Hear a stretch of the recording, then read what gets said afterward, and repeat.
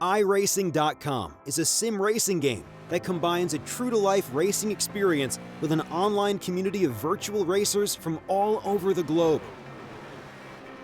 iRacing offers a multitude of officially licensed cars and tracks, laser scanned with millimeter accuracy. Their car models and mechanical systems are based on real-world physics and engineered in cooperation with manufacturers and race teams. iRacing's web-based interface allows members to compare stats and test drive any combination of car and track instantly. Their skill license system ranges from rookie to pro, ensuring members are always pitted against those with similar skill sets. Members are able to sign up for a weekly race series, compete in time trials, host a private race with friends, and participate in racing leagues created and run by the community. With over 60,000 members, iRacing works in partnership with renowned motorsport organizations like SRO Motorsports Group to deliver virtual races based on the real-life Blancpain GT series. iRacing's Blancpain Endurance Series features team racing, giving members the ability to build a team and participate in races ranging from 3 hours to 24 hours. Additional partners include NASCAR, IMSA, V8 Supercars, IndyCar, allowing members to race in their very own 24 hours of Spa, Bathurst 1000, Daytona 500, and many more. iRacing.com, delivering the most authentic racing experience short of getting into a real race car.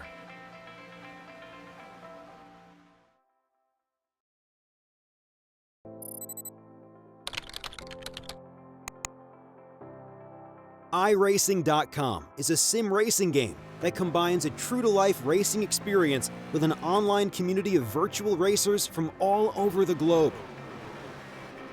iRacing offers a multitude of officially licensed cars and tracks, laser scanned with millimeter accuracy. Their car models and mechanical systems are based on real-world physics and engineered in cooperation with manufacturers and race teams. There was another incident that eliminated the Mercedes down at the first corner, and with it, Nico Verdonk was out of the race. Vantour's off meant a lot of damage had to be repaired. The car would get back into the race, but many places down. For the teams, there was a long night as they had to battle their way through the darkness, others coming out unscathed. The Bentley number 7, rather less so. As dawn broke, it was a battle still between BMW, Mercedes and Audi. A Mark VDS number 46 car worked its way up into third place at the expense of the Rover Racing Mercedes. But then the leading car had the engine seize. It spun out of the race, and suddenly the pendulum swung back in favour of Audi.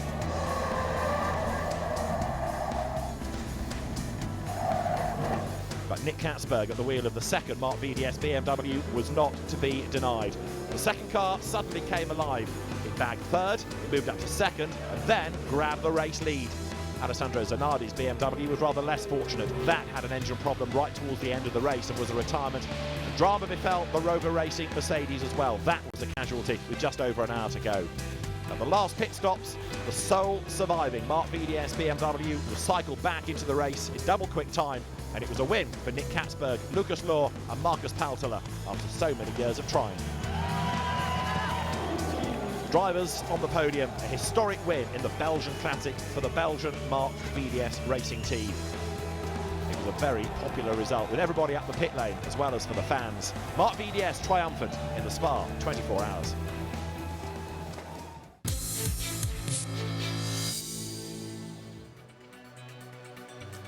Well, can you believe it? The sun is shining at the Nurburgring. The final round of the Blancpain Endurance Series is going to get underway under sunny skies. 55 cars making their way round onto the grid. Qualifying this morning began at 8:30. It was pretty overcast, to say the least. It was pretty cool, but the grid is a jumbled one, and that is going to add extra fun and games in the opening few laps of the race. Lamborghini will start on pole, Adrian Zaug at the wheel, with two Nissans, Ketsa Masaccio and Craig Dolby second and third on the grid. McLaren fourth, Mercedes fifth, and Bentley 6th and 7th. So we're looking forward to a great race in prospect, but also, of course, to see how the different classes are going to be sorted out within the championship.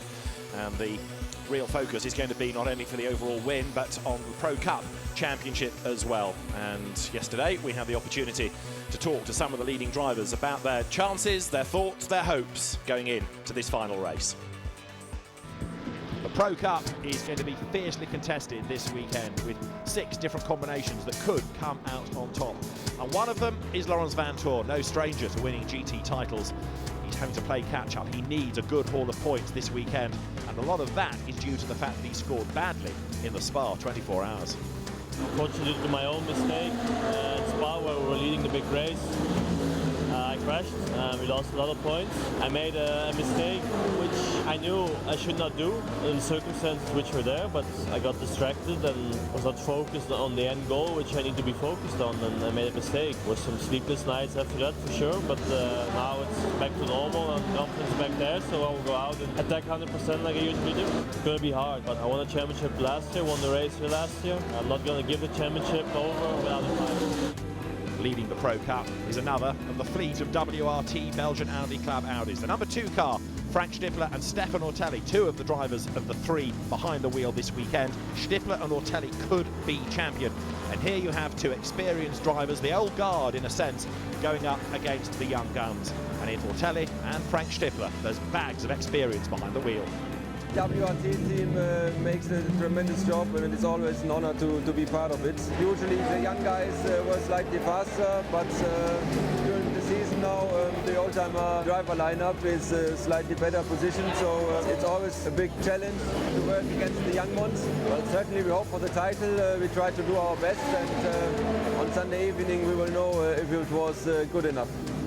But don't rule out Bentley in the competition for the Pro Cup either. Last year, the car had 2 overall race wins. This year, Bentley has been winless.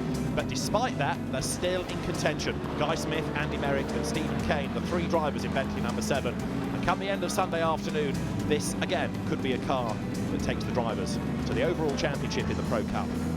It's great to be back at Nurburgring, Bentley Team M Sports, fighting for both championships. Really looking forward to the race. Winning the Drivers' Championship is going to be a little bit tough. It's not all in our control, but all we can do is try and win the race. But we're still in the fight for the Team's Championship. It would be really deserving for the team to win it. For us, it would be great to win a race by the end of the year, so that's what we're going to try and do, and we're going to be pushing the whole weekend for. For so many years, we've talked about Nissan in the context of perhaps winning in Pro-Am, but this year, a change of policy within the brand means that there's been a Pro Cup entry for the full season. Not only that, but it had its first outright win at Paul Ricard in that fabulous 6-hour race, 1,000-kilometre event going back to late June. And that means that Alex Buncombe, Wolfgang Reif and Katsumasa Chiyo could be champions. The car was quite good, and the team did a really good job, and every pit stop was no mistake. And drivers had no mistake as well. We could show the good performance in Paul Ricard, and we feel very confident. We still have big possibility to get championship. I'm very looking forward to fight for big title, so we are ready to crack on the last race. Remember that in the Blancpain Endurance Series you score points at the end of each race, but for Spa you score points at 6 hours and 12 hours. And because of good pace there, this car, the Rover Racing Mercedes, is in contention for honours in the Pro Cup as well. In a sense, it's a surprise because it hasn't been a race winner all year, but with Steph Dusseldorf behind the wheel, it's been quick. We're on P3 in the championship right now. We're within 9 points of the lead, so it's very good. We didn't expect to find ourselves in this position, but we scored very constantly in every race, and we're the only pro pair who scored points in every race, so that's very good. I know this track is very good for a Mercedes, but it's good for a lot of cars as well. So, you know, we need to be very much on the limit to be there and to score points. If we're Blancpain champions at the end of the Sunday race, it would be great. You know, it would be the first major title for both of us, and all the time and effort we put in would have been more than worth it. It's been quite a year for Lamborghini. The GRT Grasser Racing team has taken over running the cars in Blancpain as part of Lamborghini Squadra Corsa. The 2 cars have been competitive all year. There was a win at Monza, car number 19, and the 2 cars together mean that the Lamborghini squad is still in contention for honours in the team standings. It's definitely been a success for the whole team, for us drivers, for the factory, Lamborghini, you know, a new program, new project with a new Huracan GT3. Racing in a very competitive championship like the Blancpain Endurance Series, where we have 60 plus cars on the grid, very competitive field. It's never easy, but we managed to be competitive straight away, and I'm really looking forward to this last race here at the Nurburgring. Definitely we will give it everything we've got to take the maximum result. There is one class in the championship, though, that has already been decided. Pro-Am was sorted out at Spa. Duncan Cameron and Matt Griffin, the winners. And again, they've done that by scoring points very well indeed over the course of the year. It means then that they can come to the Nurburgring with the pressure off and just enjoy one final 3-hour blast for the season. And Matt Griffin, the Irishman, is bound to be as quick as ever.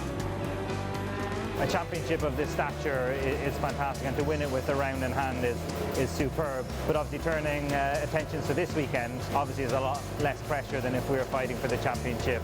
In saying that, Nurburgring is a super track. It's a fantastic facility, really, really challenging. I'm sure the race is going to be really competitive and exciting like usual, and from our point of view, I've come here to win and finish the season on a high. And the other class to be decided this afternoon is the AM Cup. At the moment, it's headed by Julian Westwood and Ian Logie in the Team Parker Racing Run Audi. And that, in part, is on the back not only of a great season, but a massively impressive run in the Spa 24 Hours. And Ian Logie could well leave Germany as the AM Cup champion. We were really struggling the start of the season with not pace but bad luck. We were hit a couple of times when we should have picked up some points, but good job was done at Spa, and now sitting first. Championships, ours to win or lose, so it's really down to us. Key thing is the 55 cars out there. As an AM driver, you've got to stay out of trouble. Give way to the faster cars, keep it safe, keep it tidy, and the race will come to us. So yeah, we're pretty confident at the moment.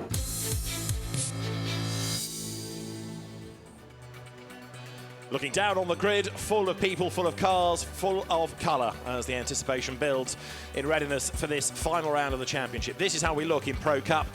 Have a look at how many drivers there are in contention. Bear in mind that 2 or 3 of them are a partnership for the purposes of the race, and also take out Marc VDS's drivers, not here this weekend, although Lucas Luhr, Marcus Paltela and even Maxime Martin would have been an outsider for championship honours had the team been here. There's a lot to look forward to across the classes. We'll worry about how the championship machinations work out in due course.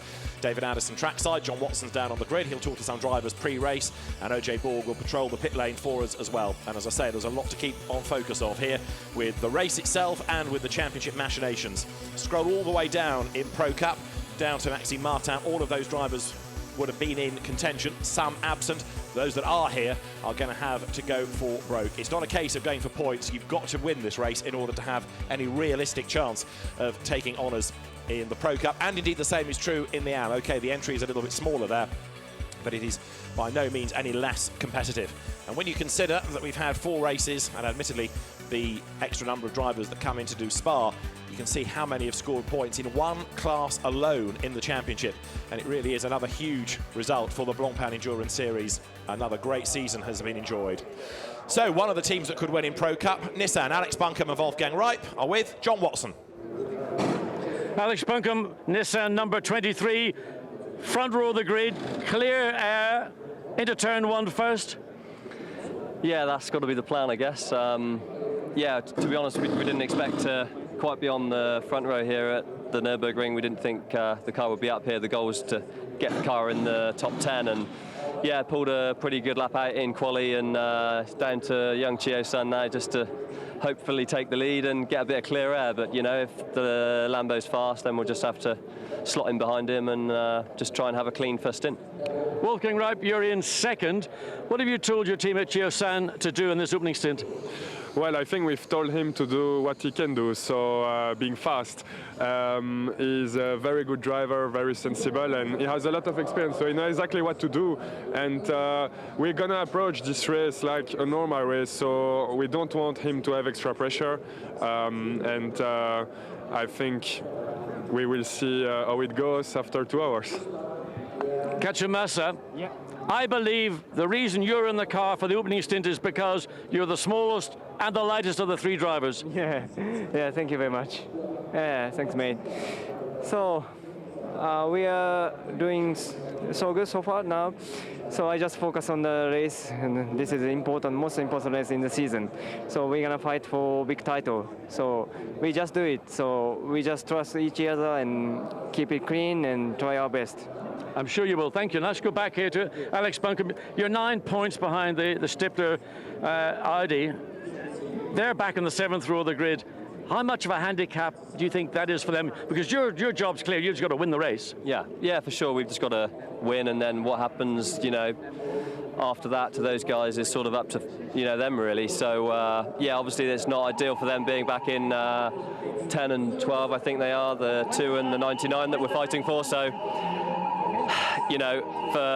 for us, we've just got to do our thing and hopefully win the race. I think they've got their work cut out a bit back there, and it's going to be tight. If we can pull a bit of a gap in the first stint, that'll be ideal to take the pressure off of young Wolfgang and myself. So yeah, we're just going to be pushing like mad to the finish. Well, have a good one. Thank you. Cheers.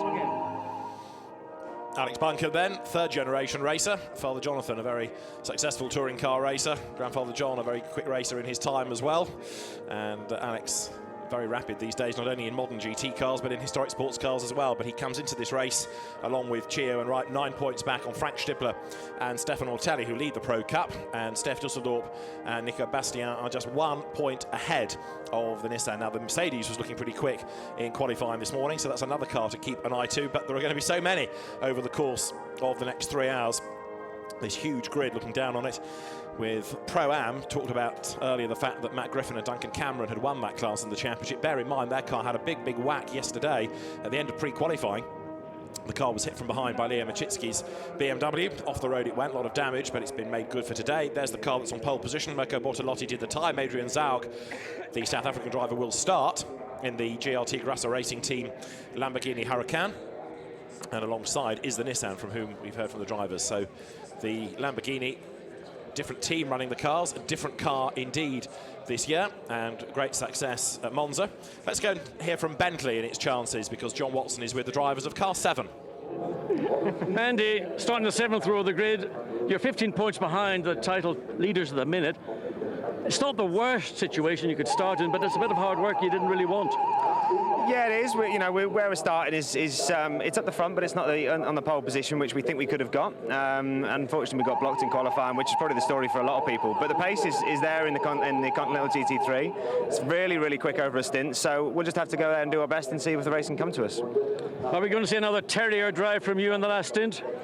Well, we hope so. It's going to be a tough race. We're in a good position. The championship's a long shot for us, but we've got the speed this weekend, so hopefully we'll be in there at the end, and we'll see what happens. You'll always make it exciting. Thank you, guys. Thank you. Yeah, extraordinary to think that in its debut year, the Bentley had 2 wins and none this year, but it shows how competitive the season has been. Every race in every class, we've had different winners. Nobody in any of the 3 classes has won twice this year, which again underlines how competitive it's been. And Lamborghini starting on pole position, then look further back on the grid. A great effort by this car in qualifying for 3rd on the grid, now under the banner of always evolving motorsport, the Sean Walkinshaw, Martin Plowman, Craig Dolby Nissan. And it's going to be Craig Dolby who starts, with huge amounts of support as ever, not just from people here, but watching on television, I'm sure, because Craig's got his own little fan club, and it's been great to see Craig back in top-line racing this year. Forgotten about a bit after Super League fizzled out, but Craig Dolby certainly one to watch for the opening stint. Steph Dusseldorp has also got a chance of winning the Pro Cup, and the Dutchman is on the grid with Watty. Steph, did nobody tell you the sun's come out, it's quite warm? What are you wearing all this gear for? Yeah, you never know at the Nurburgring. You never know, and there's some clouds, maybe it's going to rain, snow, everything can happen here. Now, you're, again, like some of the other competitors, fighting for this championship battle further back down the grid than you would normally expect to be. Yeah, but anyway, the best qualifying of the season, so yeah, Q3 didn't really went as we hoped for, as a very busy track, but we got the race pace as we usually have, so we're quite confident on a good result, and we'll see where we end up. Lots of new tyres for each of the stints? That's very confidential. Well, I'll tell you how many other teams have got them if you tell me. We'll tell this after the television ends. All right, Steph, enjoy it. Yeah.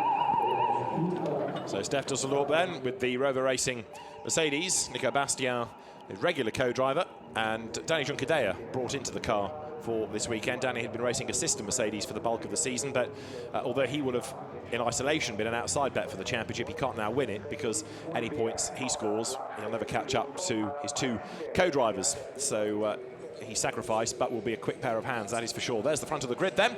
Lamborghini and Nissan lining up alongside one another. And very shortly, once the grid is cleared, then we're going to have the cars released for the formation lap. Traditionally, the final round has been 1,000 kilometres, but this year we go back to the 3-hour format, the 1,000k race being before Spa by way of preparation, and so 3 hours it is in prospect for the drivers, and the cars very shortly are going to be released then, as I say. But the teams make their way into the pit lane in anticipation of, they hope, not too frantic, 3 hours. They don't want anything in addition to just the 2 mandatory pit stops that people will make. You can do 70 minutes as the maximum in a stint, and this isn't a fuel-thirsty circuit, so anticipate, if you've got your quick driver in, to do something like the 70 minutes. If it's the slower driver, they may be sacrificed a little bit early, so you're maximising the time behind the wheel for the quicker driver. But the cars will be looking to do 70 minutes for a stint in the hands, as I say, of the quicker driver. That drive time is extended by 5 minutes if you're behind a safety car, because clearly the lap pace goes down and it affects your calculations. There's 31, change of number for the second of the Bentleys for this weekend. I'll tell you more about that as the race goes on as to why. But let's catch up also down on the grid with the event sponsor, because this comes as the iRacing.com GT500, and OJ Borg is down there with Stephen Myers of iRacing. Steve, what a fabulous Grand Prix to be a part of. Yes, second year in a row that we've sponsored this race, and we're very excited. It's a wonderful country, a wonderful track. We're excited to be bringing it to iRacing, and we're excited to be announcing our professional Blancpain GT series that'll be launching in March. And you seem to have brought the nice weather as well, because for a race at the Nurburgring, it started in beautiful sunshine. Yes, last year it was raining the entire time, and 6 hours of rain. I don't think the drivers enjoyed it, so 3 hours of sunshine today. Everyone will enjoy that. Thank you, Stephen. Thank you. Enthusiastic sponsors of this round of the series, iRacing.com, and the grid now being clear, just the last engineers to stand by the cars. Also 1 or 2 of the championship officials. One of the stewards I can see walking up and down the grid, for example, but at the 1 minute ball the engines will fire up, and then the 55 strong field will be released behind the pace car as it is. Look at the top left, you can see the black clouds coming back into play. The forecast, depending on who you talk to, granted, is that it's going to stay dry and sunny for the rest of the afternoon, but this is the Nurburgring, so anything, as Steph Dusseldorp has just suggested, could yet happen. And the teams are prepared, certainly with wet tyres, that is for sure. Number 20, Ferrari, car to watch during the course of the race. The cars to be started by Morgan Moulin-Treffort, Stefan Mucker in David Bartram's Motorbase Aston, Rob Bell, nearest to us there in the Silverstone winning McLaren. Behind is the Duncan Cameron, Matt Griffin Ferrari, Duncan Cameron due to start. Then you go back to the TDS Racing BMW up near the barrier. 41 is going to be Gilles Vanelay to go first, the yellow Mercedes of Indy Doncia. Behind that, back into Pro-Am, the Ferrari you can see of Pier Giuseppe Perezzini. Then the Kessel Racing Ferrari, which will be started by Michael Brozniewski, car number 11, there it is. And then behind that on the grid you get the Team Brazil BMW Z4 to be started by Valdino Brito. The next car behind that, the Lamborghini Jeroen Mul, will start. That was badly delayed in traffic in qualifying, so we didn't really see the best out of it. The next row of the grid has the next of the BMWs from Brazil, Sergio Jimenez's car on the inside, Pierre Eret in the Mercedes. Next row, Gregoire de Moustier's blue and white Audi, and alongside is Adrian Delina's yellow Ferrari. Johnny Cocker starts in the green and black Team Russia by Barwell with Demon Tweaks BMW, and alongside is the former Manchester United goalkeeper Fabian Barthez in the Ferrari. Then the white Ferrari Henrik Hedman. Julian Westwood starts Ian Loggie's Audi alongside. Attempto Racing's blue Porsche has Dimitris Constantinou behind the wheel, and Oliver Grutz in the BMW that won at Silverstone is alongside. The Kaspersky Ferrari has Gary Kondakov behind the wheel, and it's going to be Stephen Earle in the Kessel Racing car. Carl Wendlinger starts 33 alongside Christophe Amon, and then Pierre-Etienne Bourdais and Maurice Ricci are on the next row, with the back row being Christian Kelders there in the classic and modern racing BMW Z4. That is 55 cars. That is the lineup for the final round of this year's Blancpain Endurance Series. Next year's calendar announced during the course of this weekend, and a very similar format in terms of dates for next season. So the 1 minute board is now shown. The formation lap due to start at 14:40. So now engines fire up, and another beauty of this championship is that the cars are all different shapes and sizes. They all make different noises as well. You've got normally aspirated, you've got turbo, you've got big-looking cars like the Emil Frey Jaguar and the Bentley. You've got the rather more stubby shapes of BMW Z4s, the Nissan that seems to tower over anything else. You've got the svelte Lamborghini on the front row. Ferraris are plenty. The Audi R8s that seem to be metronomically successful, but astonishingly haven't had an outright win in endurance this year. So all these different types of car on the grid, and we are just about ready to go then. The grid is about to be cleared. At the front with the green flag is Alain Adam, the series race director. And on his instruction, the cars will be waved away, and that should be in 5 seconds' time. The pace car as it is, the leading car, is there with the lights atop, and the green flag will be waved any second now to release the field.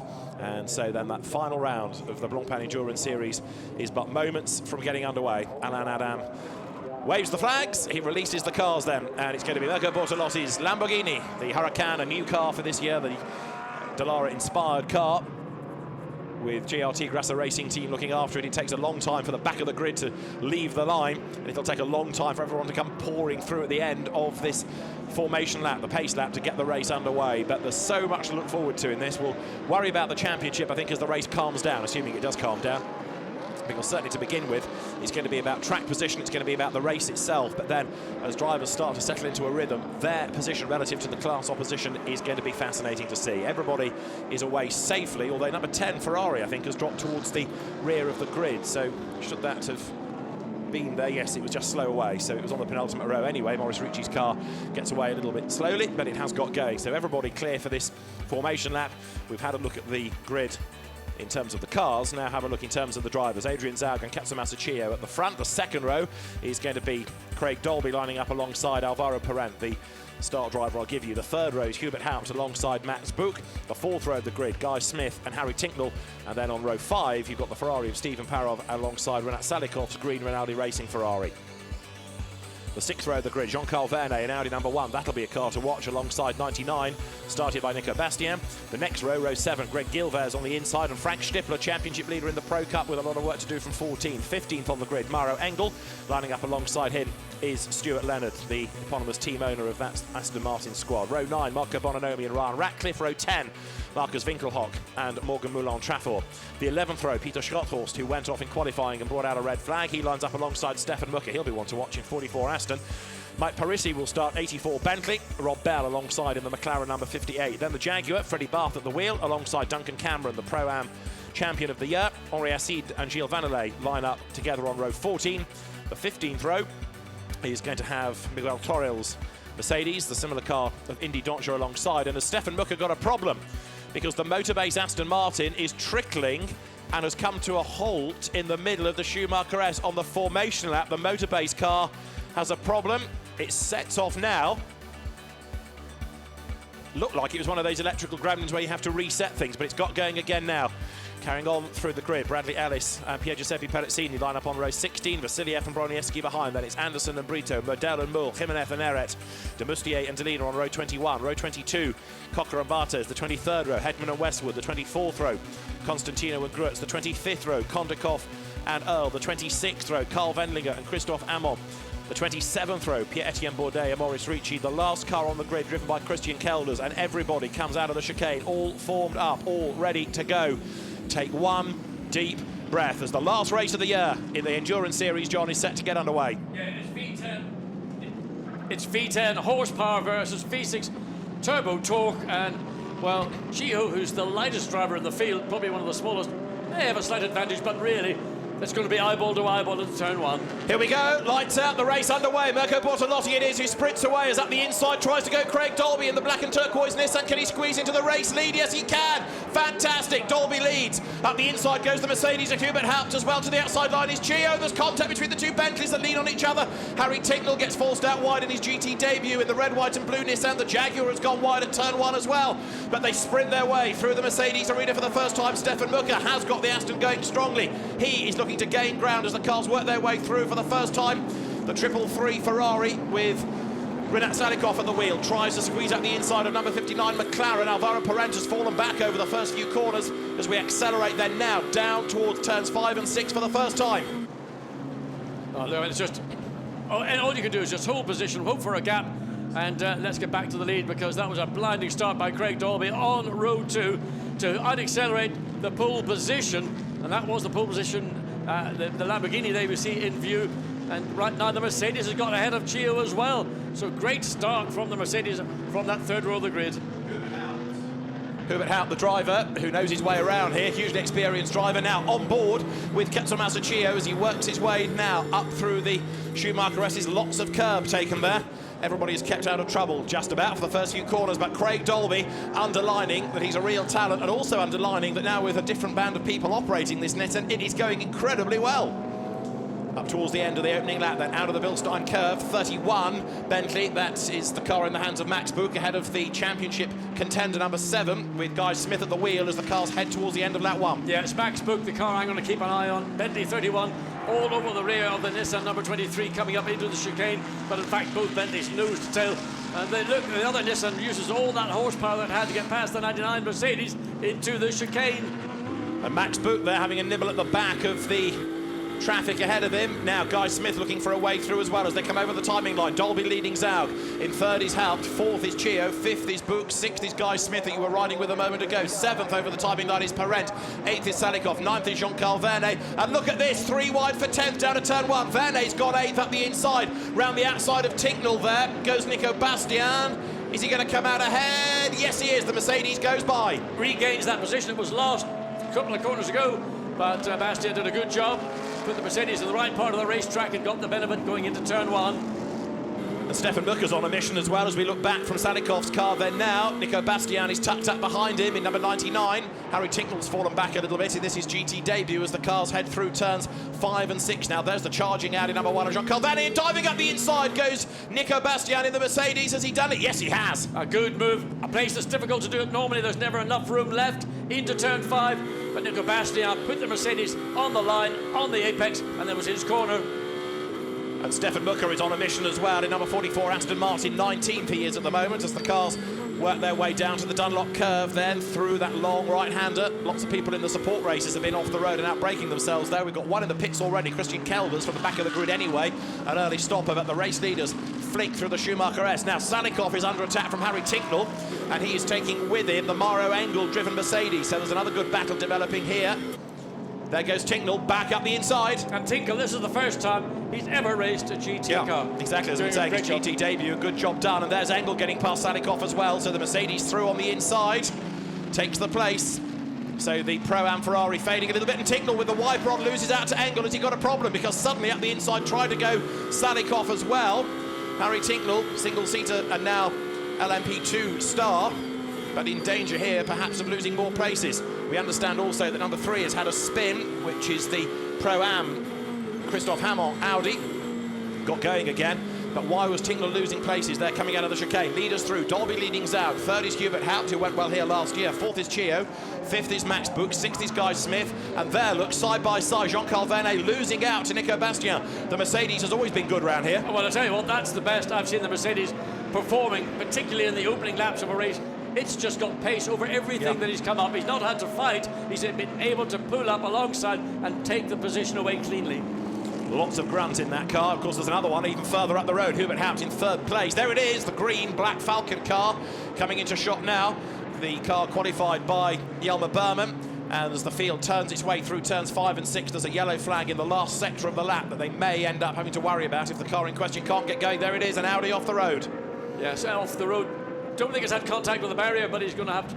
It's just so slippery off track. The grass is saturated. Trying to just get any traction with a slick tire, even when you get back on the tarmac. And the battle, look at this. The Audi offers Gregoire de Moustier. Place gain for Chio, who's got past Haupt. So up into 3rd place goes Tommaso Chio. And now Max Buch tries to buy into this as well. You're riding on board with Guy Smith. So it's now a different order. 3rd, 4th, 5th, 6th, heading up the hill. Be harder for Max Buch to get ahead of the Mercedes than he thought it might have been to get ahead of Chio in the Nissan, but this is principally the main battle going on in this, just 5 minutes or so into the race. And these are the positions for 4th, 5th, 6th and 7th. Big flash of the lights there from Guy Smith because he's coming under attack now. He's got Alvaro Parent tucked up behind him. I think, well, there's the Audi line, the pit lane stopped. I think that Guy Smith feels actually he's quicker than Maximilian Buch. Now, not many people would have thought that, but Guy clearly feels it. That's why he's on the headlights so aggressively to say, look, I'm quicker than you, let me through, I can make progress. So de Moustier pits, but then has a problem. Let's see what Guy Smith can do. He also wants to try and get up past and take the points, take the position, but also get away from a battle, because he doesn't want Parent to come past him. That's going to compromise that car's chances even more. But Buch, in the meantime, is busy looking for a way past Hubert Habs, isn't he, down towards turn 1. And he's not able. The Mercedes, I have to say, the performance here is not quite revolutionary, but it is very much stronger than maybe you might have seen. In effect, it's a 3-hour sprint race. This is not an endurance event. It's a 3-hour sprint, and that's what we're seeing from this group of cars right now. So the Bentley's running together, and there is Alvaro Parent right up behind them as they work their way once again out of turn number 4. Wide goes Smith. Does that give Parent a chance? If it does, it'll be the outside line. Yeah, it certainly put him into the position of being able to put more pressure onto Guy Smith. He ran way wide coming out of turn 4, and that was what Alvaro Parent was looking for, the opportunity just to get the momentum and just slide that McLaren. It was going to have to be around the outside, and there wasn't going to be much joy in the exit of the corner, because Guy Smith's Bentley would be filling the tarmac. Down they come to the Dunlop curve. Smith now having to defend. Now what does he do? Does he let Parent go, or does he try and keep him at bay, bearing in mind he's got another 2 hours and 52 minutes, and he does not want to get in any jeopardy and risk going off. No, and he's not going to let Parent get past. He's got to be, if you like, the rear guard to Maximilian Buch. But he is, in doing so, I think, also putting himself under that pressure that he's got, because he believes, as I mentioned earlier, he's quicker than Buch at this stage of the race. Yeah, I mean, exactly. Bentley ought to consider surely swapping them over. Buch should be playing rear guard for Smith and getting him up the order. Difficulty is putting it into effect, because you might then compromise both cars and trying to enact that scenario and let either Parent get past one or both, or let Hope get away further from the two Bentleys. It's true enough. There's Jean-Carl Vernet under attack. Look, because the Black Falcon Mercedes Amaro Engel goes through, and another Mercedes ideally suited to this circuit up the inside and gains the place easily. Now, if you said this was the 24 hours of Nurburgring, I would say it is ideally suited, but we're seeing 3 Mercedes independently driven, different drivers, and all 3 have made very good progress in these opening minutes. But go back to 2 seasons ago, we had a Mercedes second overall, and in the same race winning Pro-Am. They've got a good track record around this configuration of the Nurburgring, so the field pouring over the line. Just look at this, still they come out of the last corner. Mucker under attack, as diving up the inside there is the Ferrari. Morgan Moulin-Trafon not able to find a way by. This is 15th and 16th they're battling for. Yeah, I mean, the Ferrari looked as if it was going to slip down the inside, but Stefan Mucker, canny driver that he is, he probably just took a bit of pressure off the brake pedal to make it very difficult for the Ferrari to take the corner, and by doing so, and again, look how much quicker the Ferrari was coming through the exit of turn 3. Not much difference on the exit of 4 and on the run down into turn 5. Replay of the start then as the cars accelerated over the line. Good start by Mirko Bortolotti, but what a move by Dolby up the inside. I mean, in a sense, the 2 front row grid cars are watching each other, and they didn't think about Craig Dolby, but of course he's got an identical car to Chio in the number 23 Nissan, and we know the Nissan with that turbocharged V6 engine coming off the rolling start has got that bottom end grunt that can drag the car. The initial, maybe first 50 or 60 metres, really give it a good punch. And again, a replay in the pack of the 2 Bentleys getting together and making contact with each other. And have a look at this, looking back from Bentley number 7. They come down towards turn number 1. Guy Smith at the wheel of this car. And there's a bit of contact with the McLaren, so that was Alvaro Parent losing out. And then there's the little whack that gets the car all unsettled. Replay of the start from Chio's point of view. Yeah, I think just a little bit of nerves on the part of Chio. I mean, overwhelming being in the front row, effectively being pole position, but you can see Craig Dolby, he wasn't overwhelmed. He saw the gap on the right-hand side. It's a right-hand corner, and as long as he can get his Nissan stopped without overrunning, and he just about did it, he was able to take the lead from the Lamborghini, and of course Chio, in doing so, went from 2nd on the grid, front row of the grid, back to 4th, 2 places lost. So up front, Craig Dolby it is who leads the way, and the gap that he's pulled out is already 3.5 seconds. Now, what's happening to Audi? Because those cars are slipping away, and Vincent Vos can explain. He's at the pits with OJ Borg. Vincent, it has been the best start to the race performance-wise. The Audi seems to be going backwards. Well, we have difficult time, you know, especially when the first few laps in the traffic, it's been quite difficult. We will see. We have to wait that it's going down a bit, and we will see what is the real pace. But for sure, for us like this, when we have many cars around us, as you all know, we don't have a much top speed, so it's quite difficult. Let's wait a bit. In 20 minutes we will know a little bit more. Thank you very much. Well, certainly with Vincent Voss, you know, he's speaking defensively there and trying to put a shine on a difficult situation. In the first Audi on the grid was on the 6th row of the grid. That's the #1 car we've seen on picture.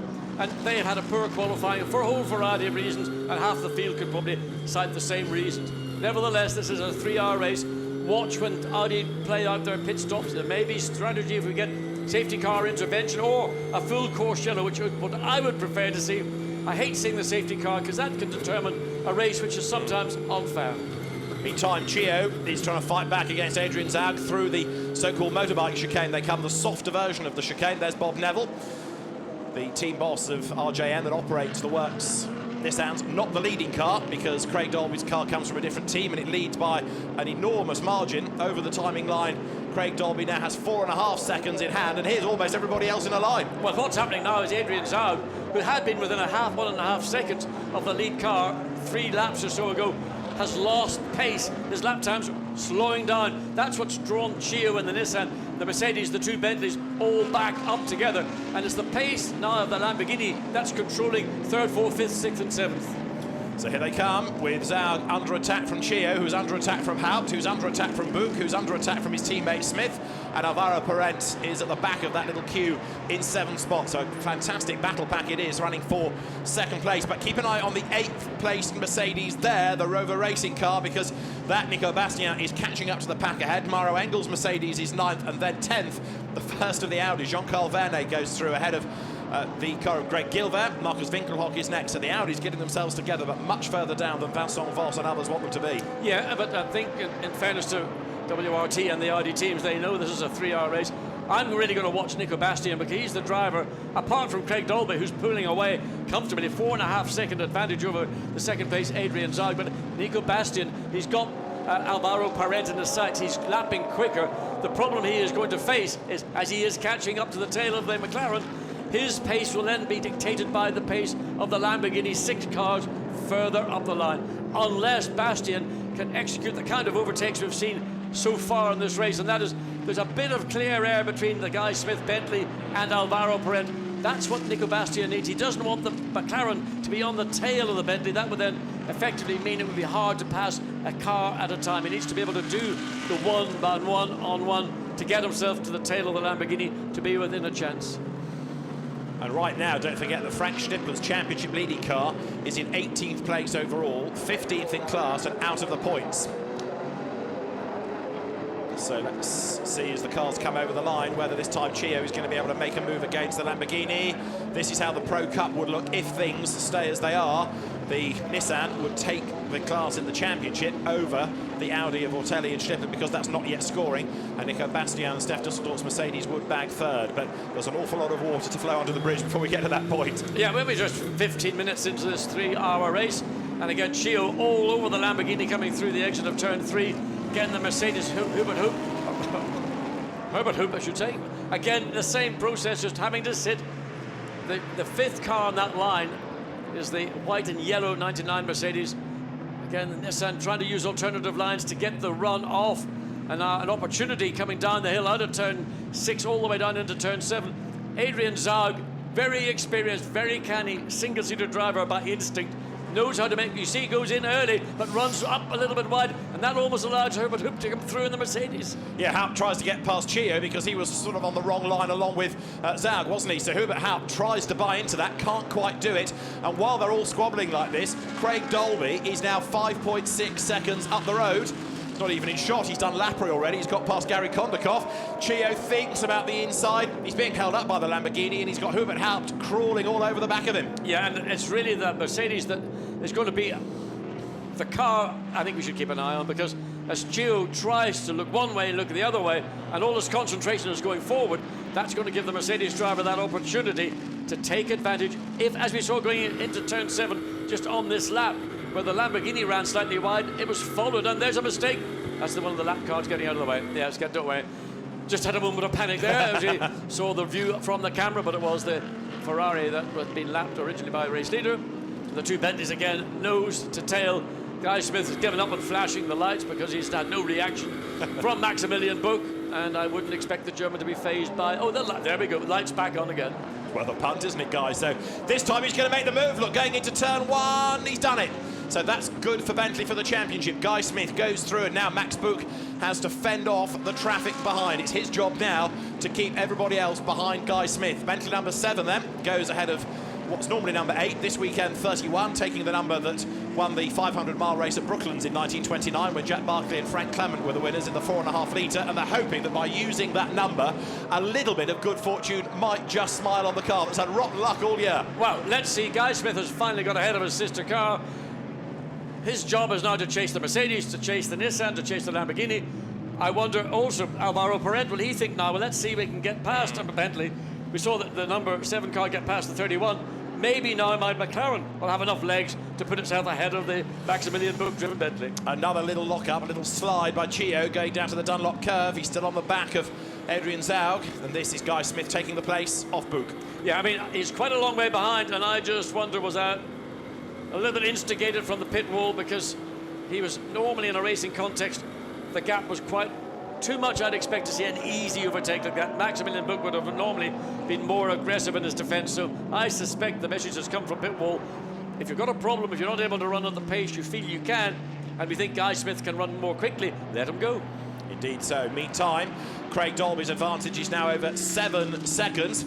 Hubert Haupt there in the Mercedes heads uphill as Chio thinks and has a look for the inside, but again he's quicker, but Zaug's defending well here. Yeah, I mean, Zaug is going to be using every bit of the tarmac that he needs to keep that second position away from the Nissan. Nissan clearly has got more lap time, but not able to make use of, to access. And now Hubert Hooper is on the Mercedes, on the tail. Watch the Mercedes. Can it dive out down the inside into turn 1? He's going to have a look, but so too is Chio against the Lamborghini. So who's going to come out of this ahead? Hubert Haupt wants to try to buy into it. Guy Smith, of course, is closer to that battle as well now. Yeah, but Hubert Haupt did the right thing, and now he's really in a good position. It'll not be through turn 3. There's not an awful lot you can do. And here we have this battle between well, we've got 2 Mercedes running tail gunner as such.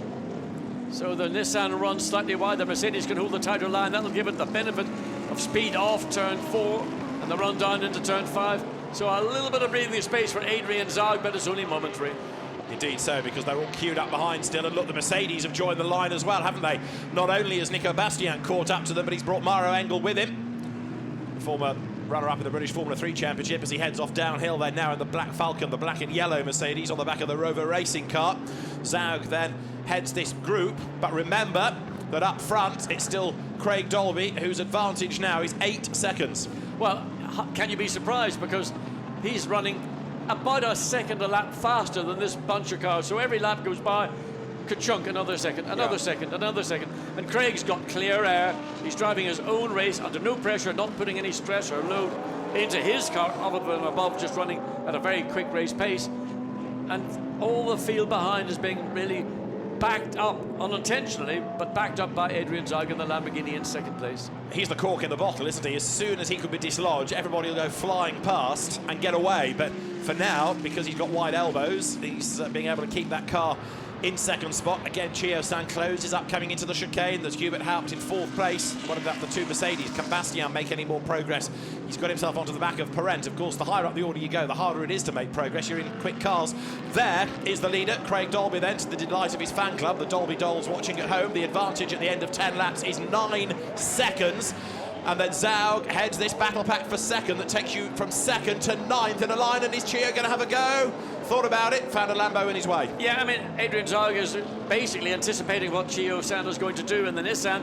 And if you're coming down into turn 1, you don't leave a big wide gap down the inside. You make it as narrow as possible without putting yourself at a disadvantage on the exit of turn 1. And then into this very long turn 2, evolving into turn 3. It's the Mercedes yet again. Hubert Haupt is the one that I'm keeping an eye on, because we think that, you say, a good analogy, the cork in the bottle being the Lamborghini. But I think once this group can break free from the Lamborghini, it's the pace of Hubert Haupt that's going to be, I think, the challenge to Chio, and he will really feel the heat from the Mercedes. Heading downhill, this is lap 11, 3-hour race. And you can see the clock counting down to the end, but we've still got an awful lot of good racing to look forward to. Adrian Zaug again into the Dunlop curve. Chio takes that wider line that gives Haupt a sniff of the opportunity on the inside. Guy Smith is there in 5th place, and in 6th spot still Max Buch. there, Fabio Babini, with the sunnies on his head, who will do probably the third stint in that car, looks on from the pit bunker. He will drive, in fact, the sister car, number 19, the one that won at Monza, but he's not yet behind the wheel. He saved himself until the last stint. Since Guy Smith has overtaken his teammate and Guy Smith is in 5th place, the progress that he had thought he might be able to make, it's not really happening. I mean, principally because, like Maximilian Buch found when he was behind the Nissan, he couldn't really do an awful lot about it either. So everybody's being held up, in effect, by the pace of the 2nd place Lamborghini. And we need a little bit more action to evolve to get this group broken up and allow the true pace of these 6 or 7 or 8, nearly 8 cars now running through 2nd through to 9th place. Yeah, drivers tell you it's not an easy track on which to overtake, and the best chance is down into the Mercedes arena, which is at the end of this straight. And again, as they come over the line, it's Zaug in 2nd, 4 tenths up on Chio. Is he near enough to think about making a move? Well, he's always thinking, but he hasn't got the gap, and he's also mindful not to try anything that won't work, and therefore give Haupt a chance in the next sequence of corners. Another factor you've got to consider, it shouldn't be coming into play as early as we are in the race, but this is a really hard circuit on brakes. And a big break into turn 1. You've got another big break all the way down into turn 7. And then at the end of the lap, you've still got a fairly substantial, but not as big. And the brakes don't really get a great time to recover. So wear is an issue. I don't think anybody will need to change pads, but if it's not wear, then it could be heat. And running as these cars are more or less nose to tail, that's where you will do a bit of damage to your brakes, in that they will get overheated. So the clever ones might just lag back for a lap or so and get some clean air in. And they can see the Bentley of Guy Smith is just dropping away slightly. And off the road has gone Gary Kondakov in the Kaspersky Ferrari. That's at the chicane. It's well and truly beached in the gravel. Now, let's hope this doesn't either have a circuit full course yellow or a safety car. It's in the gravel. It will have to be retrieved. It wouldn't be able to get himself out of there. Now, what did he do all wrong? Well, just trying to get out of the way, fundamentally, to be the decent guy. And, of course, onto the gravel. And once it then spins and buries itself going sideways like that, it'll not be able to reverse out. So it'll need a truck to pull that car away from the corner and hopefully it can get it back into the race. Yeah, not for the first time this year we've seen Gary Kondakov in strife, but hopefully that car can rejoin. Car's heading up now towards the chicane, and as the yellow flags are waved, into the yellow flag zone they go at the chicane, but as yet, no suggestion that it's going to need a safety car, but if anybody else ran off, they're going to hit that, aren't they? It's not in a good place, and I mean, I just think, a full circuit, full course yellow would be my view. There is the pickup or the snatch vehicle that will put a rope onto the front of the Ferrari, pull it to safety, might be able to pull it into the pit lane itself, and then let the car drive through the pit lane, clear all the gravel and muck. Nissan still looking, but you know, it's all it's doing is showing its nose. It's not doing anything more that is threatening. And Adrian Zaug probably feels now reasonably comfortable that he's not really under serious threat. Yeah. So what's going on in the Nissan thought process? Bob Neville has the answer, and he's with OJ in the pits. Bob, what's the plan here? What's the strategy? Chio's being held up, and he's got a Mercedes all over the back of him. What do you tell him to do? We're just telling him to keep calm about it, not to worry about it. Is he going to press?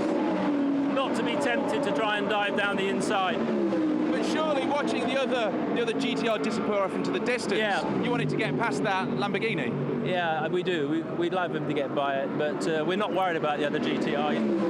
Not in the championship, you know. So we just don't want to incur any damage going by him. So currently the plan is stay calm, stay where you are. Try and stay calm. Thank you, Bob.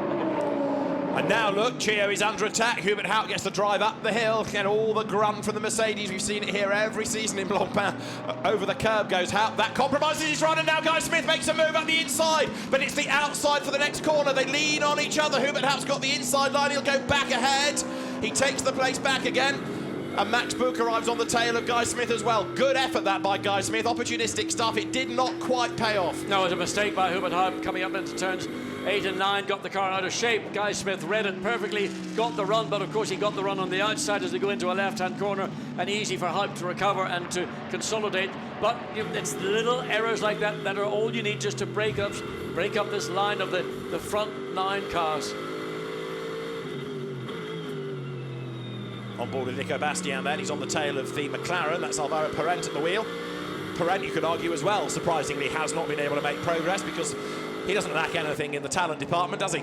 Not at all. But again, he's like everybody else. It's their momentum is being stalled. But the gap, you can see just the Mercedes has fallen back that little bit more than we have expected. And now looking at number 99, Nicky Bastian, that's indicating that Alvaro Parent was either a little bit aggressive on the brakes and overran, or is himself suffering a little bit of problem.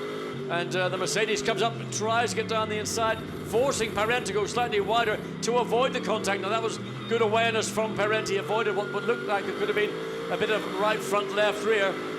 And consequently, Nicky Bastian again putting a big pressure onto the McLaren into downhill turn 5, and then the right-hand turn 6.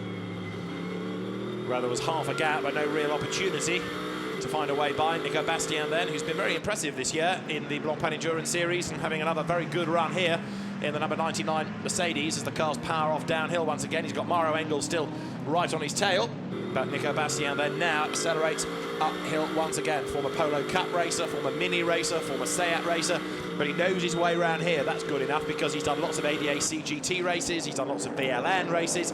We've seen him in Blancpain Sprint also, so doesn't lack anything in terms of experience. Nor does this man, Hubert Haupt, who is still stuck fourth as the cars turn their way out of the Bilstein curve once again. And he's not yet got himself back onto terms with the Nissan. He might be just taking a breather for a lap, and the safety car is deployed. Safety car deployed then. Full course yellow! Why have we got a safety car? I mean, a full course yellow would be the most, for me, suitable. All you got to do is get that tow truck, get the thing attached to the, what are they doing? I think they're on the, oh my God, I can't even begin to wonder. I mean, how, surely they could remove that car more quickly.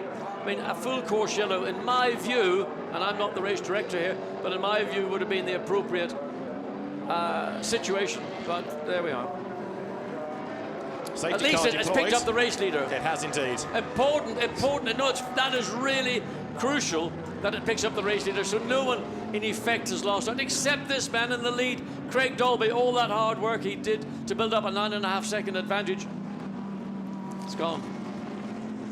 Now, after the Jules Bianchi accident of last year, the FIA made a change to its sporting code that said if you've got a car that's needing to be snatched out of the gravel and it needs double waved yellow flags, that these days is not enough. You have to have a safety car to go with it. So the race director has got very little choice in this, unfortunately. Yes, so the safety car is needed, and there they are. The lead, which was 9.3 seconds, has disappeared. Let's hear from Steph Dusseldorp. His car is down in 8th place, and Steph is in the pits with OJ. Steph currently in 8th position. You need to beat the Nissan that's currently in 3rd. You need to get on with this, don't you? You really need to get moving. Yeah, the Nissan is looking very, very strong at the moment.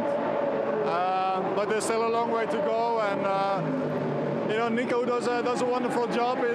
He's looking quite strong as well. He has some troubles overtaking the McLaren, but as I said, there's a long way to go, and I'm confident we can get close or even pass them. I mean, it's silly to say this right now, but I'm saying anyway. At what point do you stop panicking that you're too far back? I never stop panicking until the end of the race. It's very exciting, and stuff just keeps happening on the Nurburgring. So you know, it ain't over till you pass the finish flag, and we'll see what we end up then. You're still confident, though? Yeah, I'm still confident. Nico is looking great. The car is looking great. So yeah, I'm pretty hopeful. Thank you, Steph. So that car currently running in 8th place, and with still 2.5 hours, anything can yet shake out of this. So we are behind the safety car while the Ferrari is retrieved. And Gary Kondakov having gone off the road, we were hopeful that it might be an easy retrieval, but it's needing more marshals to work trackside, and if that is the case, the FIA regs say you've got to have a safety car. So out it comes. Indeed, and obviously, well, the car is buried up to its axles, and the snatch vehicle straining, and obviously the concern, as you mentioned, from over a year ago in Japan, the outcome of that was tragic, and of course that's the regulation. But you know, they're pulling the car sideways through the sand. Why could the car not be pulled by its nose away? I mean, rather than you couldn't put it in a more difficult fashion. Now the gravel, I mean, the gravel's a mess. Are they going to leave the gravel like that? Because if a car goes sideways into that, it could potentially cause the car to turn over. But anyway, it seems that the way the car is being dragged, it's causing as much of a problem as the car was in the first place by being in the gravel. So it's on the grass verge. It is now feasible that the car can be driven back to the pits.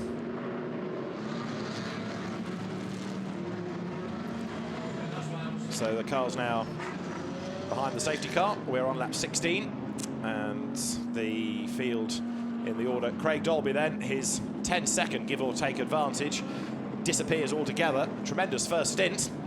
And Craig once again reminding people that he's not forgotten how to drive. He's not got any slower just because he's not been in the limelight. And a very good first stint. Now Martin Plowman, one of his co-drivers, did a great job this morning in qualifying as well. Let's hear from Martin now. He's with OJ in pit lane.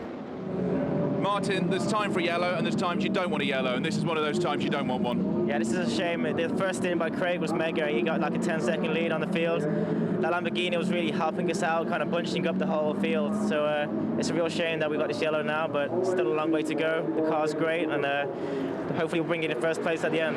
Well, you said the car's great. It seems to have a real advantage over everyone else. Why is this car going so well? I don't know. It's just a new team this weekend. We've got some really good engineers that have been working on the car in America all year, and combined with our full-time guy Gus this weekend, it's just a really good chemistry. And it's just really come together this weekend. And you seem really enthusiastic and really excited about driving that car. How much do you want to get in there and show what you can do on the track? I can't wait. I just hope it stays dry. I mean, I don't mind it being wet or dry, but it's just obviously a lot less stress when it's dry. So I'll wait and see. Just keep my fingers crossed. And how much have you been looking at that weather app to see what it is going to do? Every 5 minutes. Thank you, Martin. Thank you. Martin Plowman, somebody else reminding people how good he is. British driver, comes from Burton-on-Trent, but he's done the bulk of his racing initially in karts and single-seaters in mainland Europe, and then he went off to race in America, so many Brits haven't even heard of him, but he's another great talent. Yeah, and he's going to be the third driver in what is currently the leading Nissan. So that's being run by Always Evolving Motorsport, a US-based company very familiar with Nissans and doing a very strong job in North America. And I think the influence that they've brought to the team over the last couple of events where they've been directly involved has shown through, not least of all here first in qualifying, and now a really strong showing from Craig Dolby. I mean, it's been made slightly easier for him by the fact that the Lamborghini has been backing everybody up, as we heard Martin Plowman say there. So one more lap behind the safety car. Gary Kondakov's Ferrari has made it back to the pit lane, but it's going into its pit box, so the gravel can be vacuumed out of it, and then the car, I suspect, will rejoin the race, and there the track will need sweeping, I suspect, also. Yes, gravel on the racetrack's never a happy sight, but it's been known, tyres getting cut down by, that looks pretty good pebble. It looks like what they call a stonewash round pebble or something. I know that because at Silverstone had about half the quarry's worth in Great Britain in all its gravel traps over many years. So the field turning its way now through the Mercedes arena. There is Craig Dolby, the race leader. And if you gambled on putting your quick driver in, your quickest driver in first, the plan disappears. But of course, in the Pro Cup, largely they're very, very evenly matched these days on pace. How was Stefan Mucken getting on before the safety car? Because 15th, despite the car's problem on the formation lap, he was another one finding it hard to find a way through. Part of it, the balance of performance that makes the car so equal by design, but also it's just not an easy track on which to overtake anyway. No, I hate to say it, but the majority of overtaking at the end of this first hour is going to take place during driver changes, pit stops. Yeah. And there will be teams that are outstanding in the pit lane who will use that to their advantage, and there'll be other teams that are maybe not quite as experienced or quite as capable, and that's where the most overtakes will happen. Now, what about Bentley's chances as the race goes on? Malcolm Wilson of Bentley can tell OJ all about it. Malcolm, when you've got two of your cars racing each other, as a team boss, how does that make you feel? It's good at the moment, I have to say. I'm quite happy if we can keep the pressure on the way they are. Then, yeah, it's looking okay. But some of the guys are a bit nervous, but to be honest, I think they both know what's at stake this weekend, and they realise the job they've got to do. Was it team orders to let car 7 through, or was that racing instinct? No, just racing instinct. I mean, it was a clean move by Guy. I mean, as I said, they both know that they've got to stay out of trouble. And, yeah, it was just a clean move by Guy. Would you ever step in? Was there ever the point where you'd think, come on, guys, let's calm this down. We've got good position on the track. We're still trying to win something here. Oh, there's no question. We would if it gets to the point, at the final stage of the race and we're in with a chance of the championship, then for sure. So what do you do then to get ahead of that Nissan? We just keep the pressure on, and we could see the performance is starting to drop off a little bit. So hopefully we can. But as you can see, we're all caught in traffic, and it's difficult to get past at the moment. So it's quite a tight track in places. So let's see what the rest of the afternoon brings. Thank you, Malcolm. Cheers. Yeah, of course, Malcolm, you've got to get past the Hub Mercedes as well before you can get onto the tail of the 23 Nissan. But clearly, you know, the Bentley's pace, we know it is a quick car. But that Mercedes of Hubert Hub is the car that's going to put a lot of pressure on Chio as they come down into turn 1, and it's a green flag. And Haupt is ideally placed, isn't he? He's right on the back of the Nissan, but then it sort of booms away, does the GTR in a straight line, so the Mercedes loses a couple of lengths back onto the tail under brakes for turn 1. And Dolby's trying to get away, but now we'll see who's really on their toes on the restart. This, with everybody bunched up, is where you could gain a place. Trouble is, safety cars breed safety cars, so it's also feasible that you might get a bit of contact in the pack as they all go for the same bit of road. Yeah, everybody, and Chio using a lot of the inside curb just to hook the wheel on the inside of the curbing and hold the car in. Everybody's had a little bit of a breather. The tyres have had a chance to get a little bit more back to normal operating temperatures and not the strange stress that they would have been under following cars so closely. Again, now that this race has got underway, it's going to be very tight for the opening 3-4 laps until things again form a pattern and then begin to settle down. So can Craig Dolby extend the advantage? I suspect the fan club, the Dolby Dolls, will shout yes at the screen. As there, yes. Wide goes Zhao down at the Dunlop curve. Now, does that give Chio a chance to get the run coming up the hill? Let's see. No, he can't take advantage. Again, that very, very svelte shape of the Huracan. He's able to stay ahead of the Nissan and the Mercedes. Hubert Haupt is still there in 4th place. I think that was an opportunity. He was slightly lost because the Lamborghini got well off what I would call the natural line, and that was an opportunity for the Nissan to forcefully, I mean, it was going to have to be forcefully, find a way to get alongside up the hill into turn 8 and 9 and try, and again, wrong foot, the Lamborghini driver. Max Boot wide in the background, hooked a wheel into the dirt as he tries to fend off Parent. Through goes Chio, Wolfgang right there, the bespectacled Alex Buncombe watching on with Darren Cox in the red coat, the Global Motorsport Manager of Nissan, as Bastien has a cheeky look at the inside of Parent. Doesn't work going into the chicane. Can he make a run up the inside of the Coca-Cola curve? He thought about it. Parent moves across and defends. But watch off this corner. Parent had to go defensive. Didn't get the best line into the corner. Bastien had a better exit. The gap between the two cars is pretty static. And let's see if the Mercedes has got any more horsepower down the straight. Coming over the line, the other Nissan has just creamed itself up against the pit wall, and that has got debris on the road. We're going to end up with another safety car, I fear, as Parent gets assaulted by Bastien at turn 1, and round he goes into the gravel. 2 separate incidents on the restart. And that will also probably see a penalty for the Mercedes because that was an avoidable contact.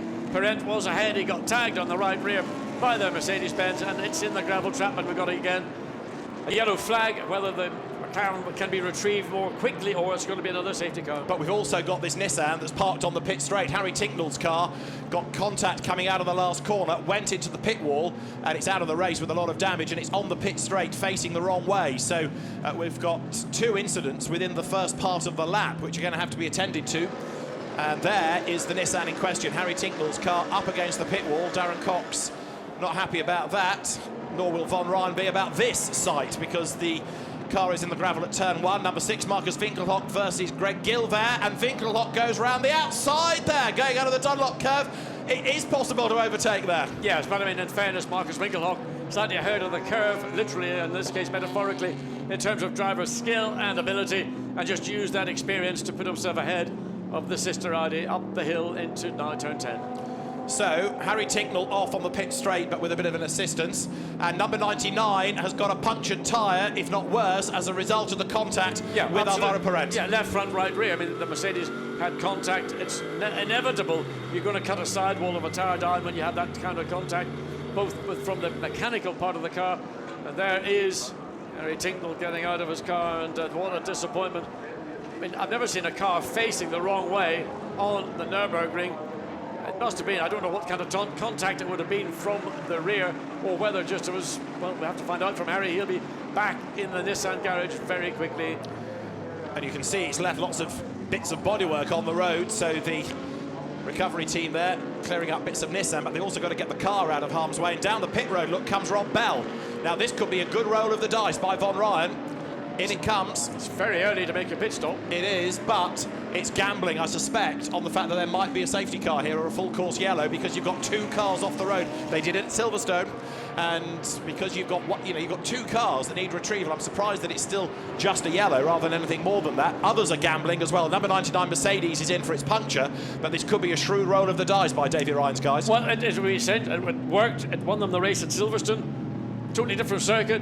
Not necessarily playing to the strengths of the McLaren in the way that Silverstone certainly did, but it was that play, that very early pit stop, got them out of sequence, and then they were the winners when it came to the checkered flag.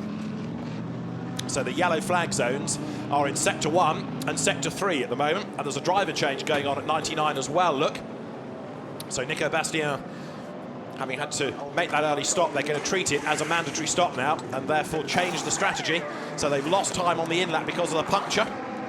Nico Bastien will have a few words to say about it, I'm sure, but now they're going to try and stay on their own strategy, do the driver change, do the refuel, and not fall too far down. Well, I think Nico Bastien will have something to say about it, but I think it's Alvaro Perez who I would really like to hear, because he's going to be really very unhappy from a contact. Okay, it was close racing, and we've seen it for since this race really got underway 40-odd minutes ago.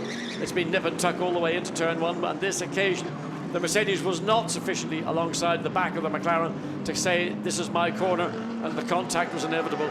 There is the Mercedes returning to the track, and it's returning at the point when the lead Nissan is coming down. Now, this is interesting because the pace that the Mercedes has got is not dissimilar to the lead Nissan, and what Craig Dobby will not want is to have to be held up. He should, in theory, be allowed to go through if the Mercedes is doing his job. But crucially, it stayed on the lead lap, hasn't it? So number 99 has stayed on the lead lap. That is significant. Also into the pit lane has come the number 1 Audi. Jean-Carl Vernet comes in. So again, teams gambling here, but still we've got the recovery of the Nissan on the pit straight. They're going down the pit road. Briefly, you saw number 1 Audi. Double-waved yellows all the way down the start and finish line as the Harry Tincknell Nissan is being retrieved. Now the cars on lap 21.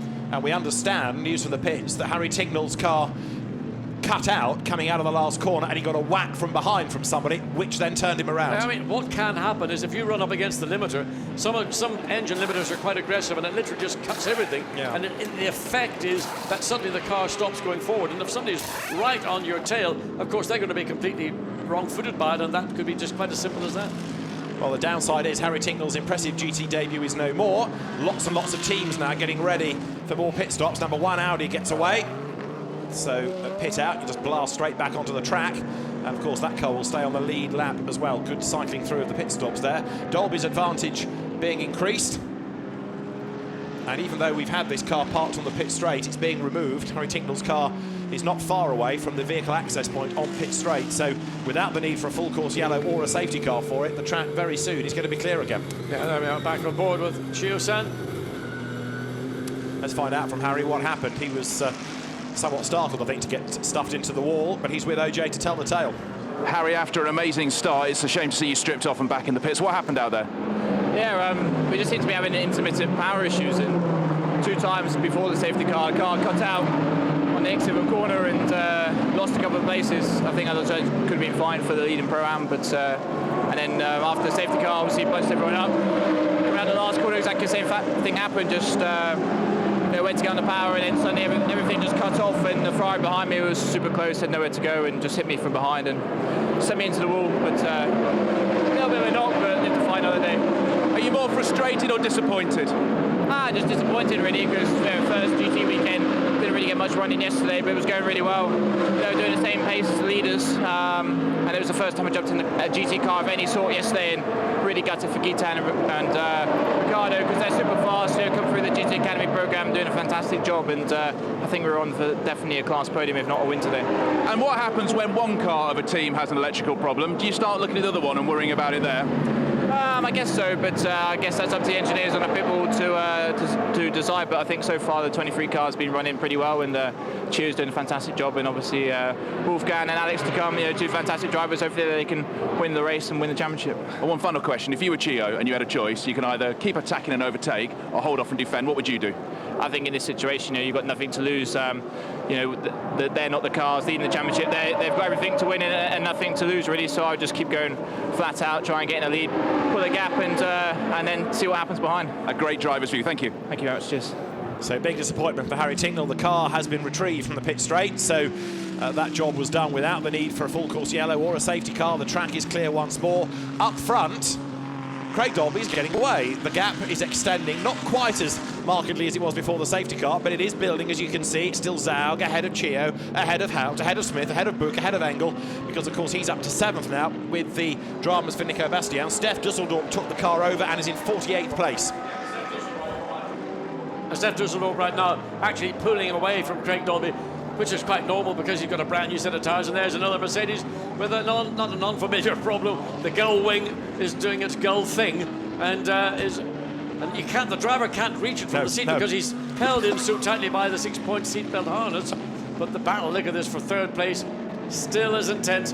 The Lamborghini has dropped away from the tail of the lead Nissan. It was literally within 1 lap of the safety car being withdrawn, falling away. Craig Dolby again lapping in the middle 157th, whereas the Lamborghini lapping in the low 158th. And what we've been seeing through the race, we're now seeing a repeat of, with the exception of the Nico Bastian. And let's look at again this manoeuvre down the inside. Well, in fact, in fairness, he was almost side by side, but of course he was too quick at the point when the McLaren wanted to turn in.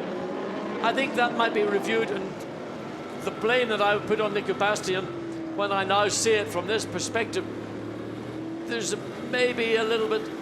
The Mercedes could not turn; it was too tight to the apex, and the McLaren did commit. So that will probably go down as a racing incident because both drivers might have been or could have done maybe a bit more to avoid that collision. But I'm sure Alvaro Perez will feel I was driven off the racetrack, and I think it'll be very hard to persuade him otherwise. The incident between Harry Tincknell and Morgan Moulin-Trafford, who was the man that hit him, is under investigation. So we've heard why the Nissan suddenly slowed, but the stewards hopefully will know that when they have a look at it, because Morgan Moulin-Trafford is the other man involved, and if any penalty flies, then it will obviously be in the direction of the Ferrari, but that's going to be reviewed as the leaders work their way out of the chicane. So we are, having had just that one safety car period, another couple of incidents. Alvaro Perez, by the way, was hoiked out of the gravel. He's pitted. The car has rejoined with Bruno Senna at the wheel, but down in 51st place now. It's going to be a long 2 hours and 12 minutes for that particular car, the 59 McLaren. It's going to be a struggle, and all they can hope for is just to try and retrieve the best they can as the second of the WRT Audis makes its way into the pit lane. So there's Katsumasu. He runs 3rd, still on the tail of Adrian Zaug. Craig Dolby's advantage continues to extend. It's up to 3.8 seconds now. Frank Stippler has just pitted, by the way, from 15th overall. Yeah, that's, of course, this is the car that's currently leading the championship. So, again, they've gone slightly out of sync in terms of when would they make their pit stop, and they've decided now to bring Frank Stippler in, and they can either put Stefan Raquelme or Stefan Ortelli into the car. Monegasques both, although Stefan Ortelli, born in France, lives in Monaco now. There is the returned McLaren, and the driver change goes on for number 2 Audi. So Frank Stippler, the tallest of them, it's out of the car. It's not number 3 Audi, ignore that, it's number 2 that's come in. So it is the Stippler Raquelme Ortelli car. Ignore the graphic for the moment. As there is the leader, as the car swoops its way through the Schumacher. Craig Dolby on his own. Absolutely driven a wheel-perfect drive all the way through 50 minutes of this race, and took the lead on the run down into turn 1, and has never ever been challenged. And even after the safety car, he was able to pull away quite comfortably and relatively quickly. He's got a 3.8 second advantage as they came across the line at the end of lap 23. Lap 24, he's got to be nearer to 5, if not more, seconds from the second place Lamborghini. Not hanging around, is he? You can see behind. After that safety car period, the line has broken up just a little bit. Back into the race goes Stippler, but he joins in now. Oh, sorry, the number 2 Audi rejoins, but it does so behind Rob Bell. So remember, the orange McLaren pitted early. In comes Zaug from 2nd place. Finally, shouts Chio. Now he can get his foot down and try and do some decent laps. Well, he's going to have to work very hard, because the pace that we've seen the lead Nissan run at has been pretty impressive, and that's been running at over half a second a lap quicker than the 23, effectively, you might call the factory Nissan. And again, we've still got that Hubert Hope Mercedes threatening at all times. So a late call into the pit lane from Adrian Zaug, as he just manages to get across before he clips. So apparently that is permitted, a late call like that. As long as you don't muller the bollard, and that's great. So there's the driver change for 63. Let's see where that car feeds back in after this pit stop. So now Dolby leads Chio. It's a Nissan 1-2. It's Mercedes 3, and then it's Bentley 4-5. Smith ahead of Boog. 6th is Mauro Engel now. And Marcus Winkelhock has done good stuff for Ernst Moser's Phoenix team. He's brought number 6 up into 7th place now. And that's the normally we never say 7th is the first of the Audis. Yeah. They're not really, it's not been their weekend so far, but as Dan Saint-Vos said, you know, this race is only, well, the result comes after 3 hours, not after 3 laps. Indeed so. Where's number 1 after its pit stop? That car fighting back because it was an early stopper, but it's down in 42nd place. Chiho is beginning to open up a little bit of a gap between the 2nd and 3rd place battle. And now that he doesn't have to worry about the pace of this car, which is now returning, and it's going to be lucky if it can get back on track before, it'll be okay, it'll be back on track before it goes a lap down. The incident between Bastian and Parent is under investigation as well. Rob Bell's McLaren that pitted early, incidentally, has got a bit of damage on the front, so maybe that was another reason why it came in. Shane van Gisbergen is at the wheel of it, and the team managers of Morgan Moulin Traffolt's car and also the Steph Dusseldorf Mercedes, both being summoned to race control immediately. That suggests a penalty is heading in their direction, doesn't it? Would indicate there's something going on, and I mean, having seen that onboard stuff between the McLaren and the Mercedes, at one point, it's difficult job. It'll be a hard call for whoever gets penalised. So the race order on screen: Nissan's 1st, 2nd, Mercedes 3rd, Bentley 4-5, Mercedes 6th, and then Audi's 7th and 8th at the moment. Of course, now you've got lapped cars in the mix as well. Stefan Mucker comes through, and the lights being flashed at him by the Pro-Am Aston behind of Stuart Leonard. There is the Emil Frey Jaguar trying to dive up the inside of the Auger Grutz BMW. And 3rd in Pro-Am at the moment is the Jaguar, Freddie Bath at the wheel of it.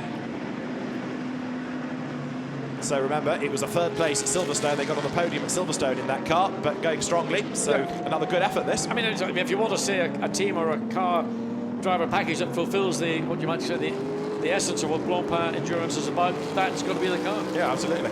And they've worked and worked and worked and worked on a limited budget with one car, so limited data as well. And there have been occasions where we've seen it briefly in the bronze test and no more, but it's good to have it, having had that tremendous result at Silverstone, and again, going strongly here. And the key is, it's going strongly, because that's often been the case. The Jaguar has maybe shown a little bit of pace, but poor reliability. Now it's showing strong pace and good reliability. Yeah, it's going, and it's going well. 23, Ketsumasa Chio then. We need to look at his sector times relative to Craig Dolby. Well, in the first sector of this lap in clear air for the first time, he was fractionally quicker. Not by much, but fractionally. And in turn, Hubert Haupt quicker than the pair. So that Mercedes just won't go away. What it wants to do is get ahead of Chio in 2nd place, but now that the Lamborghini has dropped out of this battle for the top 3 places, it's given Chio a chance to pull away, and as you say, on that last lap he was fractionally quicker than race leader Craig Dolby, but that's just the ebb and flow. We don't know where Dolby on that lap was, whether he was in traffic or having to deal with things that Chio was not having to deal with. So blasting back down the pit lane, number 75 Audi, which has served its first mandatory stop. Frederic Verviche at the wheel of the car as it heads back out on track, and it is now in 24th and a lap down, and almost gets in the way of Max Book there, who gets run out wide. Book will have the inside line for the next corner, so 31 goes through, takes the place away up the inside, but of course they're of comparable pace, these cars, so Frederic Verviche is going to be a bit of a thorn in the side in this battle. He wants to get through the traffic. Book wants to keep him at bay, and Mauro Engel needs to get past the Audi as well, so that car for the leading group really has joined at exactly the wrong time and the wrong place. Certainly the Audi looked strong for the first time in the race. We're seeing now an Audi delivering, which we've really had to wait until almost the first hours of this race is over. There's 75 then, a lap down after the pit stop, but of course it'll gain that back as others cycle through. The lead gap is 4.6 seconds, which is between Dolby and Chio now. And also remember, these cars that are coming out on new tyres in most cases. Most teams, due partly to the weather over Friday and Saturday, has enabled them to save new rubber. So coming out new tyres, even with a full load of fuel, you're still going to be quicker than low fuel and worn tyres. Now, number 63 comes up over the timing line, and the Lamborghini, after its first pit stop, is quite a long way down the order now, but of course number 1 Audi pitted much, much earlier and has been out of traffic therefore. They've got Robin Frintz behind the wheel, and so on the pit stops, number 1 Audi has gained hugely, again 63. Now, partly a gain from the Audi, what we don't know is whether it was a bad pit stop, because we didn't see all of it, from the Lamborghini squad, but certainly that car has lost relative to the Audi. Well, it may have been a normal stop for the Grasser Lamborghini team, but we know that WRT are mega in their pit stops. That's where they will snatch victory from the jaws of defeat, and that's the key, as I pointed out earlier in the race, that the ultimate result of this race will be determined by what happens here in the pit lane rather than what's going to happen on the circuit. And significantly, Mirko Bortolotti at the wheel of that Lamborghini has done the best middle sector of anybody in the race thus far. He's only done a lap and a bit, so he's absolutely flying. As there, look, Stuart Leonard is under attack because for second in Pro-Am, Freddie Bath is right on the tail of him in the Jaguar. 2 British marks together. The Emil Frey Jaguar looks for a way by now. And for the first time, we're seeing race leader losing his advantage, because second place 23 Nissan was quicker on the last lap by, what, 9/10 of a second. Again, no doubt due to traffic, but that's the first point at any point within an hour that gap has started to go backwards rather than go forwards. So we've had the change. Up into second has gone the Jaguar for Pro-Am second place. Up the inside, Freddie Bath, then he gains the position away from Stuart Leonard. Can he get away? Sprints away. Yes, he does get away. So up front, we've got the lead gap coming down, and there you've got second and third in Pro-Am having reversed themselves as well. There's still a huge amount shuffling out of this, and then you've got the pit stops being cycled through as well. So there's going to be another big jump in the order soon. 51 Ferrari out of Pro-Am has just pitted the Cameron Griffin car. There's the leader, but as John rightly says, a shrinking advantage. Well, shrinking on lap 27. We don't know about lap 28, the lap we're presently on. I suspect that whether the Nissan had to pass the Lamborghini or not, I'm not sure, we didn't see that, but something caused Craig Dolby to lose the best part of a second, and that would not be ordinary, that would be not normal, unless the driver made a serious error. So I'm suspecting that Lamborghini was the reason where the time was lost, and I would imagine that the pace that the lead car will normally be running at is the time that he's now returning to. So we're looking for a high 157, maybe a middle 157 from the lead car as it comes across start-finish line. Last lap, 157.6. And the gap is 3.8 seconds. A tenth quicker just was Dolby than Chio. Hubert Haupt is falling back a bit now, isn't he, in third place in the Mercedes. Fourth and fifth, Smith ahead of Book still. And in sixth, Mauro Engel, but he's in the traffic. But isn't it ironic that the second place Nissan is now directly behind the car that he was behind really for the first 26 laps of this race, just because the way the car has been recycled has come back out on track. Now there's 41 Ferrari. That's another of the Pro-Am cars. And Darren Cox from Nissan looks on as they anticipate the crucial first pit stop for number 23. All the effort now can go on one car. Frustratingly, of course, they've lost one Nissan. Kessel Racing's AM car, 111. Team manager being summoned to race control as well. And, of course, that's it with a chance of winning that class in the championship.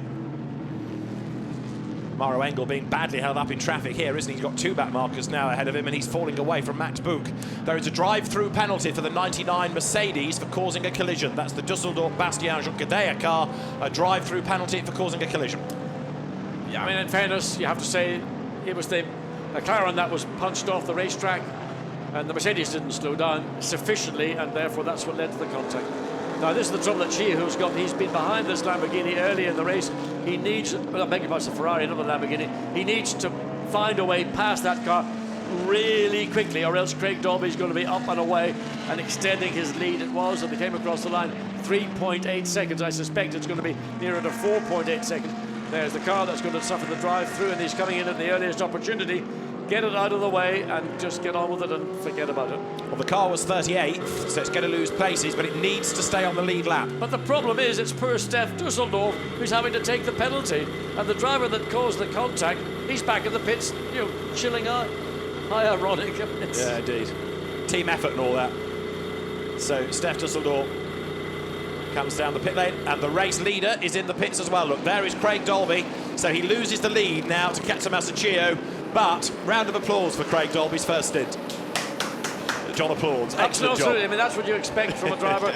Being given an opportunity in a competitive car, has done a brilliant job, done all he was required to do. So now in gets Sean Walkinshaw. Now this is a big challenge. Yes. Sean Walkinshaw needs to get this car turned around, get it back out. the gap between first and second, which was with the 23 Nissan, was just about 4 seconds at the point. So this is going to be about quick pit stop, and I think always evolving motorsport. You're now running this car. They will see if they can do a better job than the previous operators. Well, it's all going pretty nicely so far. You've got one of the Santanok Audis in, Greg Gilver gives way. The other Lamborghini look is in the background there. That's the number 19 car that's struggled in the hands of Jeroen Mull to make huge progress in the first stint. Right, driver strapped in, fuel is in 173, tyres are changed. Where will this car rejoin relative to number 1 Audi? That's going to be the key to all this, because Robin Fritz has got himself up, remember, on the pit stops ahead of the 63 Lambo that he was miles back from early on. 173 is ready to go, just about. Only 2 mechanics permitted to do the tyre stops. Grueling work for them with the pressure on, but away goes the Nissan. And there, look, is the Audi that comes down the pit straight. So number 1 has just bought itself another spot, and the Lamborghini will go ahead of the Nissan as well. Number 1, with that decision to pit early, has gained itself huge amounts of ground, and the Nissan has fallen back behind the 63 Lamborghini also. Yes, but remember, those cars, by stopping earlier, they've done, what, the best part of 8 laps or so on their tyres. This is a brand new set of tyres on the Nissan, and they are out of sync, so they're relying upon something happening, most likely to be another safety car intervention, to enable them to recoup and not be out of sync when everybody else is going through on just simply 2 more pit stops. But the regulations say just do 2. They've done 1. They're not going to do any more than that because they know they're going to lose the time. And it's not a fuel critical circuit, so they'll be trying to tweak the strategy to maximise this stint and get themselves for another 70 minutes. So they should be good. The notional pit window that the teams work to opens on lap 20. They were within that. We've got a drive-through penalty for number 111 Ferrari for speeding in the pit lane. And the team manager of the number 22 Nissan now to race control. That was the one that was assaulted Harry Tinkle's car. Can't imagine why they would be required to go up, other than to give an explanation from a technical perspective as to what was it on the car. You don't want to give a driver a penalty if it wasn't the driver's fault. Go along with that. I think that must be the answer, which is good to hear from the race control unit. So now that we've had this first round of pit stops, it's all nice and shuffled. So number 1 Audi looking a lot stronger because of the positions it's gained. There, look, he's 23 Nissan. Katsu Masachio at the helm. And let's hear from Craig Dolby, because he's been the hero of the first hour, even though it's lost places on the pit stop. So let's hear what he's got to say for himself. Craig is with OJ. Craig, amazing first stint. It was not just showing what the car can do, but what you can do as well. Yeah, obviously this year it's been a mega year for me. I owe it all to JRM. It's 3 years of racing full time, and they brought me back, and it's taken a while, but I think I'm showing now what I can do. And this one's for my granddad. He passed away last week, so that's for him. And I think you were showing not just speed, but a really emotional drive by both you and Martin as well. Yeah, there's me, Martin and Sean. We've done a fantastic job this weekend, and I just hope now we can have a clean race to the end, and the car's fantastic. So thank you to the always evolving boys. They've done a fantastic job coming over from America, and yeah, the car's mega. And let's just talk about the race quickly, because you did that stint, you came in, but you seem to have rejoined not back in first place. How does that work? No, I think there's a lot of people kind of doing the undercuts, and we'll see, because I think the longer we go, the longer the tyre will last, and round here it seems that the tyre wears away quite quickly, so we'll see where we are at the end, but hopefully it's a good position. Thank you, Craig. Thank you. More Nissan pit stops. Katsu Masachio is in. You're riding with him as he comes down the pit lane. So that's going to give Hubert Houghton the lead, going a long way in the Mercedes relative to the others. Bentleys likewise. Yeah, we've got the 2 Bentleys also following behind in 2nd and 3rd place. So they're going to be having to make their pit stops within the next 2-3 laps. So we get the Nissan in, and let's see. It's going to be, yeah, both going right. Driver change taking place. So it'll be interesting to see where this car, the pit stop from the Bob Neville's team. So the fuel's gone in now as the 4 wheels tyre's going to be changed, and it's really about getting that car serviced as quickly as possible, mitigating any of the little errors that can come in so easy. Just something drops, or the guy in the air gun just happens to get in the way of the guy carrying the wheel and tyre. There is the car that has dominated this race since the lights went out, but then the pit stop round lost its lead. Sean Wolfenshaw behind the wheel. He's going to get back ahead of the number 23 Nissan, in my view, because the Nissan just beginning to roll. Well, let's have a look and see. Robin Frins in the Audi look. He's going to get ahead potentially. Here comes Ripe up to speed. No, he's but not. he can't get the line for the white line yet. So the Audi's on the outside line into the corner. Can he get the undercut as they turn through, or can Wolfgang Ripe hang on to track position? Robin Frins up to speed, everything up to temperature. He goes round the outside, up the inside of the Audi. Now goes Bortolotti. They touch. The Lamborghini is going to go through, so Bortolotti moves himself up ahead of the Audi, and Wolfgang Ripe has just been able to hang on to the place. Well, Ripe did all he could, and he did the best job, and he kept the Nissan ahead, but it was poor. Robin Frins, I should say, in the Audi that got slightly compromised and wasn't awaiting, didn't expect to see the Lamborghini being as aggressive and forceful, but the momentum was with the Lamborghini, and it's still with Bortolotti in the Lamborghini, who is going to give Wolfgang Ripe another working out down the hill into turn 7, and then all the way back up the hill through turns 8, 9 and into 10. Don't forget Bortolotti, the quickest man on the circuit. He's done the best lap. Hubert Haupt, by the way, is pitted, so Guy Smith and Max Buch now first and second, but they've not stopped. So, of course, when they do, they'll drop down the order and everything will be corrected. What we need to see, though, is where they all feed back in after this first round of pit stops. But Wolfgang Ripe, effectively the race leader then, ahead of Mirko Bortolotti, but Robin Frins running in that third spot of those that have made a pit stop. Excellent decision by the WRT team and Adam Hardy at the computer to say, right, this is it, we're going to bring him in early, get Jean-Carl Vernet out of traffic. Hubert Haupt then, who was up in that leading group as well, pits. You saw the Motorbase Aston of Stefan Mucker come in. Away goes Dominic Schwager's black Ferrari. So where next does Hubert Haupt rejoin relative to Ripe, Bortolotti and Frins? Well, if we look back down the racetrack, we'll see those cars as they make their way, probably coming up to the chicane, and then into turn 15, the final turn on to pit straight, as the left rear not quite maybe as efficient in terms of the symmetry of getting these wheels and tyres done. So then they're starting to do the right-hand side. And there are those cars making their way down, and I think the Mercedes, the Black Falcon car, might well have lost out. I think you're right. So Wolfgang Ripe is ahead of Bortolotti, but Frins has been the real winner after that inspired pit stop. Very early, but it got him out of traffic, and so there, through back markers, goes Wolfgang Ripe. Huge challenge for him, and yes, he's done a few years of racing, not as many as those around him, but the former PlayStation Academy winner thrown in at the deep end in as much as he gets into the car, he's got to rejoin the race and defend effectively the race lead and battle against the cars all the way through the Mercedes arena, but he did a good job of doing so, as in comes Guy Smith. So the Bentleys will pit on different laps. That means that staying out for at least one more is Max Buch. Yes, and obviously that's part of the team strategy. They cannot bring the two cars in at one time, so they do it one after the other. So Max Buch is the second of the cars. The car that's leading ordinarily will get the choice as to when they come in, and that's why they brought the Guy Smith car in first. Max Buch makes his way down the pit lane, and expect again from M Sport team, who run the Bentleys, to do a pretty impressive job and try and use this, as again we see with WRT so frequently, to get their vehicles ahead of the positions that they had been running on the racetrack. Now the Emil Frey Jaguar has just come in and it's coasting down the pit lane. I think he couldn't find his pit box for some reason, but anyway, that car is in. The pit lane is getting busier because Smith is in, Engel is in. Lots and lots of cars now as they get to the end of the allowed time. Remember, it's 70 minutes for a stint coming into the pit road. If a safety car's on track, you get 5 minutes grace, but it's 70 minutes at this point. Hot brakes on the 7 Bentley. Certainly are. A lot of heat coming off those brakes. Yeah. Those are the pads getting really well cooked, and you have to be careful when you go back out. Just give the brake pedal a good dab or 3, as we see Wolfgang Ripe right at the tail. Being delayed in traffic, he's got the Attempto Porsche in the way, and so Bortolotti's car tries to get up the inside, but Wolfgang Ripe, he's certainly under big attack, isn't he, as they come off the final corner. Remember, before the pit stops, the Lamborghini was ahead.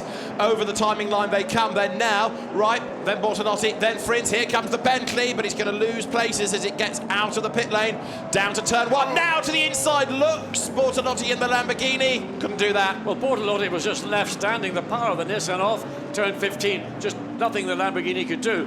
Wolfgang Ripe brake, maybe normal place, and I think Bortolotti thought, I'll have a bit of this because I can maybe slide down. Maybe, I think the Lamborghini driver feeling that he can maybe have an opportunity under brakes into turn 1. He sort of tested the water on that lap. Next time round, if he's in the position, he's going to be looking a little bit more seriously at taking a position away from the Nissan. But look how the Audi now is very definitely in the mix. Number 1, which is Robin Frins at the wheel. There is Guy Smith, Bentley number 7. As in comes Max Buch, so we're almost at the end of the first round of pit stops now. Just looking at the times, that number 173 driven by Sean Walkinshaw, his last lap in the 1:57.5. So the pace of the car that was leading the race is a strong pace, certainly quicker than those cars that are directly ahead of him, including Wolfgang Reib, the Lamborghini and the Audi. So Walkinshaw pushing and doing a good job to try and recoup and get back to a position, not of the lead, but to put himself into a position to challenge for the lead. Yeah, of course, those three cars all squabbling, holding each other up. Sean Walkinshaw with clear air catching up to them as we are on to lap number 35 now. There, look, is right, getting away once more from Bortolotti. Robin Frins very definitely in the mix now for the race honours. But as far as the championship is concerned, still a long way down the order, and out of the points is the Ortelli Schnippler car. And that therefore means it's looking very good, keep your fingers crossed if you're a Nissan fan at the moment, for number 23. It leads effectively the race at the moment, allowing for the pit stops to correct things. And there is 31 ready to rejoin the race. So Andy Merrick in number 7 back on track. Over the line goes now the race leader, Wolfgang Reib. 9/10 up on Mirko Bortolotti, but in 3rd place, Robin Frins for a car that was nowhere in the first stint. You know, you've got to trust what goes on in the pit lane. I hate to keep repeating it, but the race will be won or lost ultimately by the pace of the car on the track, but primarily what you get done in the pit stops. You've got one more round of pit stops to go, and I don't know whether WRT with the number 1 car can work a further oracle, but certainly they've brought that car from being out of the top 10 right into contention for podium honours. So the roll of the dice has been a successful one. There it is in 3rd place. There 4th is Sean Walkinshaw. In 5th place, look now behind as the cars work their way through, is the first of the Bentleys, which is number 7. It's ahead in turn of the Mercedes. So the Hubert Haupt car, now Jelmer Berman at the wheel. That's lost out a little bit, hasn't it, on the first round of pit stops? Yeah, it just looked like the method that the team used for how they take the tyres to and from the car, not maybe as slick as we see from WRT or from the Bentley or from other teams in the pit lane. And it's that you're practicing it in big lumps of debris in the middle of the track on the exit of turn 9. Probably a big bit of bodywork, more likely a bit of rubber that's just bailed off from inside the car. You get a build-up of rubber inside, and then it just suddenly drops off. So there's 63, Mirko Bortolotti. He had that bid to try to take over the race lead. It did not work, and so now he runs in 2nd place. So the Nissan into the lead. Captain Masaccio points at the screen. Alex Buncombe stands alongside him. 31, which is the Max Buch car, is going to be another one to keep an eye to see how that fares. Now, look at the Pro Cup standings in the race at the moment. The Nissan set, if things were to stay as they are, to score class honours in the championship, but with 1 hour and 47 minutes, there's an awful lot that can yet happen. Here come the leaders then over the line. Reib leads in the Nissan. 2nd is Bortolotti in the Lamborghini. 3rd, Robin Frins in the Audi. Then in 4th place now, it's Sean Walkinshaw's Nissan. 5th is Andy Merrick in the Bentley. 6th is Jelmer Berman's green Mercedes. 7th is Maxime Soulet in the 2nd of the Bentleys. And then in 8th place, it should be there, the blue and white Santalok Audi of Miguel Molina. 9th, Shane van Gisbergen. And number 2 Audi, Stefan Rashalmi at the wheel, has just gained a place, just got past Sean Thong in the Phoenix Audi. So that's going to bring him up to 10th in class now. And that means, for the first time, number 2 is starting to score points. And they need every single point. There's the pass down the inside. Through the back markers. Yeah, and that's a clean pass. And I mean, the back marker just simply stayed over to the left of track to let the quicker car, the number 2 Audi, and its quest to consolidate its championship lead. It needs something better than it's got. They can't rely on the 10th place. And board as we come down into turn 6, and here we can see the amount of cars running off track. And that was better. Now the number 1 Audi we've been getting excited about because the strategy to bring it in early has worked. It's up to 3rd, and Laurens Vanthoor is awaiting his stint. He's with OJ.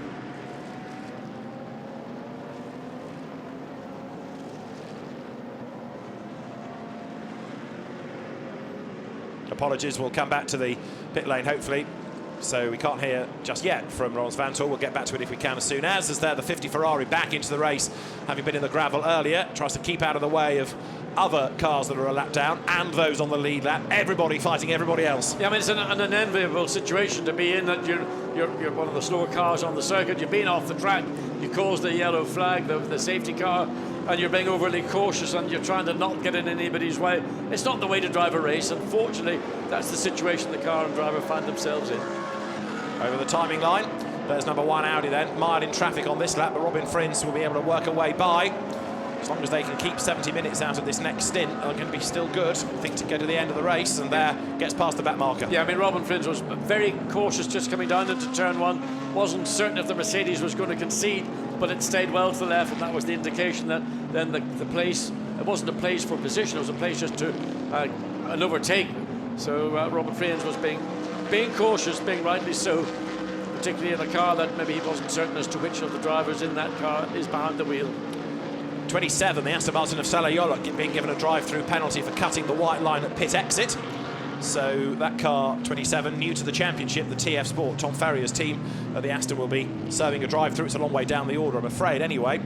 But you're looking here at what's going on in traffic as Sean Walkinshaw in 4th spot tries to find a way around on the outside of the Mercedes. Oh, and there's contact. Yep, there's a little contact right front and left front of the Mercedes, and don't think there's any particular damage, but it's that kind of contact that's so easy just to cut a tyre.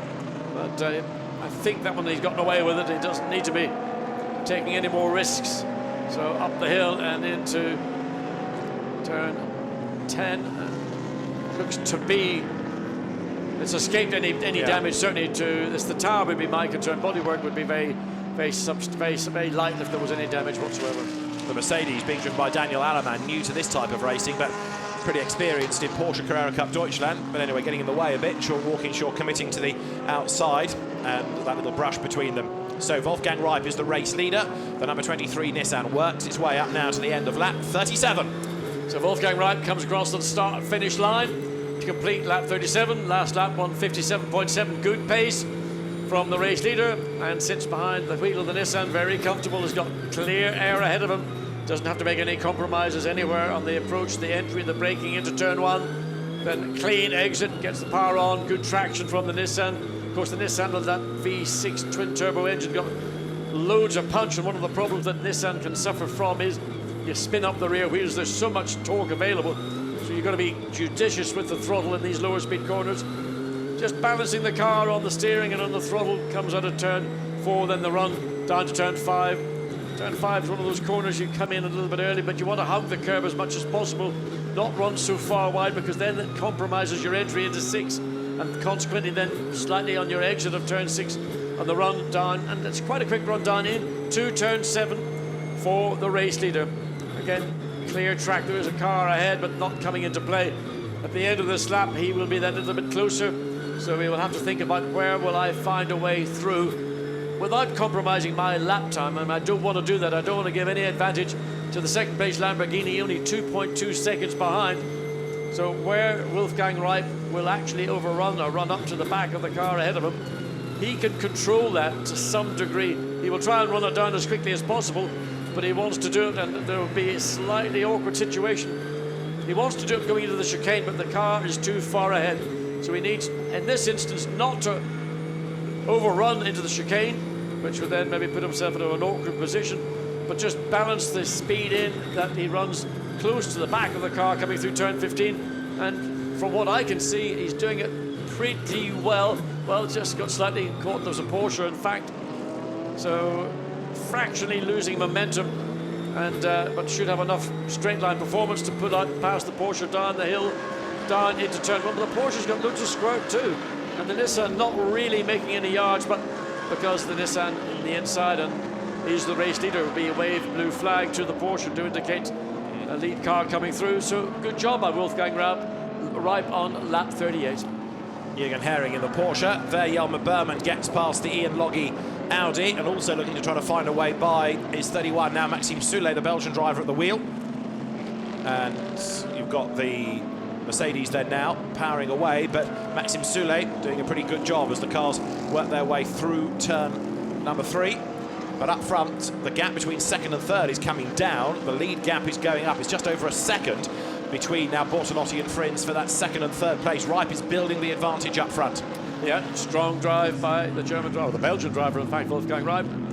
And the second, third places are pretty much nose to tail. Walkinshaw in the former leading Nissan in 4th place has now got the gap to 3rd to 4th down to under 2 seconds.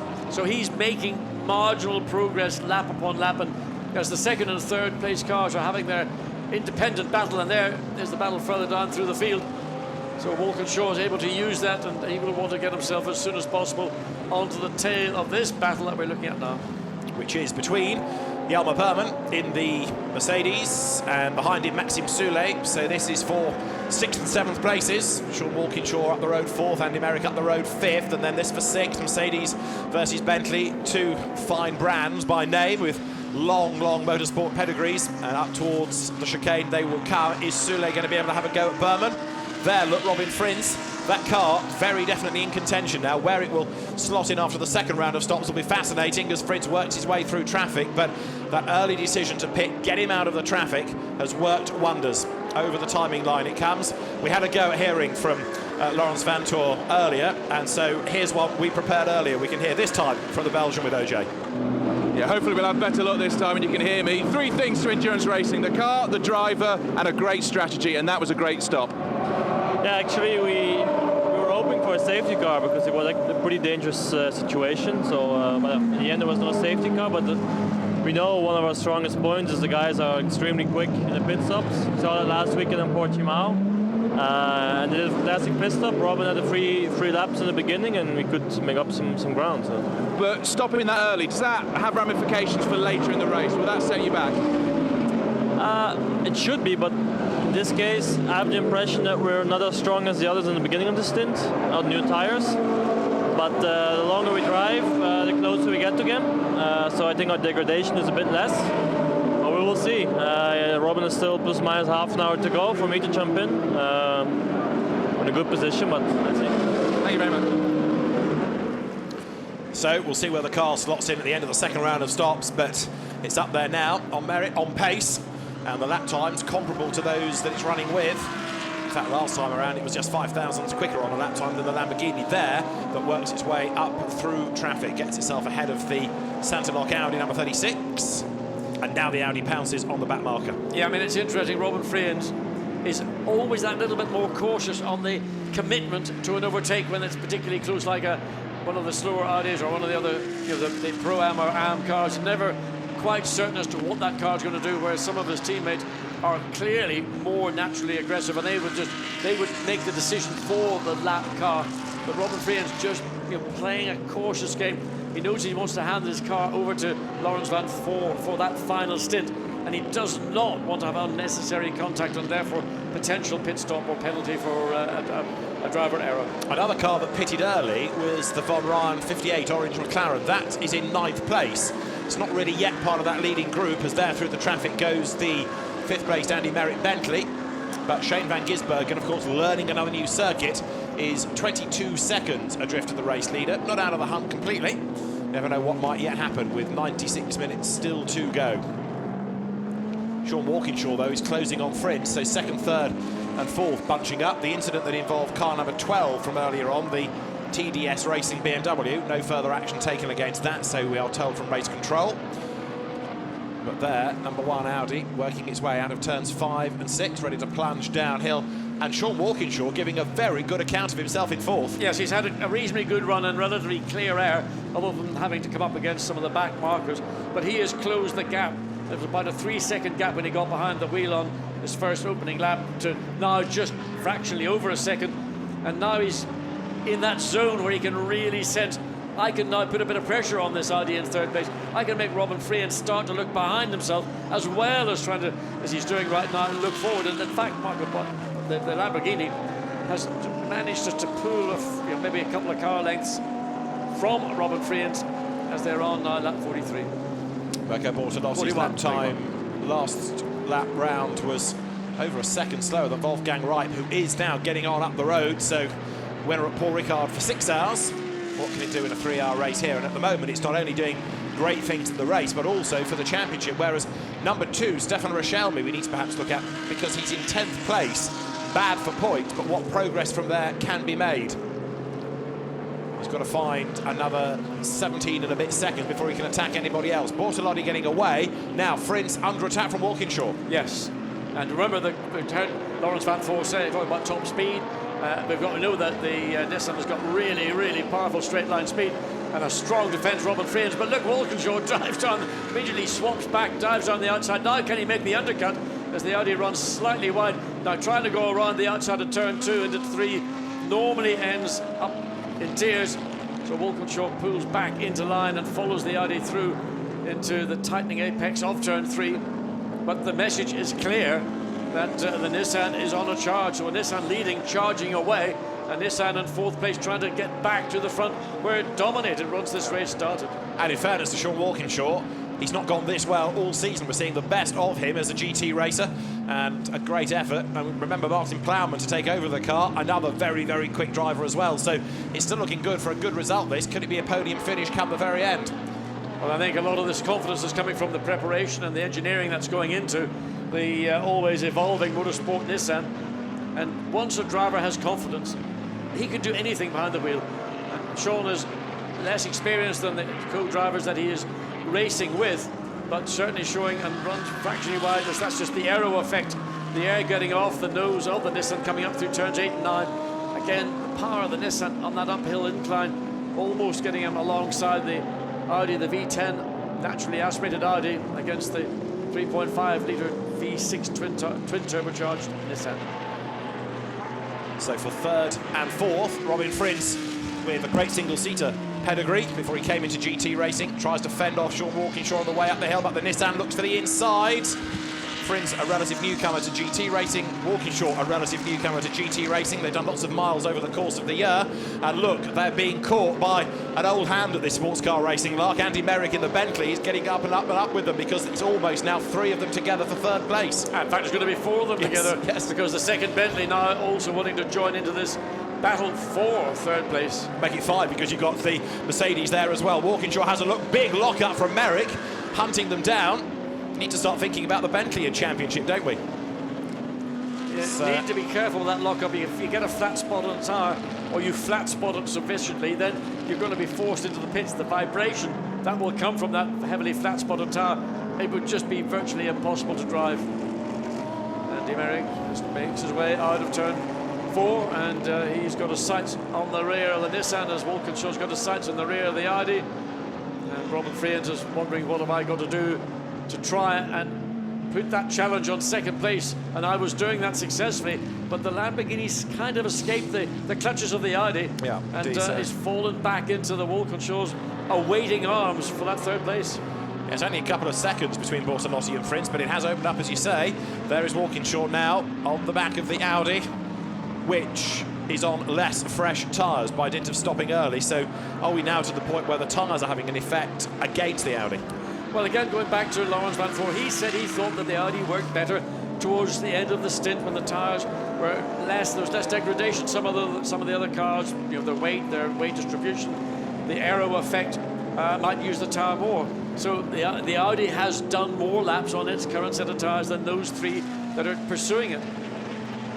In the AM Cup, Karim Ogier is the category leader at the moment, from Anthony Pons Ferrari and Jürgen Herring's Porsche, and there is the leading AM BMW. It's the middle of those 3. It's the black and orange car. Remember, it had its big accident at Spa, but Karim Ogier, class winner at Silverstone, leading the way here as well as they come over the line. Ferrari tucked up behind to try to make the move. That's out of the Pro-Am category as they drop down towards turn 1, and the Francisco Guedes car is allowed by. There's no point fighting that.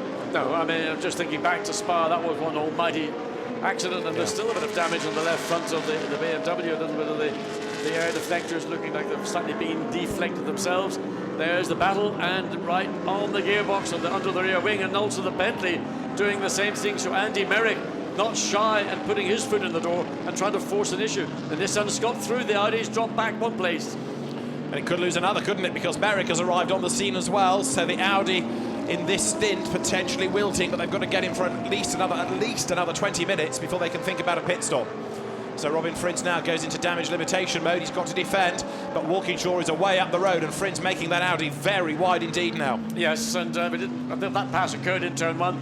But we've now got to see whether the Nissan in 3rd place can do anything about Bortolotti in the 2nd place Lamborghini. Once he's been released from the rear of the Audi, then you can see how much he's been able to pull away, and you can see the lime green Lamborghini as it goes into turn 7. The Lamborghini exits it, And so the Bentley is doing its work, preparing to look for an opportunity again, probably most likely to turn one. There's the time. I mean, just Sean Walkinshaw just took a punt, went down the inside. Robin Friens decided that, you know, I want to finish this race. We've got one more pit stop to go. We can regain probably our position in the pit stops, so don't let's cause any damage to the car. And there, Andy Merrick, he's feeling a bit feisty. He thinks, I want to get alongside that Audi. Once I can do that, I can get ahead, and then I can put further heat onto the rear of the third place Nissan. So that's what's happening at the moment. So Sean Walkinshaw driving the race of his life up into third place. And there is Friends now having to defend from both Bentleys. Merrick and then Soule tucked up behind him. Number 7 is Smith. Merrick in the car that Guy Smith started, I should say. And then 31 is Maxime Soule, having taken over from Max Book. And actually 31 at the moment, looking the quicker. It's clawed its way onto the back of the sister car. Very much so, and I'm going to say Maxime Soule is probably going to be doing what we saw Guy Smith do much earlier in the race. That's getting used to headlights going. But I don't think Andy Merrick is somebody who's in nature is inclined to give way unless there's an instruction. We heard Malcolm Wilson would have no hesitation whatsoever. Stephen Kane keeps an eye on what's going on in that car.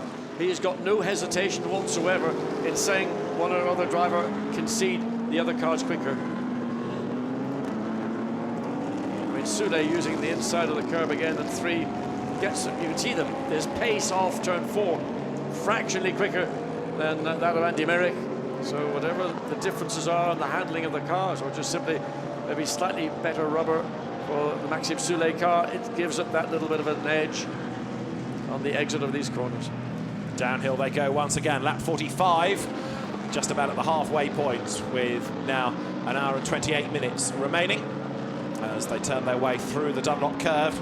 And you can see how Robin Friens is falling away from Sean Walkinshaw, but is Walkinshaw going to be able to close now on Bortolotti? Vincent Voss nearest the camera, Pierre Dieudonné with the other headset on. Looking on, they are the brains behind the WRT squad. But if you're liking seeing Friens drop away. No, but I have to say, concern written across the face of Voss and Dieudonné, because that letting the Walkinshaw Nissan get through maybe relatively easily. And I think the reason Robin Friens did it is because he thought, I'd rather let the place go and let's rely on our pit stops.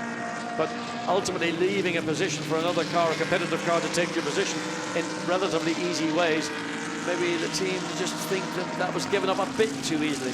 Yeah, Robin came into GT racing, didn't he, with this great track record from junior single-seater racing. The career stalled because of lack of money. He had a pretty horrible baptism with his accident at Nogaro that meant the car couldn't race there after qualifying incidents, but he has got on with the job of being a GT gun driver this year. But yeah, you're right, it did make Sean Walkinshaw's life a bit easier, that pass going down to the first corner. So now Friens defends from Andy Merrick, and they work their way up towards the turn 2, turn 3 sequence, with both Bentleys stuck behind the Audi, and the clock ticks away, but there's still another 26 minutes until you get to the hour mark, so 16 really before they can think about a pit stop. Now, if things stay as they are, Buncombe, Chio and Wright would be Pro Cup champions. Ortelli and Schnippler would be second, and Kane and Smith and Merrick would bag third if things stay as they are.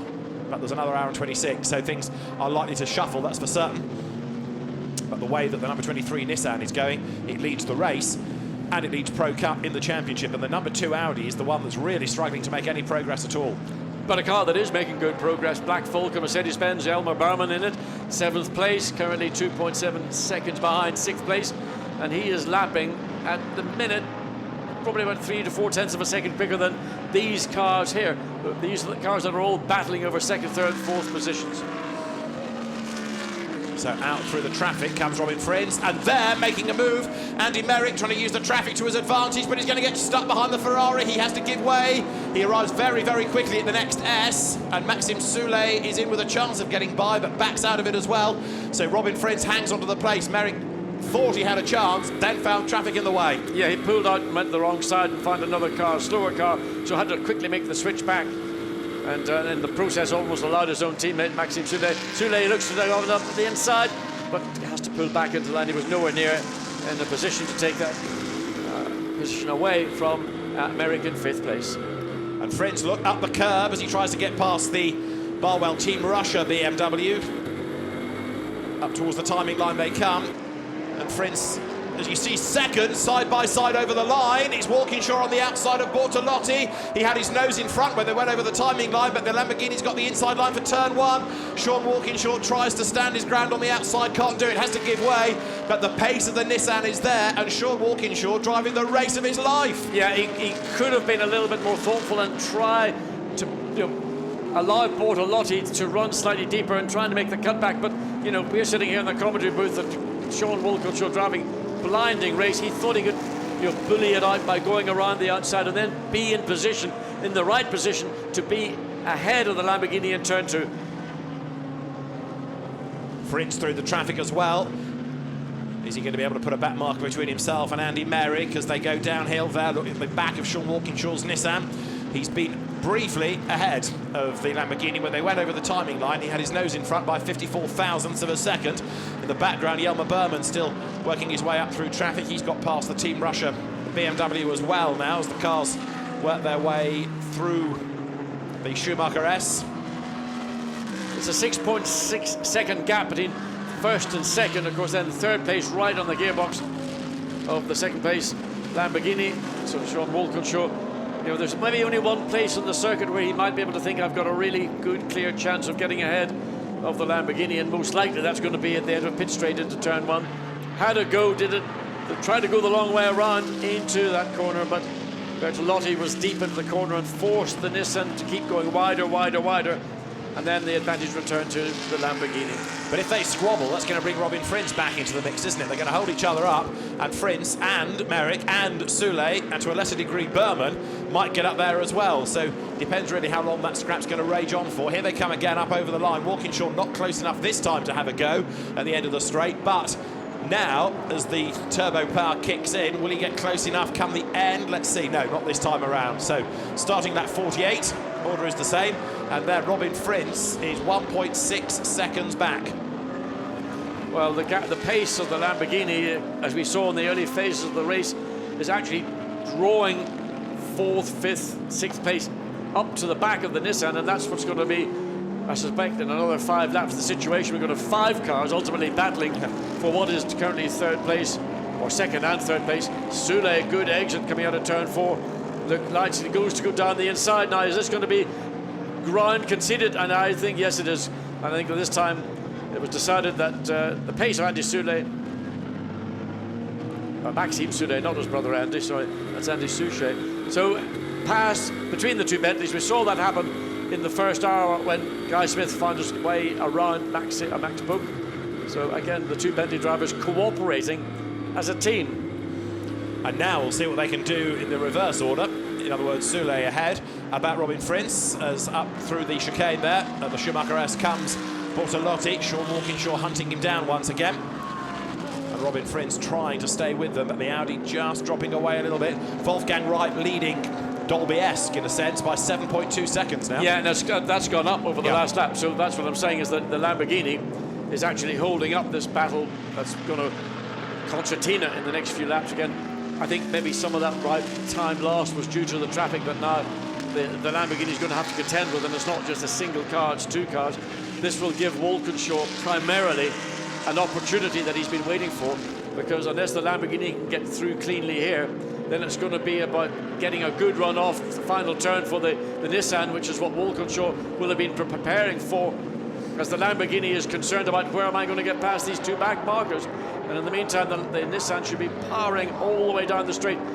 Again, a fairly aggressive move from the Lamborghini. Traffic will be the outcome of this battle for second place.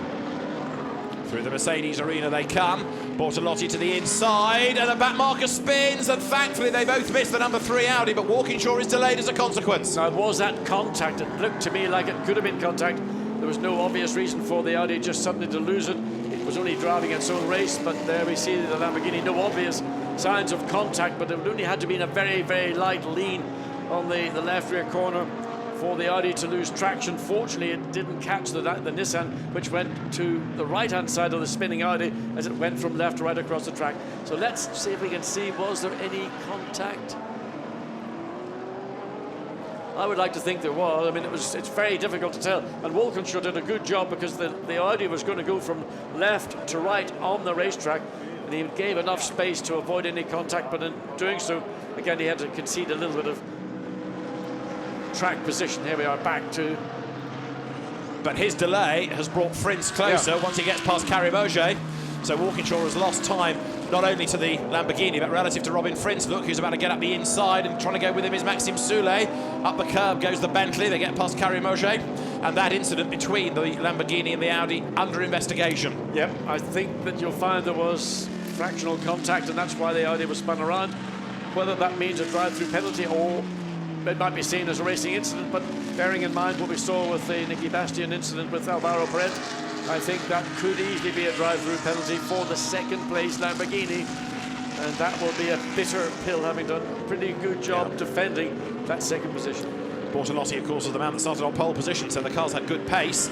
And there's another incident that's under investigation as well, which is Stefan Rochelmi, and also car 30, which is the Pro-Am, I should say, Ferrari. So another Audi in strife, number 2, which is still struggling in 10th place, now has this Damocletian investigation.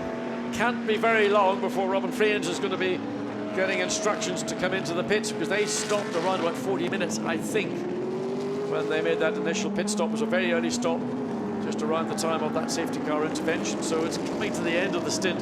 1 hour 18 to go. They've got at least 8 minutes they need to stay out for, because then they'll be on target with 70 minutes to the end, and 70 minutes is the maximum you can do, so they need to get through at least 8 more minutes. Well, hopefully they will have the fuel on board. It's just a question as to what the condition of the tyres are and the pace that Robin Frins is able to maintain. Andy Merrick running very wide. That's the second time in a couple of laps we've seen Andy getting the rear wheel dropping off the curb and kicking up a load of dust and sand. Seesawing backwards and forwards, obviously under brakes. The gap closes, but then on the acceleration off the corner, it opens back up again, and Merrick having to battle his way past one of the BMWs in the AM category up the hill. Runs the curb, and so Maxime Soulet, again, having gotten ahead of the sister Bentley, hasn't really been able to do anything with the car that he wanted to get to. Interestingly, possibly because of traffic, Wolfgang Reip's last lap was a 2 minutes 1.5, and Mirko Bortolotti a 1:59.3, so the gap has come down markedly to 3.3 seconds, and quite a lot of other drivers now doing 2-minute laps in that leading group. Yeah, it's all about traffic, just catching the traffic at the wrong part of the racetrack. And again, if you want to be foolhardy about it, you can take a chance, and the chances are if you have contact, then you'll do damage to your car. You may suffer a penalty, or a drive-through, or a time-added penalty. So it is a matter of balancing caution with some drivers are also inherently better in managing traffic than others are. Frins under attack from Soulet now, 4th and 5th, heading into turn 1.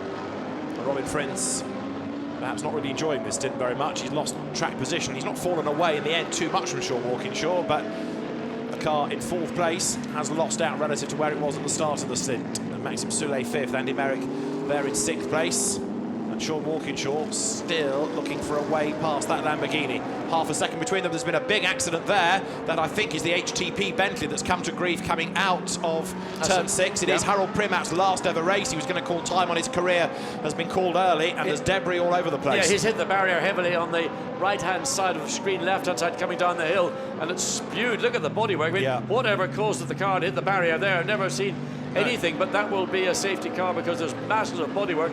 Fortunately, Harold Primat is out of the car. Damage also to the barrier, but that was a massive hit. And why, it's difficult to tell. And so now, concerned faces at HTP, but also other teams will be on their toes now, trying to second guess what the race director is likely to do. Well, I just wonder whether that will be, I mean, the car's got to be removed.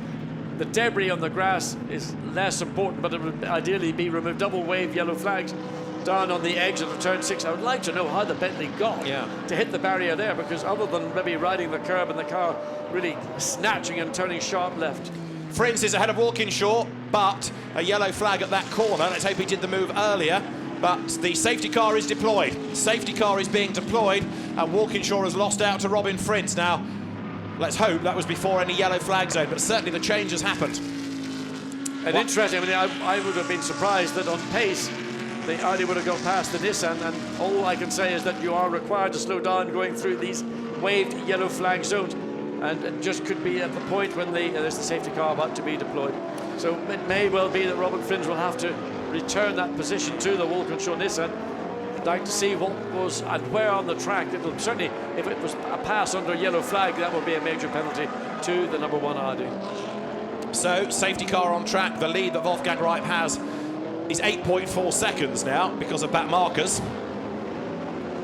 And the cars go over the line with Reip ahead of Bortolotti, Frins third, fourth Walkinshaw, fifth Soule, sixth Merrick, seventh Berman, eighth Miguel Molina, the DTM Audi driver, having his GT first outing. Ninth is Van Gisbergen and 10th is Stefan Rochelmi.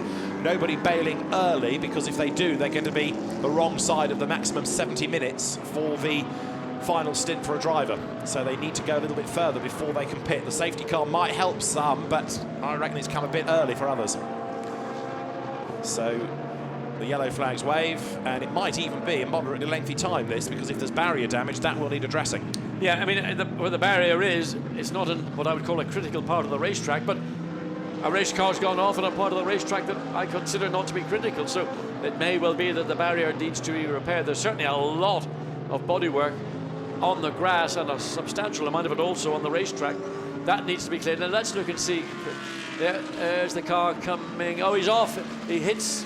He got a hit from behind, didn't he? I'm not sure he got hit from behind. Certainly he went. There you can see the bodywork shredding itself and shedding itself into the middle of the track. So whether that was a contact on the exit of turn 6, or whether that was just running slightly wide and the back end of the Bentley just went too wide and the car then snatched back, and it just simply had no chance. Once it's on the grass is saturated here and now. It was off into the barrier, and nothing that could be done to save it. So there is what's left of the Bentley. It was a big hit, wasn't it? Yes, I mean the shock that goes through the entire front of the car. I mean the chassis that holds the engine in position, chassis legs, the deformable structures that are a part of that will all be, I think, fairly heavily damaged.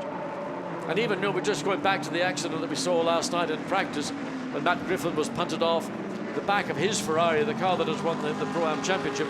They had to replace the entire rear of the chassis as well as the suspension. Let's see if we can get a clear view as to what did occur. And of course the replay comes on. I don't know whether he was touched or not. Or it's strange. He looked to me to be sufficiently out of the corner, and then the car just appeared to turn left. It didn't appear that Mercedes came into contact, but because it's so far away, it's a difficult. There you can see the sad remains of what was the front of the Bentley. It may not all bodywork and carbon fibre, but there will be heavy damage to around the front, the radiators, and parts of the engine even can. Those very sudden impacts, shock loading goes through. So still under safety car as we go on to lap 53. So our second safety car period of the race, and Wolfgang Reip, the race leader. Of course, these cars still trying to play catch-up, so the safety car scrambled and therefore didn't pick up the leader, but you saw it with the green light on the roof. That means it's okay to pass, and so cars are allowed through until it's the leader that is behind, and then the order is restored. So the safety car on track. The field working its way downhill towards turn 1, so the leader shortly will be picked up behind the safety car. There it is, the safety car is picked up, Wolfgang Reip, and that's up at turn 14. And he's waved him through. Oh. Well, that's curious. Yeah, got waved. The leader has been waved through by the safety car. The safety car now running behind the race leader. I don't really understand now. It's got the number 2 position car, the Lamborghini, and it's remaining behind. So why would they have waved the Lamborghini, the Nissan through? I think we might have to get OJ down to the old Nissan pits and work that one out. So there the green light flashes, look. And if the green light's on, you can go past. And he waves him through. Yeah. I think it's an error from the team in the safety car, but it'll need addressing somehow. The easiest thing is to ask the Nissan team to get the driver to back off, isn't it? But that's not necessarily going to happen. I suspect there's pandemonium right now trying to get this sorted out, but I've never seen that before, where the race leader is waved through by the safety car, and the safety car then picks up what is the second car. Now the lights are out on top of the safety car. So where is the lead car? Clearly something not right here. The lights aren't even flashing anymore. So consternation all round for the safety car team. Well, consternation for the pit lane, particularly for second, third, fourth, fifth, and whatever. Well, now they've got the lights back on, but there's going to be some grumpiness from those in second and downwards, because if the Nissan is allowed a free lap, oh. Well, then it's job done. Yeah. But I mean, what a way to win a race. So all the others now head down the pit lane, or many of the others, to try and gain on this safety car period.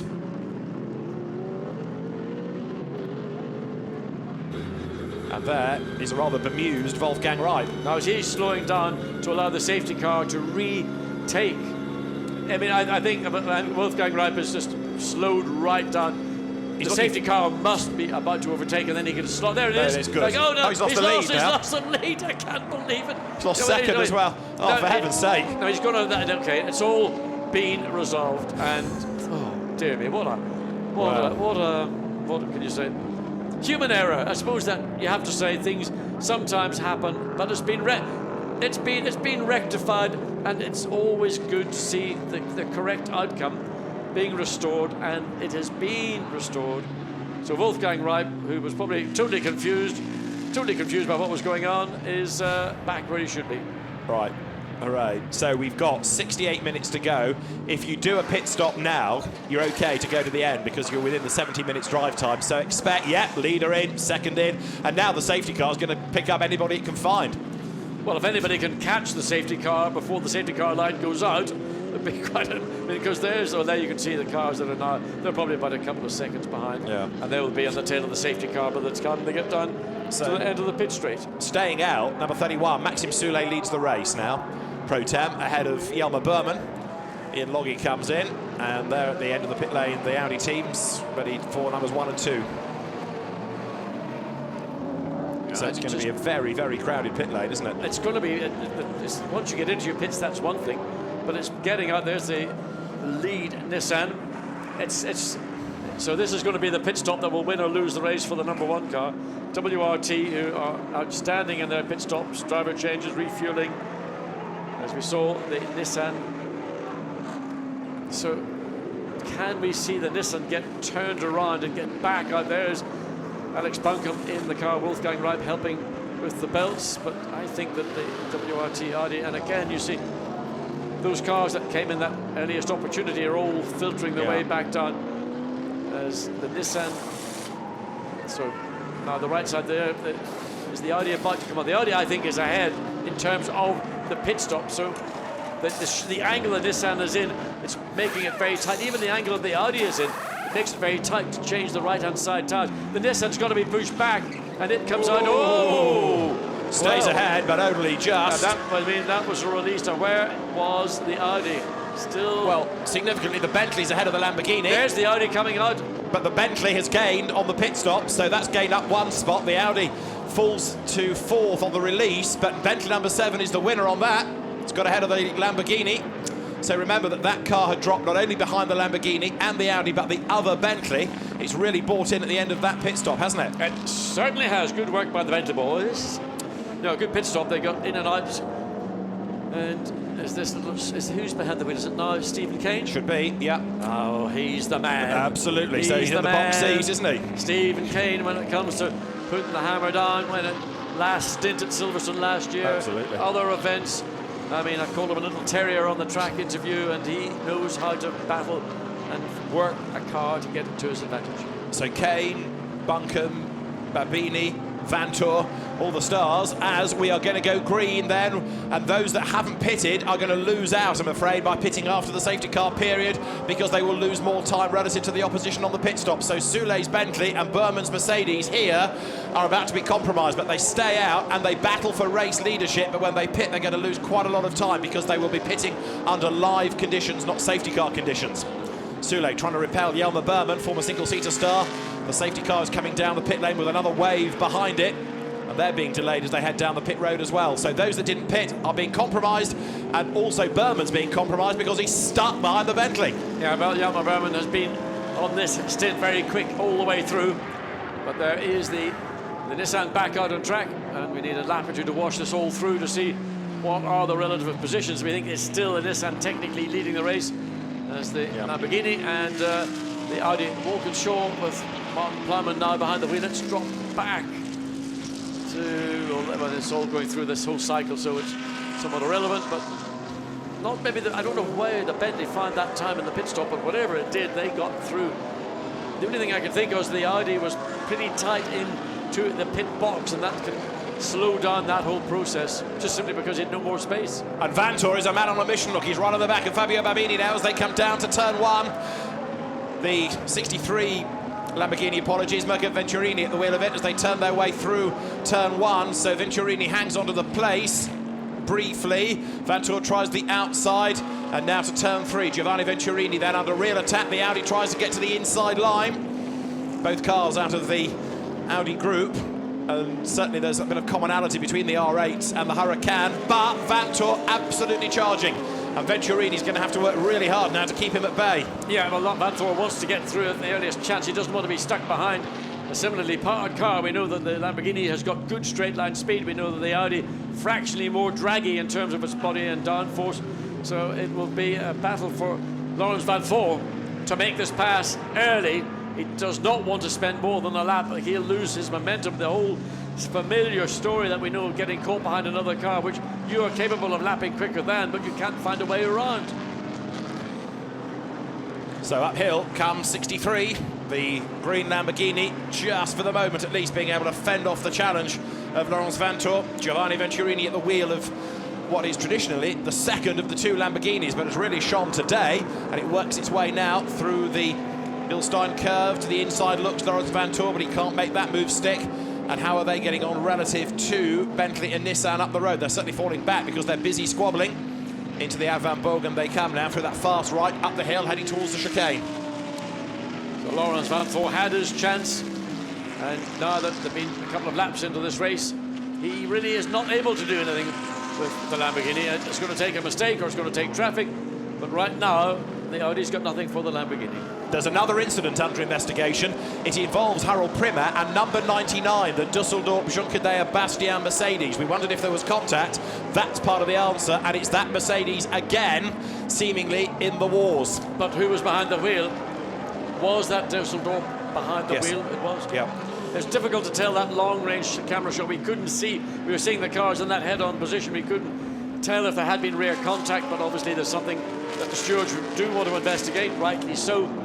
And again, if there has been incident, then there's going to be another penalty to 99, and that was a heavy incident for the 84 Bentley, and taken it out of the race and done probably about £100,000 worth of damage, and that's probably a minimum amount. Indeed so, as the leading cars then dive through the traffic. There is Danny Junkadea in the 99 investigated Mercedes, and there, getting stuck in the traffic is Jelmer Berman, but he has got through now. He leads on track ahead of Maxim Sulejter. The Mercedes leads for the moment. He's got another pit stop to make. Maxim Sulejter then down in second place. So Mercedes leads in Germany. Bentley second as they come over the timing line. Down towards turn 1, traffic all around. There's just no room really for Sulejter to make a move here as they get into the braking zone for the corner. And then the Mercedes even continues to try and make progress, goes wrong, the long way around the outside, gets himself in position, out of position. Bentley up the inside now of Jelmer Berman. Berman on the outside being forced wide. And of course the BMW now is forcing again the Mercedes to lose even more ground. 3 wide going into turn 4 will not work. So they shuffle themselves back into some sort of order, but Maxim Sulejter then retakes the lead and has gapped, has he not, the Mercedes now? Yes, he has, and also the 99 Mercedes has gotten ahead of a Jelmer Berman car, caused by traffic coming through turns 2 and turn 3. Berman opted to go the long way round and got really wrong-footed by the BMW, which was caught in no man's land. Not his fault, just happened to be in the wrong place.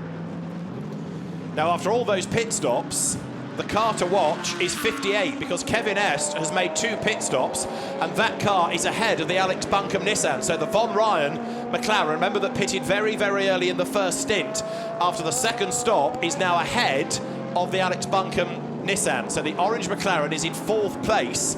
It's done its 2 pit stops, and that, therefore, for the moment, is in a very, very, very good position. That's not the story of the moment. The story of the moment is Stephen Kane in 7th place. Fastest first and third sectors, a 1 minute 55.9. Fastest lap of the race. Wow. But he's still effectively third. This, then, is the car that is the notional race leader. So as soon as the next stops have cycled through, then it is going to be in the box seat, because the 2 pit stops are done and it's the leading 2 stopping car then. So Kevin Est at the wheel of the McLaren, and what sort of advantage has he got over Alex Buncombe? Let's wait and see. Look at all that empty track, a yawning gap before the Nissan there arrives. So Alex Buncombe is still on for a good result, but can he catch the McLaren before the very end? Well, can the McLaren maintain its pace until the very end? That's the other question. So Nissan, the later of the stoppers, will have slightly fresher tyres all the way through. The Lamborghini and the Audi, Lawrence Van Thor, still unable, with all his speed and skill, unable to find a way past the Lamborghini. And same old story on a circuit like Nurburgring, the chances to overtake are few and far between. And if you sit behind a car, you're going to be controlled by that car's pace. The result, potentially second for the Nissan, would still be enough for the Pro Cup honours. But the 58 Kevin Est McLaren then, which did its personal best lap last time, a 56.7, is the leader. There is Lawrence Vanthoor, still frustrated behind Giovanni Venturini as they work their way up out of the Coca-Cola curve over the timing line now. Leaders go through, staying out. Maxime Soulet, the leader, 2.4 seconds up on Jelmer Berman. But there is Kevin Est, 4th on the road, but the leading 2-stopper. I mean, when you think at the start of the race where that car was starting from, again, bright, clever strategy, as we saw at Silverstone earlier this year, has brought that car right into contention. At the start of the race, we'd have thought, if a top 3 position, you would be very lucky indeed. Oh, and this is the nearest we've seen Lawrence Vanthoor to getting that position away from the Lamborghini, and he's got a good run off turn 4. But again, the Lamborghini, just once it gets in a straight line, just is able to consolidate and marginally pull away. Are they in danger of being caught as well? Because hunting them down is Christopher Mies in the Santilok Audi. And Lawrence Vanthoor, regarded by many as one of the top GT drivers, now needs to prove it. Can he find a way through? It's not easy to overtake round here. The cars are evenly matched. The team manager of 99, Rover Racing Mercedes, back to the race control building. He must go. So there's another penalty, I fear, heading that way as Vanthoor uses the curve, tries to get up the inside, but the back stepped out. That didn't work. 58 minutes and counting of the race to go. We're into the last hour, the final third of the race, the last hour of the Endurance Series for 2015, and there's still a huge amount to be decided. And he left a bit of rubber on the racetrack in the process of trying to use as much of the 560 horsepower of the Lamborghini, or the Audi, and the Lamborghini, the same engines. Just it's a question of what the BOP between the 2 cars is. Good run off. Now turn 11. This is an opportunity for Lawrence Vanthoor. If he can stay close to the back of the Lamborghini, he's going to have a look to try and make a manoeuvre up into turn 12. That corner will be, not to say blocked, but the Lamborghini will use the middle of the road to defend. And of course, Audi now has lost that advantage coming off 11. Again, up into turn, final 15. So let's watch and see what Lawrence Vanthoor can do again, right at the back of the Lamborghini. Lamborghini having to go defensive into the middle of the track, forcing the Audi. If you're going to go down the inside, you're going to have to brake earlier than me. So it's the Lamborghini that opts to go down the inside. The Audi goes slightly wider. Watch for the cutback, but Vanthoor really isn't able to get on the power any earlier than he can manage. Again, has to fall in behind the rear wing of the Lamborghini, but real nip and tuck stuff. Now, trying to get up the inside, going into turn 3. Again, tags the back. No, that was... No, I was going to say the Lamborghini's coming back. Now, whether that will be again seen, and the Lamborghini runs wide, and the BMW, nothing to do with this battle, just slides ahead. So I think that will be, Venturini will be wondering, what was that all about? And the contact, which was very, very slight. Let's look again and see Lawrence Vanthoor's coming.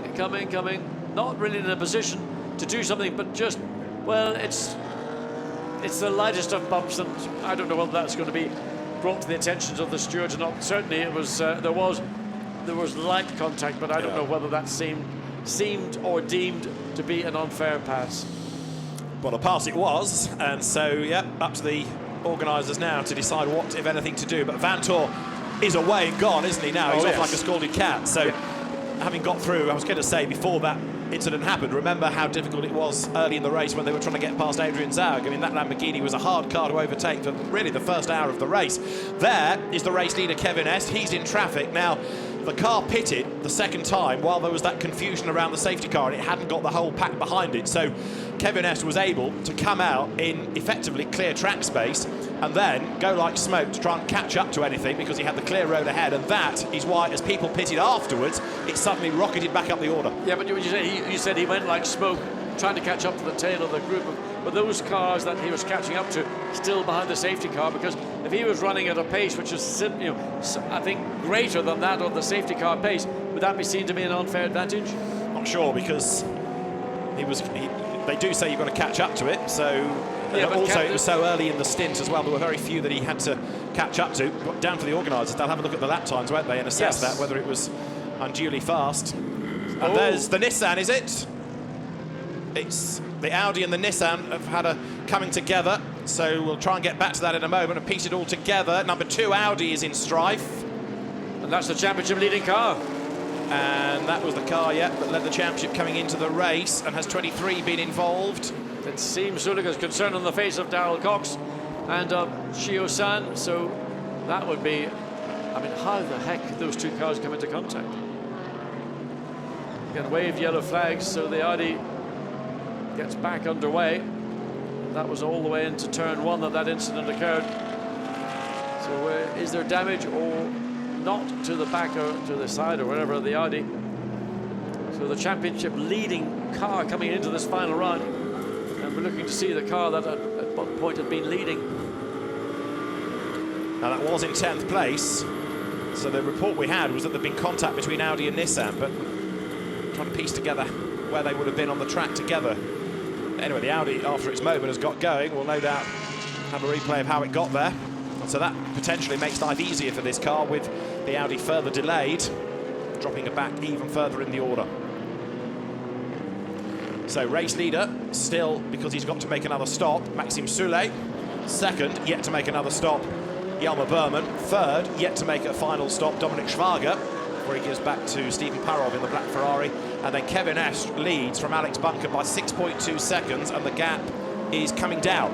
So there's the McLaren leading the way, but the gap is coming down between Est and Bunker.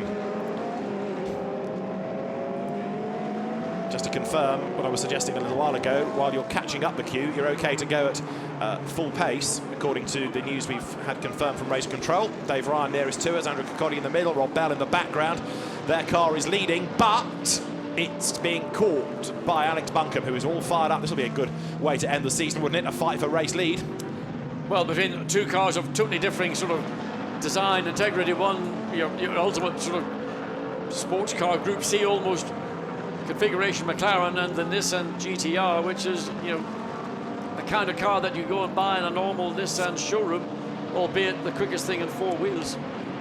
So two different cars, all with the BOP giving them virtually identical track performance, but the gap between those two cars is where is the Nissan? We can't quite see it yet coming up through turn 9.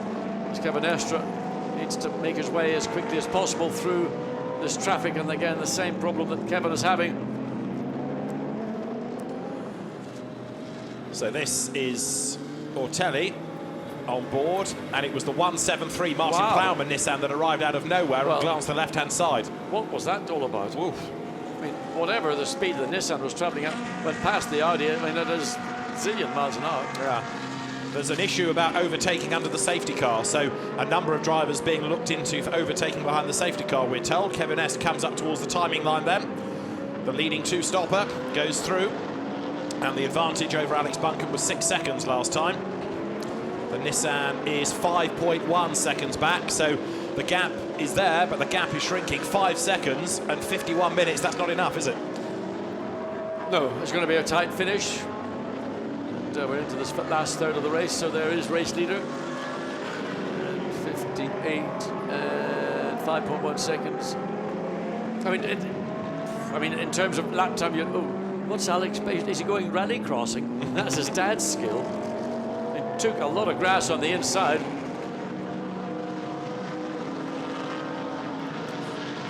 So Alex Bunker doing everything he can. Grass tracking coming through turn 3 as the McLaren goes out of turn 6, so wait for the Nissan to come into view. There it is. So the gap as they went across the line on the last occasion, 5.1 seconds.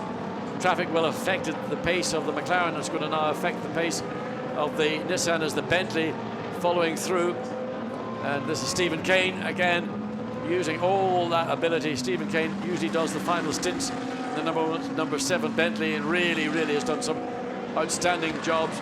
Again, getting stopped. Oh, traffic coming up the hill there, and that was a bit of a moment for Stephen Kane, fully committed, and then having to make an adjustment on the steering wheel and probably get out of the throttle momentarily. Yeah, Porsche arriving sideways, I think, for the gravel, so more drama. Number 1, Lawrence Vantor, is being given a driving standards flag for that little bit of contact up the back. Yeah, but that's the only penalty. But he's under observation. He is, so any more of that, and it'll get worse. Right, Kevin S leads the way, Alex Buncombe second. Even if the car is only second in the class in the race, it'll still win the championship, so are they going to settle for second? Let's see, this is the reason for the driving standards flag. I mean, the Lamborghini was slowing down and the Audi was still maintaining its pace. To me, there was no intent in that, and I think the judgment given is a driving standards flag is the right call. Yeah. There was no intent. I mean, he didn't intend to either to pass him there. It was more because of the Lamborghini backing off a little bit earlier than the Audi was required to do.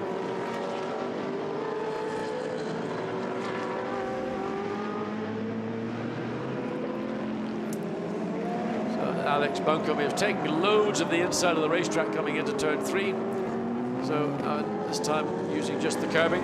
Gap this time as they came across the line. Still 5.3. Actually, Kevin Estre pulled out a couple of tenths a second on that final lap. Again, largely because of the way that traffic is interfering with the flow of these lead 2 cars. Okay, let's have a quick thought about the championship, because if Alex Buncombe stays second, then he's going to win Pro Cup for himself and Chio and Ripe.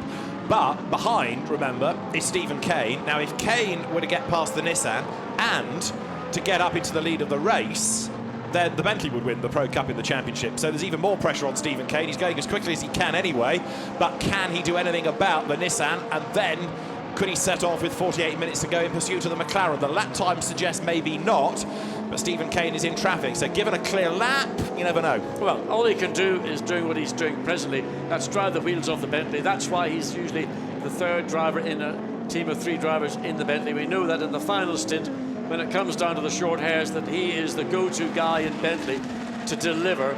So Stephen Kane will do what this car can allow him. He can't do any more than that. It'll be down to tyres, it'll be down to the brakes. The brakes are they on the limit? I suspect probably they are. And Stephen Kane will just use that available to him. The Nissan certainly is within reach, and it's a question again whether the pace of the Nissan and the pace of the Bentley pretty much similar.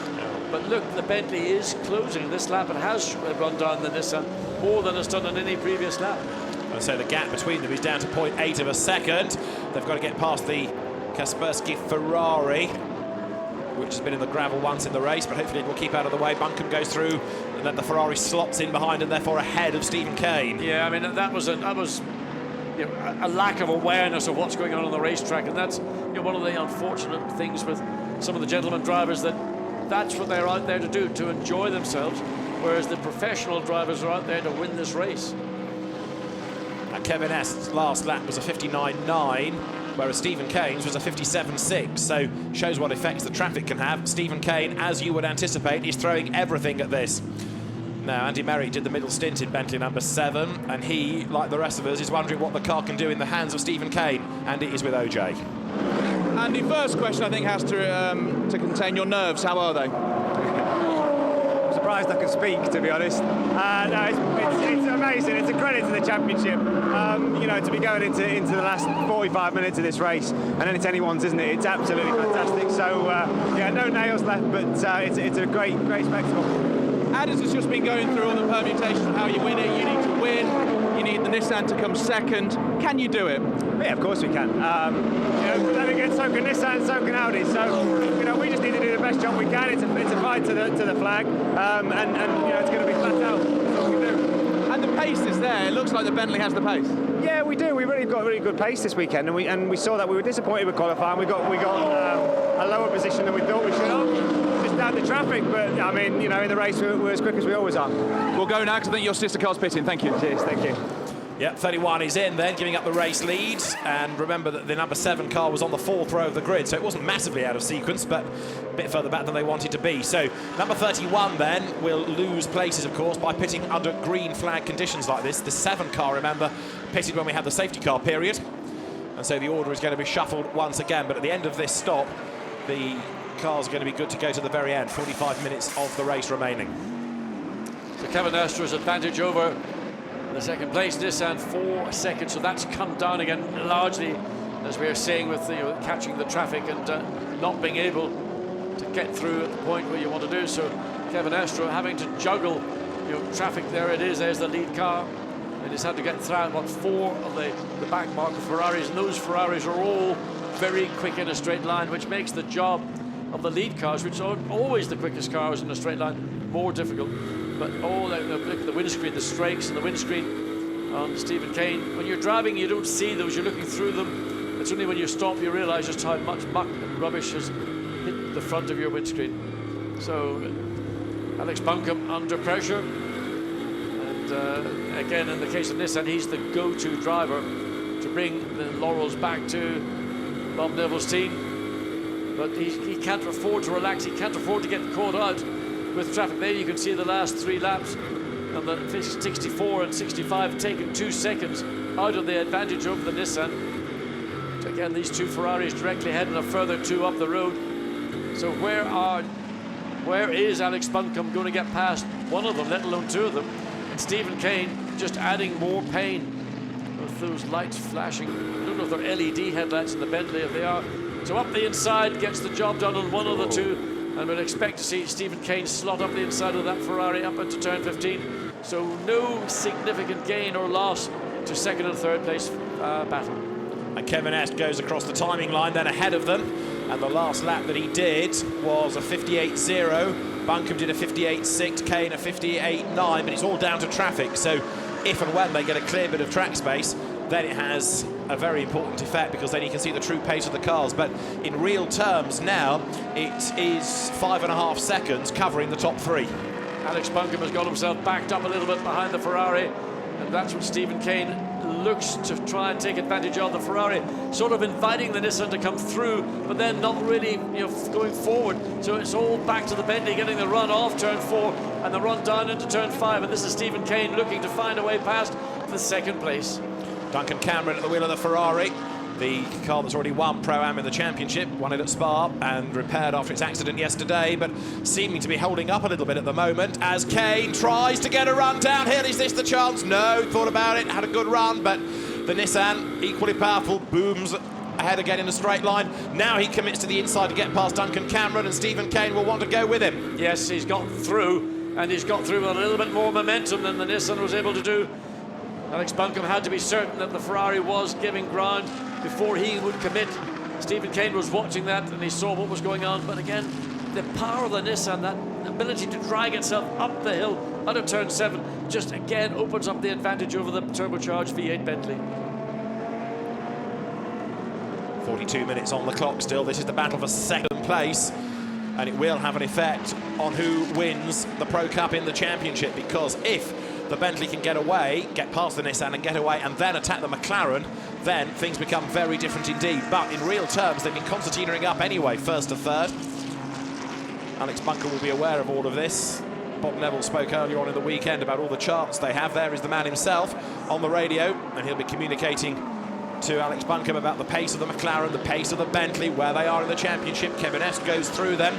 The last lap was a 57.1. He's pulled the gap out to 6.4 seconds now. Yeah, and that's all due just to the 2nd and 3rd place cars having to battle their way through the traffic. We've just seen all that. Race leaders work their way out of turn 1.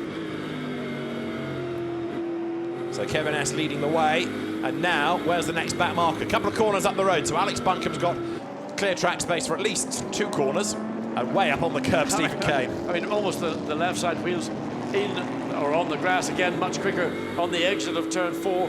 But again, the squirt the Nissan has got, once it gets straightened up, and Stephen Kane, there's not enough room there to dive down the inside into turn 5. Alex Buncombe shuts the door enough to keep the Bentley, but again, the Bentley will look to make the cut back on the exit, coming out of turn 6. But again, once Alex gets the car straightened up, you can see just by the yard, or let's be European, by the metre, able to pull a couple of car lengths as the way into turn 7.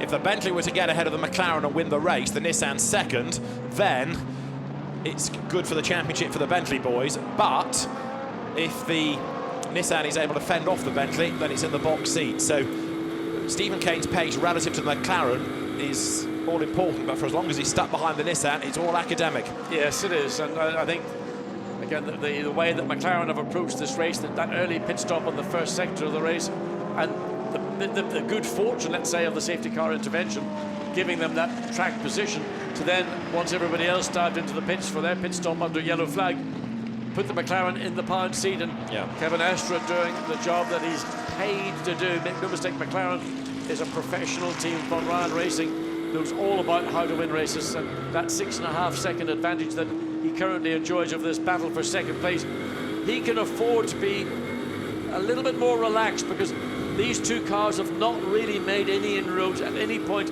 over the last 10 laps into that leading McLaren's advantage. No, if anything, it's gone up again, hasn't it? 6.9 seconds. So if things stay as they are, 23 Nissan is going to win the Pro Cup.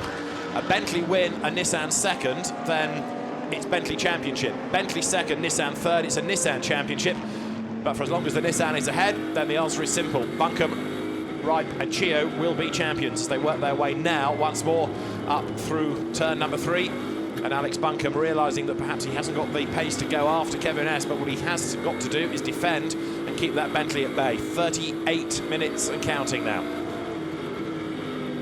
Once more down towards turns 5 and 6. It was here a lap ago that Stephen Kane made a little move, and again he takes a slightly tighter line out of turn 6, but the Nissan is of comparable power, so Alex Buncombe stays ahead on the run downhill. Let's see what the sector times are going to be like. Kevin S has got more traffic to think about and is still pulling away. Another half a second gained in sector 1. Yeah, I mean, it goes to show that you can start in the 12th row of the grid, you know, probably down in 24th position, and there you are, come the last sector of the race, be leading it with that, calling a 6.9 second advantage a comfortable advantage, but knowing that the battle here is more about second place than it will ultimately be about any challenge that one of the two of these drivers' car combinations might be able to offer up in the closing 38 minutes. You're on board with Stephen Kane. Ahead look is the effective championship leading Nissan now as they go out of the Ad Van Bogen up towards the chicane. And the gap is down by only a tenth, but it's down between Est and Buncombe in the middle sector, and that's because of all the traffic that Kevin Est has had to work a way by, and there's a lot more traffic for these two to find a way through as well. So Alex Buncombe's life is about to change, isn't it? Not just about defending from the Bentley, but he's got to get through the traffic as quickly as possible without leaving an opportunity for Stephen Kane. And that's not going to be an easy task. We've got 4 cars side by side, all Ferraris coming down the pit lane. They're in their own little battle. They will have to be aware, they'll see flags. But I mean, this is what Stephen Kane will hope, that he can pressure Alex Buncombe into making a marginal manoeuvre and maybe force an issue, and that would allow Kane and the Bentley to get into second place, demote the Nissan down to third. But that's always the difficulty in these endurance races, where you get disparity of lap times. Again, you see just the way that Stephen Kane was forced to go the long, wide way around. Ultimately, it not really cost him an awful lot of time, because within another corner, he's back into the position that he's been in pretty much since these drivers took over the respective cars. Downhill they go for the 70th time. It is still Kevin Est then leading the way in the Von Ryan Racing McLaren. Could that car be the first double winner of the championships season? It leads the way at the moment. Down towards the Dunlop curve. Stephen Kane's really, I mean, I think he's actually had to give himself a little bit of a breather, because running so close to the tail of the Nissan, the temperature of the engine, the temperature of the brakes may be a factor. He's pushed hard all the way to keep in contact with the Nissan, but maybe just now feeling, I've got to give myself a chance to regroup. I've got traffic coming up. I want to be in a good place to use the strengths I have as we get through that traffic. Can I get all excited about the Jaguar? It's leading Pro-Am. Gabriele Gardel, the former FIA GT champion, is at the wheel, and the Emil Frey Racing Jaguar GT3 is leading the Pro-Am class. This is how the Pro-Am standings are in terms of the race order. Jaguar, Mercedes, Ferrari is the top 3. So the Jaguar leads the way. Number 70, Mercedes runs in second place. Cedric Sbriazioli's Ferrari is the one in third. And then Michael Lyons Ferrari is in 4th place. 5th is Sean Johnston in the Mercedes. And 6th now Michael Meadows in number 32 Aston Martin. In 7th in the class is 66, which is the next of the Ferraris. Stephen Parov at the wheel of the car. But the Jaguar, we talked early in the race about how that has got better and better and better. Well, it's had one podium at Silverstone. Now it leads the class. And with 35 minutes to go, would it not be a great way to end the season in Pro-Am if we could have the Jaguar as a winner? I think it would be outstanding. I mean, the thing I think the Jaguar have done with this car is get the reliability. The performance was the almost secondary. They just needed to get the car to do the miles, to do then the development with the car that they had been unable to do. They've now got that reliability and they're getting the performance. Now this is how the AM Championship is going to pan out. Look at this, Ian Loggy, Julian Westwood on the same number of points as Jürgen Hering, Dimitris Constantinou and Frank Schmickler. Now, Loggy and Westwood had a win at Spa, but the Porsche team have not, I think I'm right in saying, had a victory all season. So on a tie break, it would go to the Audi squad because they've had a win. In the meantime, the battle for second place beginning to run down again. Stephen Kane much closer to the back of the Nissan as they come up the hill, threading their way through the traffic. And look at the traffic ahead of them, 4 more cars. And then, in fact, there's 5 with the Parker Racing Audi, and that's the car that is leading right now. So there's the second place Porsche within the championship. So that's the Hering Constantinou Frank Schmickler car. I think it's Frank Schmickler in it now, is it not? Because he's hugely experienced. It is second in the class. Now Schmickler is 35 seconds back from the class leading Fabien Barthez, so it is possible that Schmickler might be able to take the win on the road. Oh, Stephen Kane, what's that all about? Big slide out of the chicane. Back end, just suddenly, that's as if he got water on the tyres, so the curbing is holding moisture, and he just suddenly got the back end of the car. And look, Alex Buncombe's fellow Jonathan, he liked that. He thought, wow, is that a potent to what we might see towards the end, 30 minutes or so of the race remaining? Is the Bentley wearing its tyres aggressively?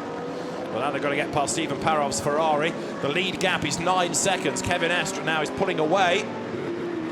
On board with Stephen Kane. Buncombe being delayed a bit by the relative newcomer to GT Racing, Stephen Parov. Round the outside goes Buncombe, and there was just room for both of them to do it.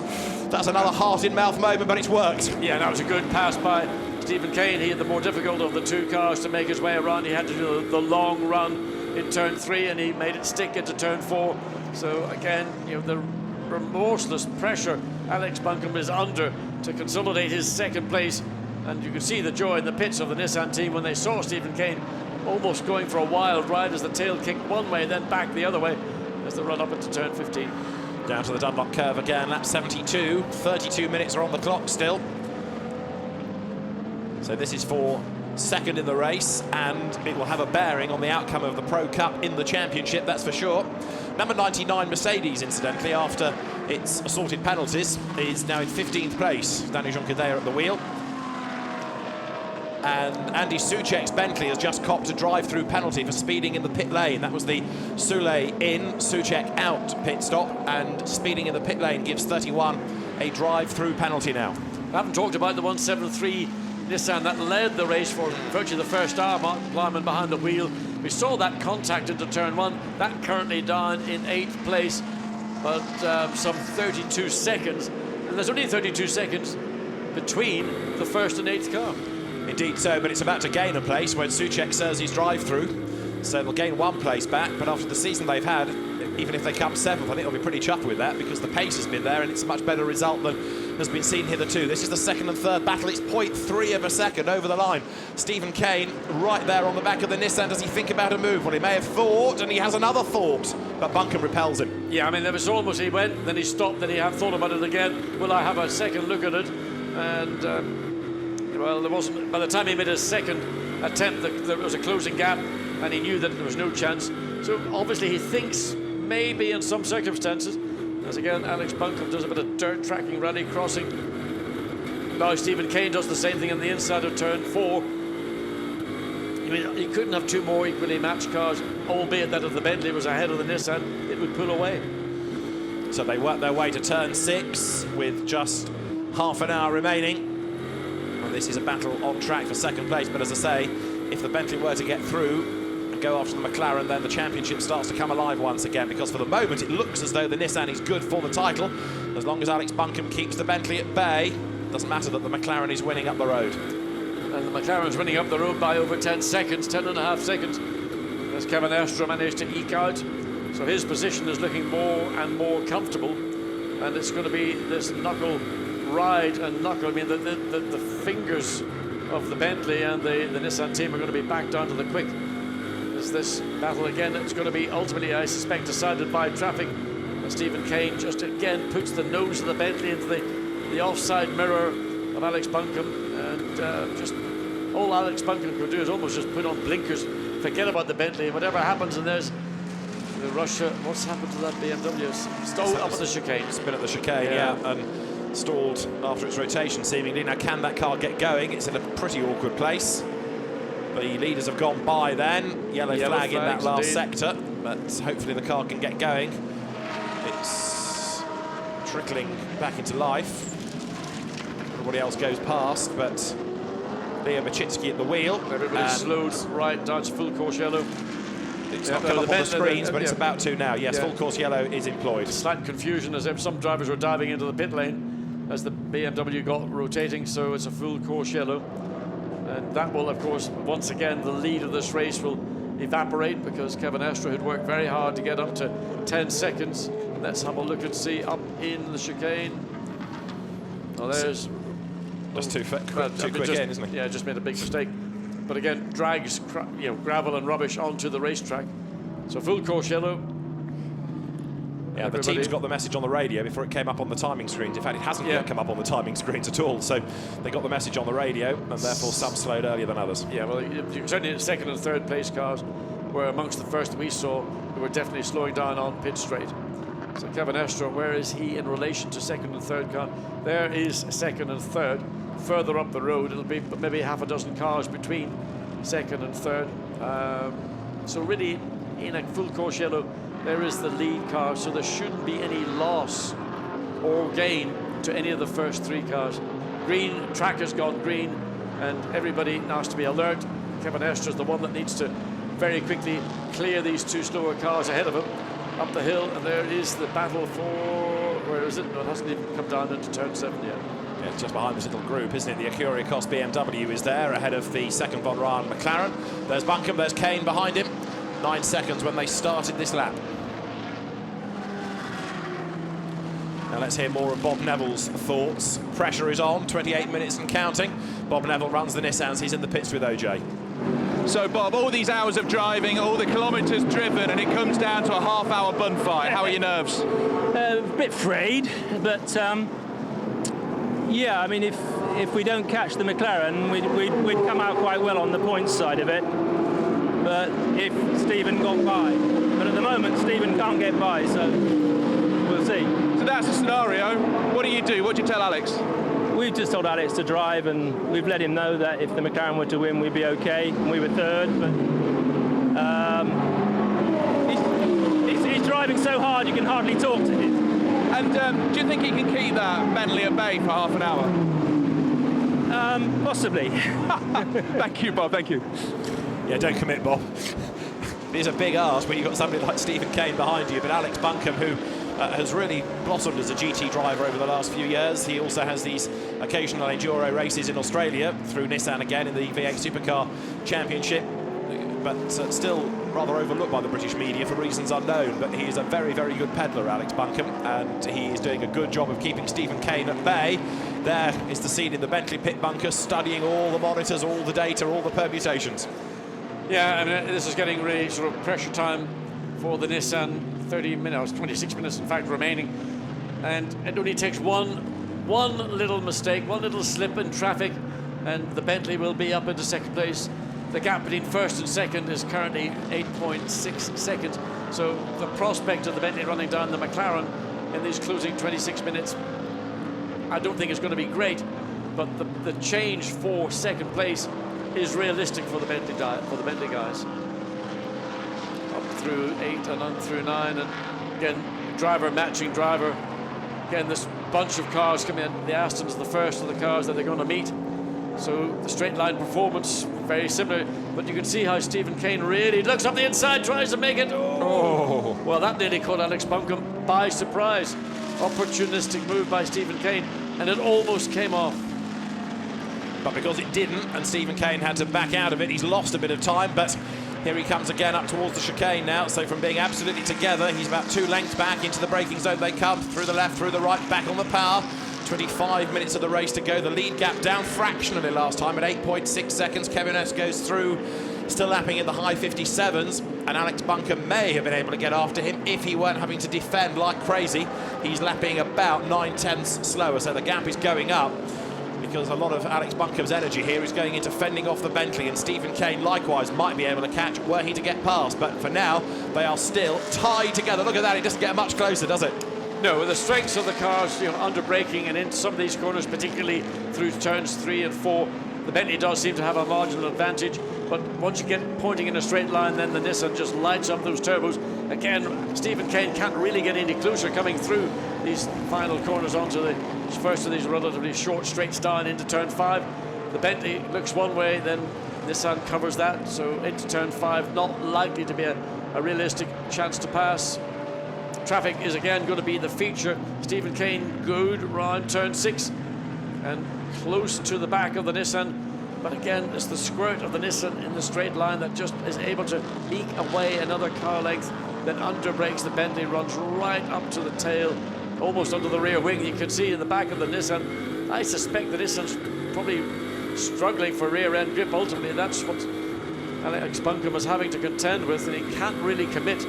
He's a little bit sort of cautious going through the first part of turn 8, up the hill through the right hand, then back up into turn 10. More traffic ahead as well, so they've got to cope with that as they work their way up through the right-hander, powering their way downhill. We understand as well that Wolfgang Reip has vacated himself in the pit garage. He's got to go and sit in the hire car because he's so nervous he can't bear to watch this. Alex Buncombe with all the pressure on him. Up front, Kevin S leading the way with nothing to lose really. There's a race win at stake, but he doesn't have to think about the championship, frustratingly, because of bad results at Spa across 6 and 12 hours plus the end of the race. But Kevin S still leads, and for Dave Ryan's team it could well be, looks like it is going to be, a second win of the year. Alex Buncombe only has 23 more minutes to keep Stephen Kane at bay. To be fair, even if the Bentley got second and the Nissan were third, it would still be enough for Alex Buncombe, as he's about to have to work his way through the traffic. Gets up the inside of 27 Aston there, diving down towards turn 1. Goes past Ewan Hankey, and then Stephen Kane will try and get past the Aston Martin as well. I thought maybe the Aston might have been a bit more generous to the Bentley this time, looking to try and get up the inside into turn 3. The gap is left. So again, it's the management of the traffic. Alex Buncombe got through cleanly, and Stephen Kane just that moment didn't quite get the follow through that he'd hoped, but back onto the tail, onto the rear wing, back to turn 5, and I mean it's just been the same lap upon lap upon lap. Downhill they plunge then, lap 77. 22 minutes and change on the clock. It's ticking away. 10 seconds is the Kevin Estre advantage now. Stephen Kane still chases after Alex Buncombe, and there's more traffic up the road. Look, 3 more back markers that they've got to sort out rounding the Dunlop curve. The power kicks in now as they run up the hill, and Alex Buncombe has spent the majority of this stint having to fend off Stephen Kane. He's having to dab the brakes even going into turn 2, and that indicates to me that his rear tyre really is on the limit. There's nothing much he can do. I mean, that's the first time I've seen a car dabbing the brakes at pace into turn 8. They're on the run down towards the Ad Van Bogen. They're now speed building at this part of the circuit all the time. Yes, it is. Straight line performance from the Nissan is the thing that's keeping it in second place. I don't think there's an awful lot else that Alex Buncombe was going to be able to do. And again, just keeping an eye on the traffic, wants to get past this car into turn 15. If he doesn't, again, the momentum is going to swing towards the Bentley right on the tail of the Nissan. But we know once the power gets down, the traction absorbs all the torque from the Nissan. Look, you can see literally just eking its way further and further away, and Stephen Kane could push his foot through the firewall of the Bentley, wouldn't go any faster. And under braking, he tries to close back up. The Acuriacos BMW to the left. They're going to have to get past Ollie Bryant here. He and Alex have raced against each other in modern GT and historic sports cars as well. And this is Stephen Kane's chance. A little bit of contact there as he tried to get up the inside. The Nissan being compromised by the BMW. He runs wide. Stephen Kane's alongside. He's on the outside line for the next corner, but he's done it right round the outside. He got wrong-footed by the BMW, and the choice went to Stephen Kane. He got the clear shot out of turn 3 through turn 4, and poor Alex Buncombe had nothing he could do. He was wrong-footed by the BMW, and he couldn't adapt or adjust quickly enough to prevent Stephen Kane seizing that opportunity. Again, the Nissan running wide coming out of turn 6.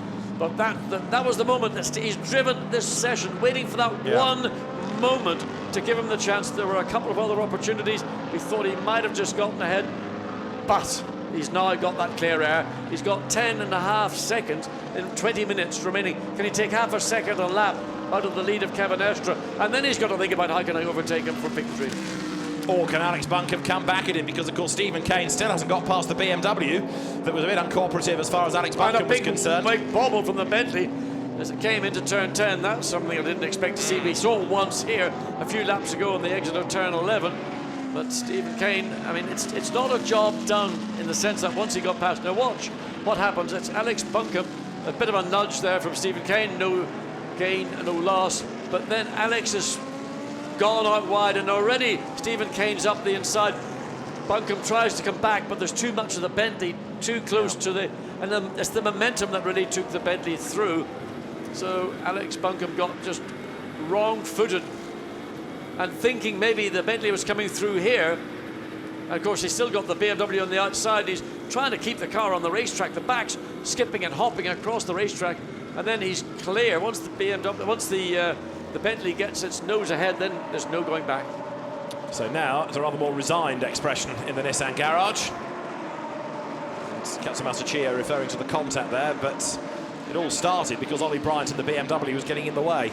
Yeah, I mean, and the responsibility of the car that's being lapped is to get out of the way, especially of cars at this pace under this position. So I think there might be a lot of happiness between Kyrgios and Nissan on the flight home tonight.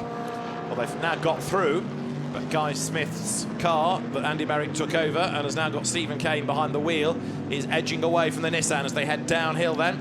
18 more minutes on the clock. Kevin Estre is leading by 12 seconds.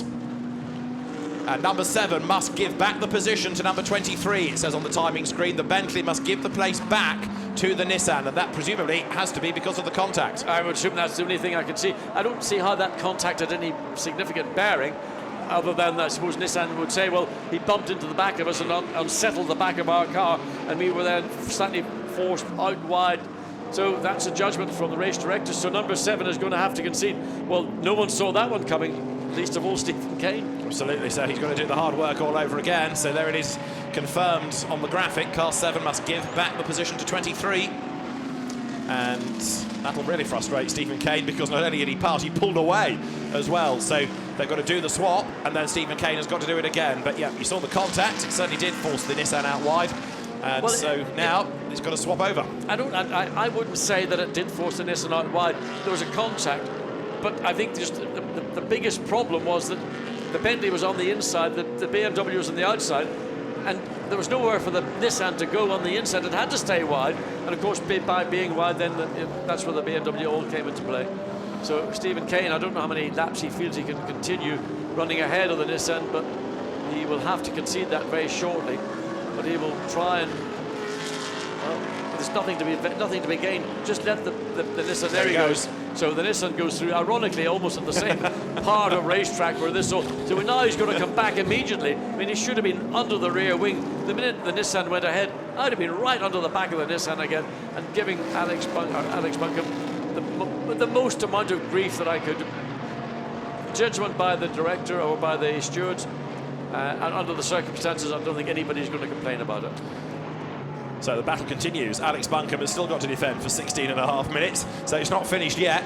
And we know that Stephen Kane is on his toes. We know that he will seize any opportunity. Again, it's going to be in traffic. So McLaren up ahead. So let's look and see Alex Buncombe, what he can do. Guy, at this point in the race, it's a very simple question. Was that fair, having to give the place back? No. Stephen got got a run on him, he came across, they touched, but that was that. And then Alex ran wide, Stephen had a run, they raced side by side, cleanly for the next corner. It's a really good move, actually. So, Stephen's proving, though, he's got the pace to get past the Nissan. Yeah, I think the Nissan's holding us up. Stephen's got really good pace, but you know, we know the Nissan's very quick in a straight line, and he's using its strength. So he had to take the opportunity while he was there, and we all thought it was a great move, but that's racing. So thank you, Guy. No problem. Concerns the frustration, but we're not done yet. Guy Smith watches on as Stephen Kane mounts another assault then on the run past the pits. Nissan versus Bentley. Look at all the traffic ahead that they've got to find a way through. Ugly. It's ugly. There's a McLaren to get by, which Alex Bunker will try to commit to as he gets up the inside of Adrian Quave-Hobbs' car. Stephen Kane goes with him. Right, is it game on like we had a couple of laps back? They could not be closer, could they? Well, it's the same part of track, and the Bentley clearly is quicker through turns 2 and 3. And it was at this part of track that a little bit of contact occurred. This time Alex Bunkum makes sure he is absolutely on the inside line going into turn 3. Gets ahead of the Audi on the outside, it gets out of the way.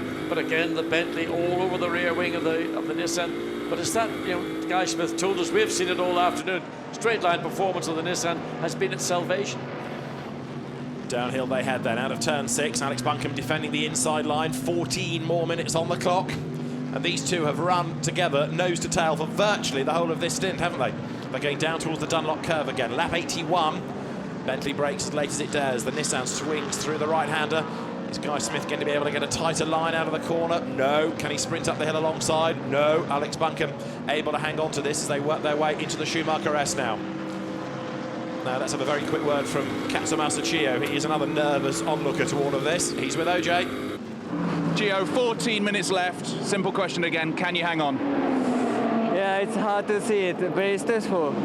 So as time goes so slow, I've never longest time in my life. So I hope he can hold on his position for the last minutes, yeah. Thank you. Thank you. Yeah, time goes so slowly. It's I a tell fair you point. what, Gio sound, look forward to getting old, because believe me, time goes a lot more quickly.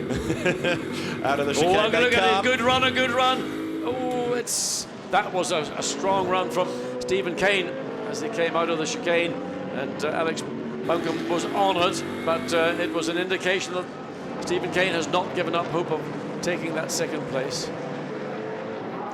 The gap between them, 4 tenths. The gap between the leader and the second place car, 16 seconds, because A, they've got traffic to get through here, which Kevin S had a few laps back, but of course he's on his own, driving his own race, whereas Bunkum is so busy defending, and he's also got to be mindful of the traffic at every car that he comes up to. How does he get past without leaving the door ajar for Stephen Kane? It happened once, and look what the outcome of that was. Both of them using lots and lots of curb as they work their way through turn 3. Kane again much quicker coming out of turn 4. But there just aren't enough passing opportunities. Well, there are opportunities. The problem is that every time there's an opportunity made, as soon as the Nissan points in a straight line, bosh, it's gone. I mean, Stephen Kane's all over the back of the Nissan through the twiddly bits. Down the hill, again, watch the performance. Rides the curb a little bit. That might check the performance. So Stephen Kane will take that on board, think maybe I've got a chance. Again, he just hasn't got the track position to force the issue. I mean, almost again in contact with the Nissan in turn 7. And watch the Nissan now, see if the tail lights come on once again as he comes up the hill. Yes, they do. So, I mean, rear end grip is the limiting factor. That's been the limiting factor for the last quarter or more of this sector for Alex Bunkum. And again, Stephen Kane the quicker as they head into the next S through to the Bilstein curve. There's another back marker ahead, and Kane again goes to the inside. Is he up alongside? No, not fully. Another little nudge, but the Nissan just comes out ahead. Oh, I tell you what, imagine what it's like being in the pit lane's one thing, but being in the seat of that number 23. And this is a real battle with two great drivers doing outstanding jobs. Defense on the one hand, attack on the other hand. So with what, 11 and a half minutes to go, Stephen Kane has not given up again, closes right up, gets the nose up inside the Nissan, but the drag, the power of the Nissan will have it into turn 1 ahead. But Stephen Kane, if he can stand his ground on the inside, might have a chance. Where's the nose of the Nissan? It's still on the outside line. This time, surely Stephen Kane is going to get the job done. Under braking for turn 1. Yes, he's done it at last. He goes deep into the corner. Alex Buncombe tries to get the undercut and get level with him to turn 2. But Stephen Kane has done it. Great thought, working out. He got the nose on the inside in the middle of turn 15. Alex Buncombe couldn't get on the power as early as he needed to do, and the momentum then swung from the Nissan, even though it's quicker in a straight line. Had the momentum, went back to the Bentley, but hanging on down that 700-metre pitch straight. I thought that the Nissan had enough legs to get not just alongside, but to stick its nose and therefore take it the lead again, or the advantage away from Stephen Kane. But, well, I called him a terrier before the race got underway, and that's pretty much what he did. He bit the leg off Alex Buncombe in that process to get past.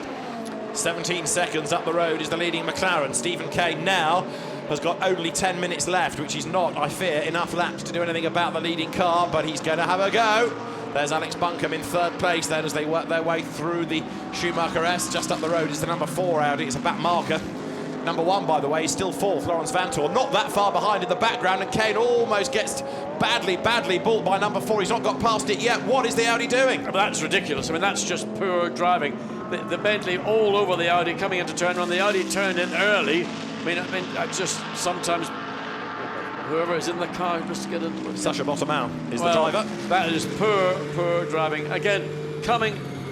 And again, not even conceding. And now we can almost see Alex Buncombe using that opportunity to regain. The momentum has been lost by Stephen Kane. Again, the Audi shuts the door.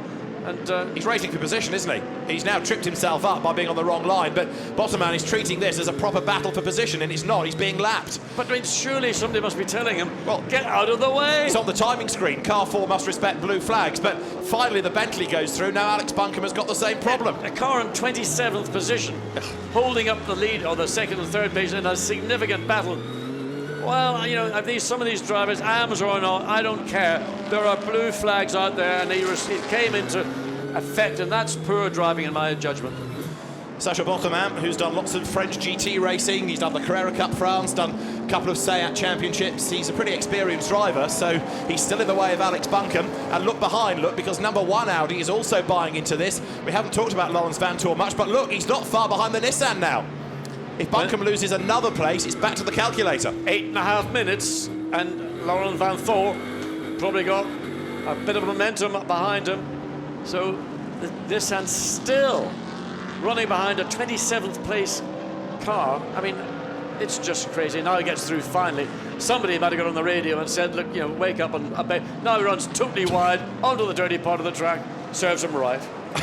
So, just to throw something else into the melting pot, were the Audi to get past the Nissan, that would mean that the Bentley and Nissan would end the year on the same number of points. But the Nissan would win the championship because it's had a win on the tie-break. Are you following all of this? Yeah, but is the podium big enough? The winners podium to get 6 drivers and share the pot for 6 months apiece. Yeah. We've still got 7 3/4 minutes, so the story ain't over yet. But look at Vantor, he's suddenly back in the fight. Quite right, and I mean, we know that the Nissan, in my view, has been struggling for rear-end bite. Lawrence Vantor doesn't appear to have any of those troubles, has run down the 3rd place, what is now the 3rd place, Nissan doing 1 minute 56, Lawrence Vantor's last lap. Vantor up the curb, sideways, lots of arm twirling as he gets it back on track. So Stephen Kane clear. But there is the margin, look, because as he came out of the last corner, into the 2nd corner goes Kevin S. But he's got a whole galaxy of cars to wriggle away past as well. There is the 2nd place Bentley. It's 19 seconds, in fact. The gap has come down by 6/10, but it's not enough. But Stephen Kane, yet again, has thrown everything at this. What he needs now is for some bad luck to fall Alex Buncombe, and if his tyres are going off, the pace might ebb away even more. Wow, well. I mean, the last thing Alex Buncombe wanted was having had to deal with a whole stint of a Bentley headlights burning into the back of your car. You've now got a set of Audi headlights burning into the back of your car, and it's 6.5 minutes to go, and it isn't over. And again, traffic could be the factor that brings an overtake into play. Lawrence Vantor wants the podium. He likes the podium, and he's got the momentum again. He's positive where Alex is having to be defensive and by nature than negative. Downhill, 6.5 minutes to go. A lap, remember, is just under 2 minutes on this full version of the Grand Prix circuit. And as the cars now climb uphill once again, Laurens Vanthoor is inching up onto the back of the Nissan. He's not storming up there, but he's creeping up onto the tail. There is the second-placed car then that in the first sector, blimey, was over a second quicker than the McLaren, but Kevin Est has still got such a gap that he can afford to be a little bit more relaxed in his driving than Stephen Kane, and then up the pace if he needs to at the very end. But I don't think it's ever going to get to that point. No, it's not. It's all over and dusted. Other than something particular or peculiar might happen, it's a McLaren victory for Von Ryan Racing. The battle is for third place between Vanthoor and fourth, and Alex Buncombe, who again's got to defend. Now for Pro-Am honours, the Jaguar is being caught, look, by Cedric Sbriazioli. So 1.2 seconds between Jaguar and Ferrari for the Pro-Am lead. Remember the Jaguar we saw a little while back and it had a comfortable advantage. Cedric Sbriazioli, the Monegasque driver, has hunted him down, and this, I fear, for the Jaguar team will change before the end, and that will be a first victory for the Ferrari duo. But if Gabriele Gardel, who's a hugely experienced GT racer, former FIA GT champion, can hang on in there, it will be a maiden win for the big cat, and that'll be something else to cheer about. Well, it would be a great result because you're going to have a McLaren winning, you're going to have a Bentley second in the Pro section, and if you have a Jaguar winning Pro-Am, you know, it's a pretty good day for the British manufacturers. This is how it looks in Pro Cup then. Jaguar, Ferrari, Mercedes, Aston Martin, Mercedes. The gap 1.2 seconds at the start of this lap. But actually, Gabriele Gardel quicker in sector one. He's pulled away by a couple of tenths. Chio's son looking at more points calculations, I think, this. He's got his spreadsheet out, hasn't he, of who's doing what to which and to who. Well, it is tense moments with 4.5 minutes remaining. And whatever they're going to look at ain't going to make any difference because there's the challenge coming now from Laurens Vanthoor. The Audi doesn't have the straight line performance the Nissan has. It's the same kind of battle for the track position that we saw with the Bentley behind the Nissan for so many laps. But Laurens Vanthoor will once again be using the speed of the Audi much quicker up the hill in terms of traction and acceleration, and up through turns 8, turn 9. Can he do something into turn 10? It would be a brave manoeuvre, too far back in reality though. 4 minutes to go then, so that's going to be 2, maybe 3 laps before the very end as the cars now work their way up towards the Ad Van Bogen. So looking at the points, this is how we are at the moment. 62 for the Nissan team, 59 for the Bentley boys. But if the Audi gets past, remember that takes points away from Buncombe and Chio and Ripe, and then it becomes effectively a tie-break between Nissan and Bentley. So it's still not over with 3.5 more minutes yet to go. Who we'll be talking to as champions at the end of the race is not yet decided. Vanthoor still trying hard, and he's way up the curb there, pushing as hard as he possibly can. Alex Buncombe will come through now then. 3 minutes and change on the clock as they work their way over the timing line, down then towards turn 1. The Nissan has half a second in hand as they go down into the braking zone. Alex Buncombe stands on the brakes, works his way now through the first right-hander. He's into the Mercedes arena, and going with him, look, is still Laurens Vanthoor.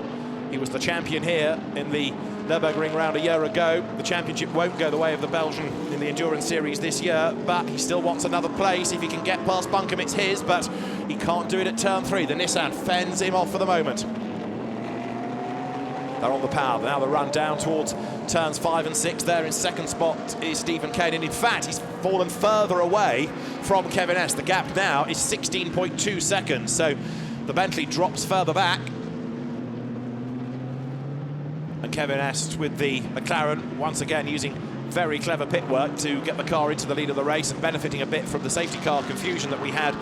But Est, we've hardly seen in the stint because we've been so busy looking at other battles, but he's not put a wheel wrong, and it's been another epic stint by Kevin Est. For my money, probably the best GT racer there is, but that's another debate to have another time, because here are 2 others that could lay claim to that. Alex Buncombe, who's really shone in Nissans. Laurens Vanthoor, very much part of the Audi brand in GT racing.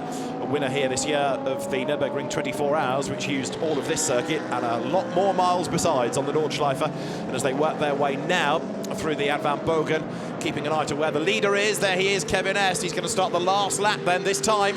So 1 more lap to run. Est is the leader. The Von Ryan Racing McLaren is set to be the first double winner in the championship, and it will be the only double winner because the class battles below in Pro-Am and Am will be for first-time winners. So there you've got Kevin Est in the McLaren, the MP4 12C, pensioned off in favour of the 650S. Andrew Kokodi oversees McLaren's GT project. He's nearest to us. Dave Ryan's in the middle. The taller, beardy guy is Shane van Gisbergen, the Kiwi, star of the V8 Supercar Championship. And I think he's enjoyed his European tour with a win at Silverstone and a win at the Nurburgring, 2 circuits he'd never raced at, of course, before. He's been learning about new venues all year, and but for disappointment at Spa, their championship story could be very different as well. Here then is champion-elect Alex Buncombe, but he needs to keep Laurens Vanthoor behind him for one more lap to be absolutely sure of that. To turn 4 they come, and Vanthoor up the inside, up the curb as well. Doesn't quite pay off, he had to back out of it, but Vanthoor committed. But the big Nissan pulls away in a straight line. The turbo kicks in, the Audi slots in behind. More nervous faces at Nissan. I don't think they breathed for the last hour, but they can do so soon and they can crack open the champagne, potentially, if Alex Buncombe, who has had to soak up so much pressure in this stint. Okay, Stephen Kane got past him, but they're still there to win a championship. Katsumasa Chiyo nervously looks on. Who's going to be the person that knocks on the hire car door of Wolfgang Reip and says, you can come out now, champ, because he may not know any of this. So nervous. Don't look at all. Into the last few corners comes Kevin Est, set for a race win. Karim Ogier further up the road there in the BMW that's running second. The Karim Ogier car, Oliver Grutz, his co-driver at the wheel of the BMW. So Est into the chicane for the last time. It is going to be a second win of the year then for Davy Ryan's team, Von Ryan Racing, for Kevin Est, for Rob Bell, who did the first stint, for Shane van Gisbergen, who we barely saw in the middle because the car wasn't really in contention at all, but it's in contention when it counts for a race win for McLaren. Kevin Est wins the final round of the Blancpain Endurance Series. A win for Dave Ryan there, along with his co-drivers, Rob Bell, Shane van Gisbergen, the partners in the race for Kevin Est. Second will go the way of Stephen Kane, Guy Smith and Andy Merrick, and third will be Alex Buncombe, Wolfgang Reip and Katsumasa Chiyo to win Pro Cup in the Blancpain Endurance Series for Bob Neville's Nissan team. And there is a great reception for that from the Nissan guys hanging over the pit wall. Tremendous job done by Alex Buncombe in the last stint. Laurens Vanthoor comes home fourth, and I think Wolfgang Reip, yes, there he is, has made his way out of the hire car. Bob Neville on the headset, hopefully saying, well done, Alex. Wolfgang Reip embraces Katsumasa Chiyo. And jubilant scenes. Bob Neville's squad has worked its way up through British club racing the hard way. It's had some dramas along the way. It's battled on with occasionally uncompetitive cars, but with a full budget from Nissan and the GT3 onslaught it's been able to launch, it has all now clicked into place. And that, for Bob, former Formula One mechanic, racer himself, racing the British Saloon Car Championship as it was in the 1970s, to running a team, that is his crowning moment. Now this is Pro-Am, and the Jag is still in the lead, but only just. The championship-winning Ferrari's getting in the way because it's from the same team as AF Corsa, and there's a bit of team orders going on to try and let the Ferrari get through. The yellow car, operated by the same team, is trying to find a way by, but 51 Ferrari eventually, no, doesn't let the Jaguar past. It's going to be a sprint to the line. Gabriele Gardel then to fend off Cedric Sprezioli. AF Corsa trying to use one car to help the other. Up towards the line they come, and as they took the checkered flag, the Jaguar wins by 3/10 of a second. Fantastic. After so many years of heartache, the Emil Frey Jaguar team has scored a result, and I can see the people on the pit wall, the team celebrating. They can't believe it. The cameras are flashing, the cheers are going on. They are having an absolutely vast party already, the Emil Frey team, because so many years of hard work has just paid off in a class win. It may not sound much compared to people winning championships, but for a small team like that, that is a big moment. So Kevin Est heads for all the old rubber to pick up on the tyres to boost the weight of the car, brings it back towards the pit lane. What a race. So much to talk about, so much going on. And let's hear from our victors. Alex Buncombe will get, no doubt, with John as soon as the car arrives back in the pit lane. But Bob Neville must be a very proud team manager, a dream come true, I suspect, for him. And he is ready to talk to OJ. Bob, I would guess that was the longest half an hour of your life so far. Longest 3 hours. What a win, though. How'd you feel? Well, absolutely over the moon. So tense that, you know, with the we weren't sure if the Audi got us, whether we'd be on equal points then with the Bentley, and that was as close as you need to get. And how excited were you to see how much it meant, not just to you, not just to the drivers, but to the whole of the Nissan team? Well, they've just worked tirelessly, so yeah, fantastic. Congratulations. Thank you very much.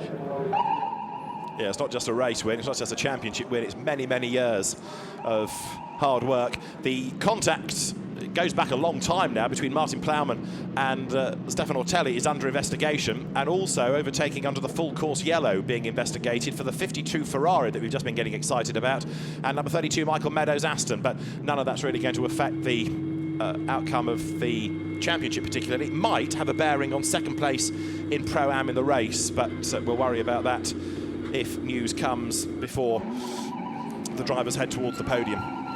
So McLaren, Bentley, Nissan, the top three in the Pro Cup. Pro-Am, Jaguar, Ferrari, as the celebrations begin. Kevin S gets out of the car, Rob Bell there to congratulate him. Shane van Gisbergen comes across as well, and wait for the reception that Alex Buncombe is going to get, along with Katsu Masachio and Wolfgang Reip. Shake of the head, he can't believe it, because Alex Buncombe, after that stint, has secured the Pro Cup in the Blancpain Endurance Series. Alex Buncombe gets out of the car a champion, and in modest fashion to begin with, walks over to the team to start the celebrations. And it was a great job done. I think Alex can't believe it. There's a lot of emotion in that crash helmet, I'm sure. All the pressure for the last hour, and he's done it. And Alex, who's worked for so many years to prove that he is a good GT racer, as I said in commentary in the race, he's still overlooked by many. For some reason, there's this sort of unfashionable air to Alex, that people don't latch onto him in the same way that they lionize other British drivers. But he has proved that he's every bit as good as those with a higher profile. And he's loyal to the Nissan brand as well. Let's hear from the race winners first of all. John has got them. Rob Bell goes first. Rob Bell, congratulations. You've won the race starting from the 12th row of the grid. Yeah, absolutely. I don't know if it's a bit unexpected or not, but look, we hung on in there, we kept it clean. I think we didn't hit anyone. We did a great job in that respect, and the guys back in the paint really deserve it, because they made the calls on the safety car when we pitted, and that really gave us the impetus. And Kevin did a great job at the end to keep it clean and actually pulled away. So in the end, it looked quite comfortable. Kevin, you had the pleasure of bringing the car across the line first. Weren't really challenged, but that pit stop and the timing of it just really worked to your advantage. Yeah, I think the guys behind the monitor, James Carter and Andrew and Dave did a great job, and we just caught the right moment on the pit stop on both times, and we made a lot of time there, no major issue anywhere, and the car was great. I had a small gap at the beginning of my stint, and I could pull a bigger gap while the other were fighting, and then I was just controlling it. So mega, the car was really constant, and I'm really happy to finish this championship on the highest place. And I think we could definitely have won this championship without a small problem with another car in Paul Ricard. We're running out of time, Shane. Well done. Just say well done to the folks in New Zealand. Oh, it's awesome. So good to be up here, but thank you to the team. The strategy race pitted on 40 minutes in. It was unbelievable that we made it. So just stoked to be here. Thanks for the team. Well done, guys. Thank you. Congratulations again. So three very, very happy drivers. In the background, the Bentley boys, perhaps less happy. Stephen Kane gave it his best shot, but just not to be. But how about that? The Nissan drivers are victorious. And of course, it was here earlier on in the season that the Nissan had big dramas in an earlier race. We'll come to that in a moment. Let's hear from the Nissan drivers. Congratulations, guys. Champions, you were in a terrible state. Yeah. You were in your car watching, I don't know what you're watching. You look like you had no rear grip for over half your stint. Tell us about Alex, what was it like? First, I'd like to say just thank you to everyone involved. It's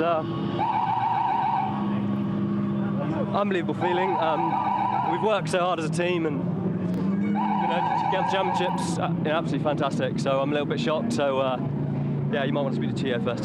Well, I can see you're overwhelmed with emotion, but just tell me, we were saying that you had no rear end grip. Was that the problem ultimately? Yeah, I mean, I started the stint on new tyres, and we know the GTR's not the kindest on its tyres, and I knew I had Caney behind me. He was going to be quick, and he was. And to start with, there wasn't a lot in it. He had a few tenths on me, and then I knew my tyres were going to go more than the Bentley. It's been like that all season, and yeah, just well done, champion Wolfgang. Yeah. You had a great stint as well, but were you really sitting in your car? You couldn't watch it? Yeah, I couldn't watch it anymore. Honestly, I was waiting because it was too much emotions for me.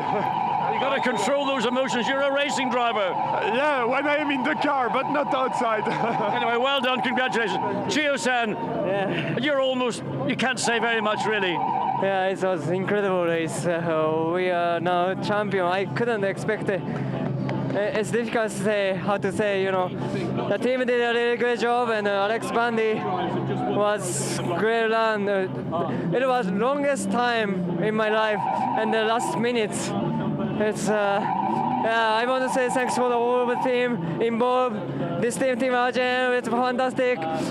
This is good for me. Thank you very much. Well, you've all done a wonderful job. I'll tell you what, back in Japan, you're going to be #1 as well. Yeah, I gonna fight again in Super Japan. I couldn't think it. I just, you know, emotion, the moment. So thank you very much. Well, congratulations, all of you. Well done, Wolfgang. Well done, Alex. And go off and celebrate. I'm sure you will.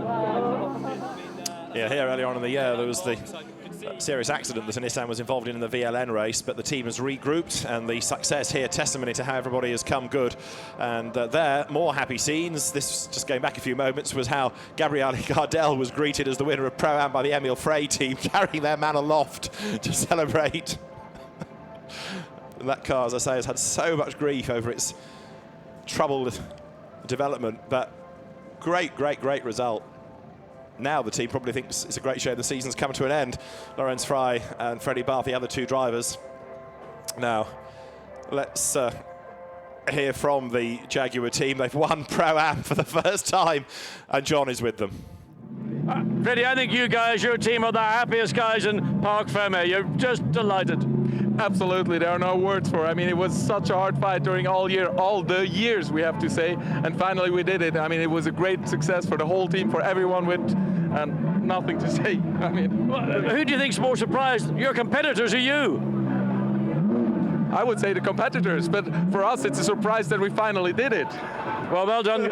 Come on. So, emotions. Everybody's so emotional. Yeah, for sure, because it's 4 years really heavy work, and this is the payback.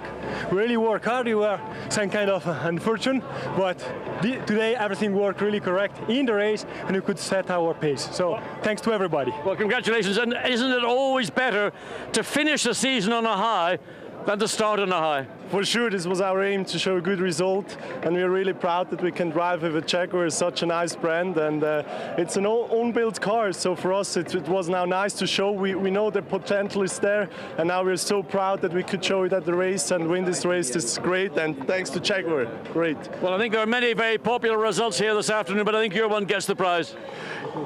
Sorry, I just didn't follow the question. Okay, I'm just saying everybody's so happy. Yeah. You get the prize for being the happiest team. Absolutely, I think, but the team is over there. I mean, they've done a great job. We just drove a perfect car, so it's easy to finish in front. They are the guys, he and the whole crew behind there. Enjoy it, celebrate it. Thank you. Well, the Emil Frey Jaguar team does celebrate, doesn't it? Knows how to throw a party. So, lots and lots of happy people in Parc Fermé, and resigned people at Bentley. Let's hear from them. John has found the Bentley boys. It's over to you. Guy, great drive by Bentley. Second place when you were the starting. Lights flashing everywhere. Andy, you were under pressure and you were providing pressure. Stephen, you lived up to my view of being a little terrier, snapping at the legs, got penalised. Start off with you, Guy. How was it at the beginning? Yeah, it was good. I mean, typically the start's very difficult here. A lot of cars going down into turn one is very tight. A little bit exciting, but the main thing was to get through there without any contact. And the first stint went well. We managed to move forward, and Andy drove a great stint, and then was over to Stephen at the end. And yeah, it was just exciting as always. But you had the middle stint, Andy, and of course the team were saying, let the other Bentley go, maybe it's a bit quicker. I mean, nobody likes to be asked to give ground. Well, no, but he was on new tyres, and we were on a different strategy. We put new tyres on at the end, so yeah, no, it was a good battle. To be fair, we were quick, so these guys did an absolutely incredible job as usual. So yeah, it was just very tight at the end. Certainly was. Stephen, you fought very hard with the Nissan. You got ahead. There was light contact, and sort of we thought maybe it didn't have any bearing, but you then had to give up that place and do the job a second time. Yeah, it was enjoyable. Well, it was enjoyable to a point, but I just have to thank the team. Bentley M Sport have done a fantastic job all year. These two guys drove amazingly to give me the car in a good position, and Yeah, it was difficult against Alex. He had a lot of straight line speed, and you know, I thought the first pass was quite fair, but we had to do it again, and we got past him. We got second, but it's just a shame we couldn't have got past him earlier and got up to the McLaren. Do you think you could have chased the McLaren down? Yeah, I think if we'd have had clear air, probably it would have been a better fight. The trouble is that thing was boiling like a kettle when it came in. How far would it go? Oh, it would have went all day. Don't worry about that. They build them strong and cray. They certainly do. Anyway, congratulations, great drive, memorable 1929 and all that, number on the 31 car. Well done. See you next year. Yes, thank you. And so the drivers shortly will be making their way to the podium. Some of the drivers are already there. We have, of course, the class champions podium, I suspect, to look forward to as well. But let's have a look, first of all, at how the overall results were. Race results, first of all, 88 laps done, and it was a win for the Shane van Gisbergen, Rob Bell, Kevin S. McLaren, ahead of the Bentley of Guy Smith, Andy Merrick and Stephen Kane, and the Pro Cup champions, Getson Masachio, Wolfgang Reip and Alex Buncombe. Fourth was Audi number 1, ahead of the second Bentley. Lamborghini's best was 6th in the end, ahead of the Santalok Audi, the Dolby Plowman Walkinshaw Nissan 8th. Black Falcon's Mercedes was 9th and faded a bit, and the Motorbase Aston Martin we hardly saw, but Rory Butcher brought it home in 10th position.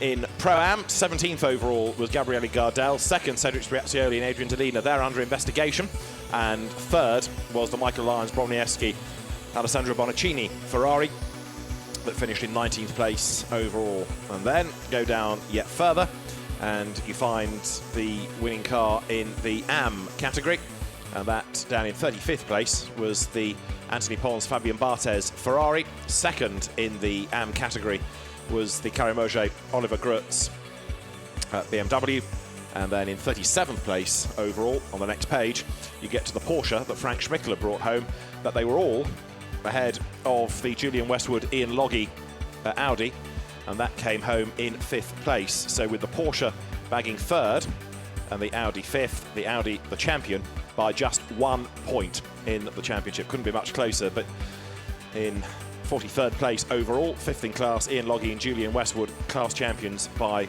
a solitary point. And the rest of the finishers, you see, 55 started the race, and the bulk did make it to the end. But there you start to see those that did have problems and are many, many laps down that didn't get to the finish, 49th and back. The damaged Mercedes, the Ferrari that was in the gravel a couple of times, more errant Ferraris, and the very damaged Bentley, damaged Nissan, and a broken Ferrari as well out of the race. The Pro Cup Ferrari never really came good on the promise it showed in qualifying. So that's the race result, and now the drivers get themselves ready for the podium ceremony, where in a moment they will be called forward, and the SRO officials making sure they have all the drivers across the 3 classes. And the intention will be to do the AM podium first, so that means that we have Jürgen Hering, Dimitris Constantinou and Frank Schmickler onto the podium first. For 2nd place in Pro-Am, Carimoge and Oliver Grutz, recovering from the accident that the car had at Spa. But a maiden victory in the AM competition goes the way of Anthony Pons and Fabian Barthez, who make their way to the top step of the podium. It is a win for the ACA ASP, the ACA Autosport Promotion team, and the Ferrari drivers can celebrate.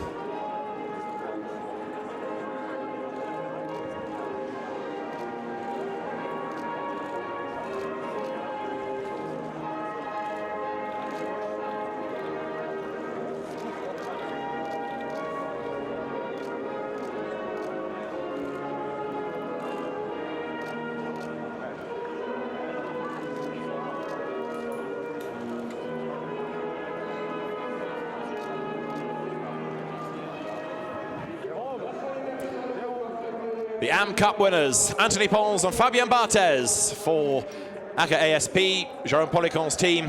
And now the trophies presented. First of all to the 3rd place team of Frank Schmickler, Dimitris Constantinou and Jürgen Hering. The Porsche drivers on the podium. 2nd place will go to Carimoge and Oliver Grutz. And then to the race winners, another first-time victor is the combination of Fabien Barthez and Anthony Pons. And in the middle, Jérôme Policon, who, very successful racer himself, now runs the team. It's the first time that they have scored a victory. The Porsche team on the podium for the second time this year, and a third podium result for Oliver Grutz and Karim Auger. The AM Cup winners, Anthony Pons and Fabien Barthez.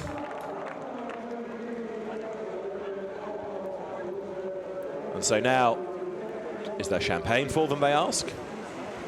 The podium is next going to have the presence of Stefan Rattel, the chairman and CEO of the Stefan Rattel organisation, who hands over money to the teams, 5,000 euros to the winners of the AM Cup.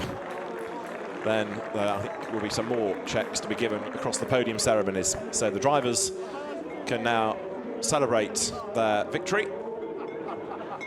And I can hear bottles chinking in the background as the trophies have been presented. Now the champagne is brought forward. The Porsche drivers at one end of the podium.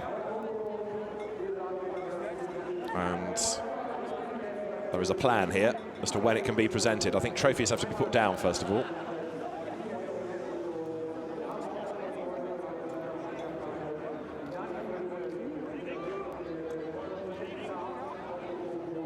Karim Auger says, what would we do now? Now the trophies are all on the floor pretty much. The champagne can be handed over to drivers, and some with bottle, others not.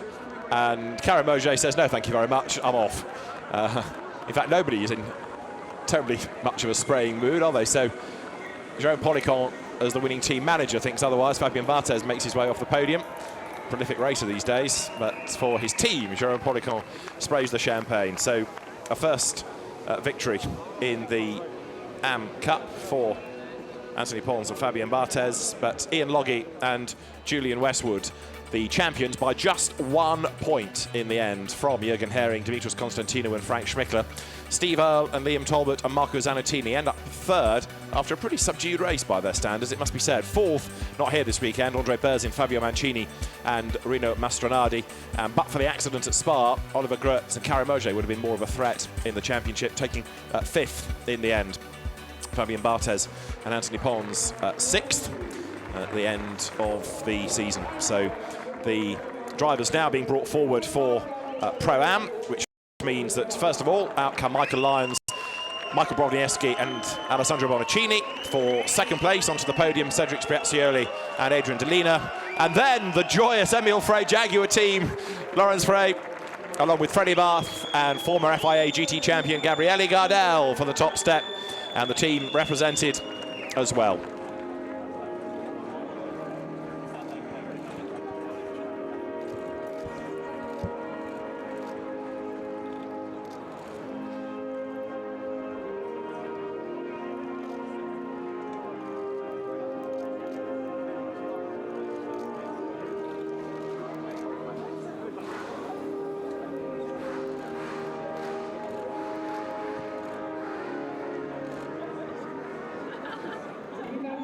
A Pro-Am win for the first time for the Emile Frey Jaguar, for Gabriele Gardel, Lawrence Frey and Freddie Bath. The victors on the top step of the podium. The trophies now presented, and a tremendous result for the Jaguar team after so many years of trying. It's come good at long, long last. And Freddie Bath saying to John Watson, we just drove a perfect car, but it's taken a long time to get anything like a perfect car, but today it has happened. And I don't think anybody would begrudge the team its day in the sun. No, they thoroughly delighted, and I think, as I said on the down in the Parc Fermé, probably amongst many, many very popular outcomes to the various championships, categories and whatever, that this team have persevered. And for 4 years they've been working to make this Jaguar XKS become a competitive, reliable race car, and today that came to fruition. And it's always this, it's better to do it at the end of the season, finish on a high, than it is to start well, then taper away. And the pleasure and the joy, and I'm sure that team will know how to celebrate. They look like they're players, and they certainly are going to behave like it up on the podium. I mean, Gabriele Gardel, go back over a decade, he was the man to beat in Ferraris in FIA GT, but he's had many years in the wilderness, really, almost forgotten about after the Ferrari project stopped, and he's been racing in the Trofeo Maserati and in this, but you kind of forget that he was very, very successful all those years ago, but he's proved, if you needed reminding, that he hasn't lost his ability to drive. And they're looking down from the podium at the winning overall cars in the Parc Ferme area. So let's double check the points in Pro-Am. It was already won, of course, by Duncan Cameron and Matt Griffin. Second in the championship goes the way of Alessandro Bonaccini, Michael Brozniewski and Michael Lyons ahead of Francisco Guedes. Then Stuart Leonard and Michael Meadows ahead in turn of Marco Asma and Alexei Vasiliev, with some of the absent drivers, Jimmy Bruni, Passin Lathoras, next in the standings. Much of that based on how people did at Spa, of course, with those triple opportunities to score points. And AF Corsa, the winning team, Kessel Racing second, and Leonard Motorsport in third, the Aston Martin team. Emil Frey Racing fourth, ahead of GT Russian team, and then Rinaldi sixth from Black Falcon, Ikuriakos, and the second of the Nissan GT Academy team, RJN cars, outscoring Team Russia by Barwell with Demon Tweaks. That's the top 10 in Pro-Am, and the drivers have now made their way off the podium, which means that we await the arrival of the victors in the Pro Cup. And so, as the podium is made ready, out comes the new Pro Cup champion, but for third in the race, the team of Katsumasa Chiyo, Alex Buncombe and Wolfgang Reip. Third in the race, but Pro Cup champions. Then second in the race and second in the championship, Stephen Kane, Guy Smith and Andy Merrick for the M Sport Bentley team. But the winners for the second time this year, the only double winners in the championship this year, Shane van Gisbergen, Rob Bell and Kevin Est for Von Ryan Racing.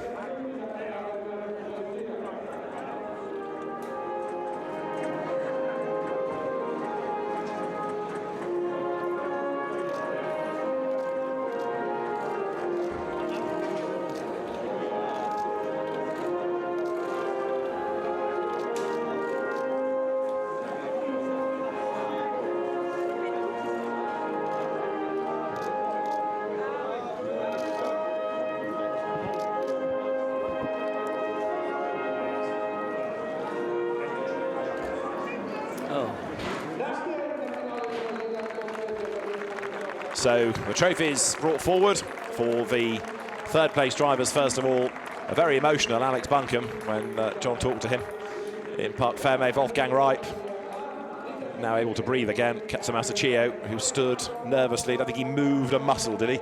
Certainly didn't stray away from where he was standing in that last hour of the race. The trophies to the Bentley boys for second place, Andy Merrick, Stephen Kane and Guy Smith. No wins this year, but blimey, they threw everything at that last race. And then how McLaren has moved on, how Von Ryan Racing has moved on this year. Double winners, not a single Audi victory in Pro Cup, but McLaren has become a brand with 2 wins. And Shane van Gisbergen, the bearded Kiwi, along with Kevin Est and Rob Bell, celebrate. There is a €15,000 cheque to go to the team as well from Le Patron, from Stefan Rattel. That might go in beer tonight to celebrate a great result. And so the 3 race class podiums completed, and we anticipate that the champions will be recognised on the podium as well. But first of all, there are the bottles of champagne, which have been saved thus far, largely, but I don't think that's going to be the case here. Katsumasa Chiyo says, we are meant to spray this, aren't we? And Alex Buncombe agrees. So the Pro Cup drivers celebrate in style. A win in Pro Cup for Shane van Gisbergen, Rob Bell and Kevin Est.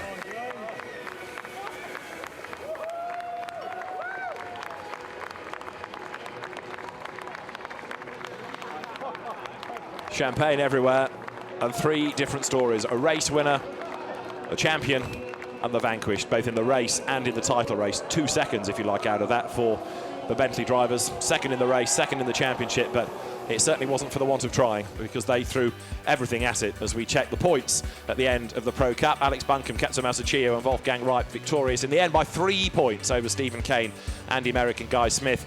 Stefan Ortelli and Frank Stippel are almost anonymous in that race, and Rob Bell, Kevin Est and Shane van Gisbergen in the end 4th. Just think what it might have been but for Paul Ricard and but for Spa. Lucas Law absent this weekend, the Spa 24 Hours winner, taking 5th along with co-drivers from that event in Marcus Paltela, and then behind the likes of Jean-Carl Vernet, Robin Frins and Lawrence Vantor, having struggled to make points over the course of the season.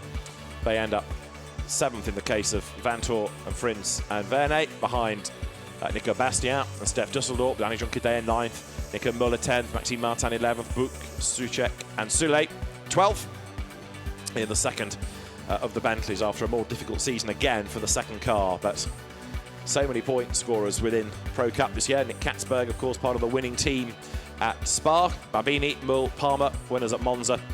And all of that means that as far as the teams are concerned, then the points scored give, in the end, a 3-point win to the Belgian Audi Club Team WRT. So no race wins, no drivers' celebrations, but a team's championship instead, ahead of the M Sport Bentley squad in second place. And then the champions, because the AM champions, Ian Loggie and Julian Westwood, class winners here last year, step forward. The Pro-Am winners, Duncan Cameron and Matt Griffin, will step forward. And then we will have the Pro Cup winners as well, because there's going to be another enormous cheer reserved for Alex Buncombe, Katsumasa Chio and Wolfgang Reip, who make their way out onto the podium.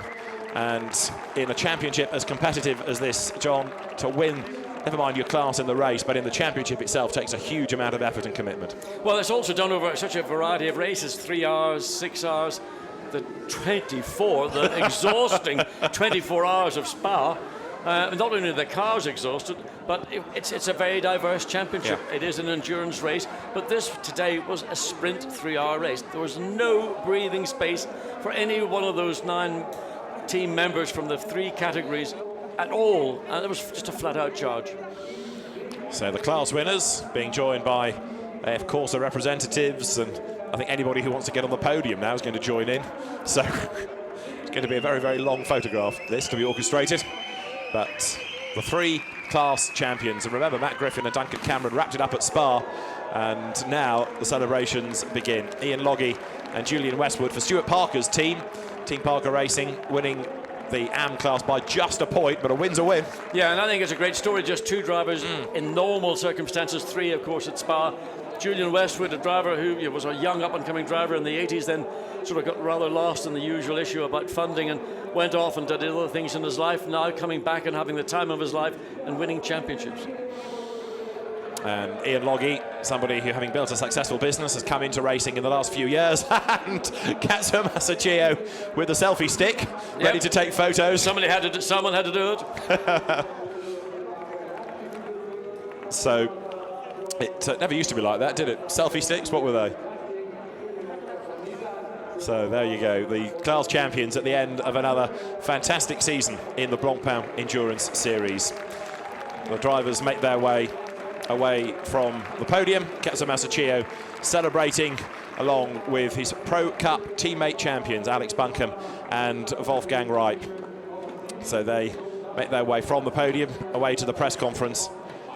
But the winning drivers celebrate at the end of what has been another fantastic round of the championship. From OJ Borg, John Watson and David Addison, thanks for your company. It's been a great way to end the season. There'll be more of the same in 2016.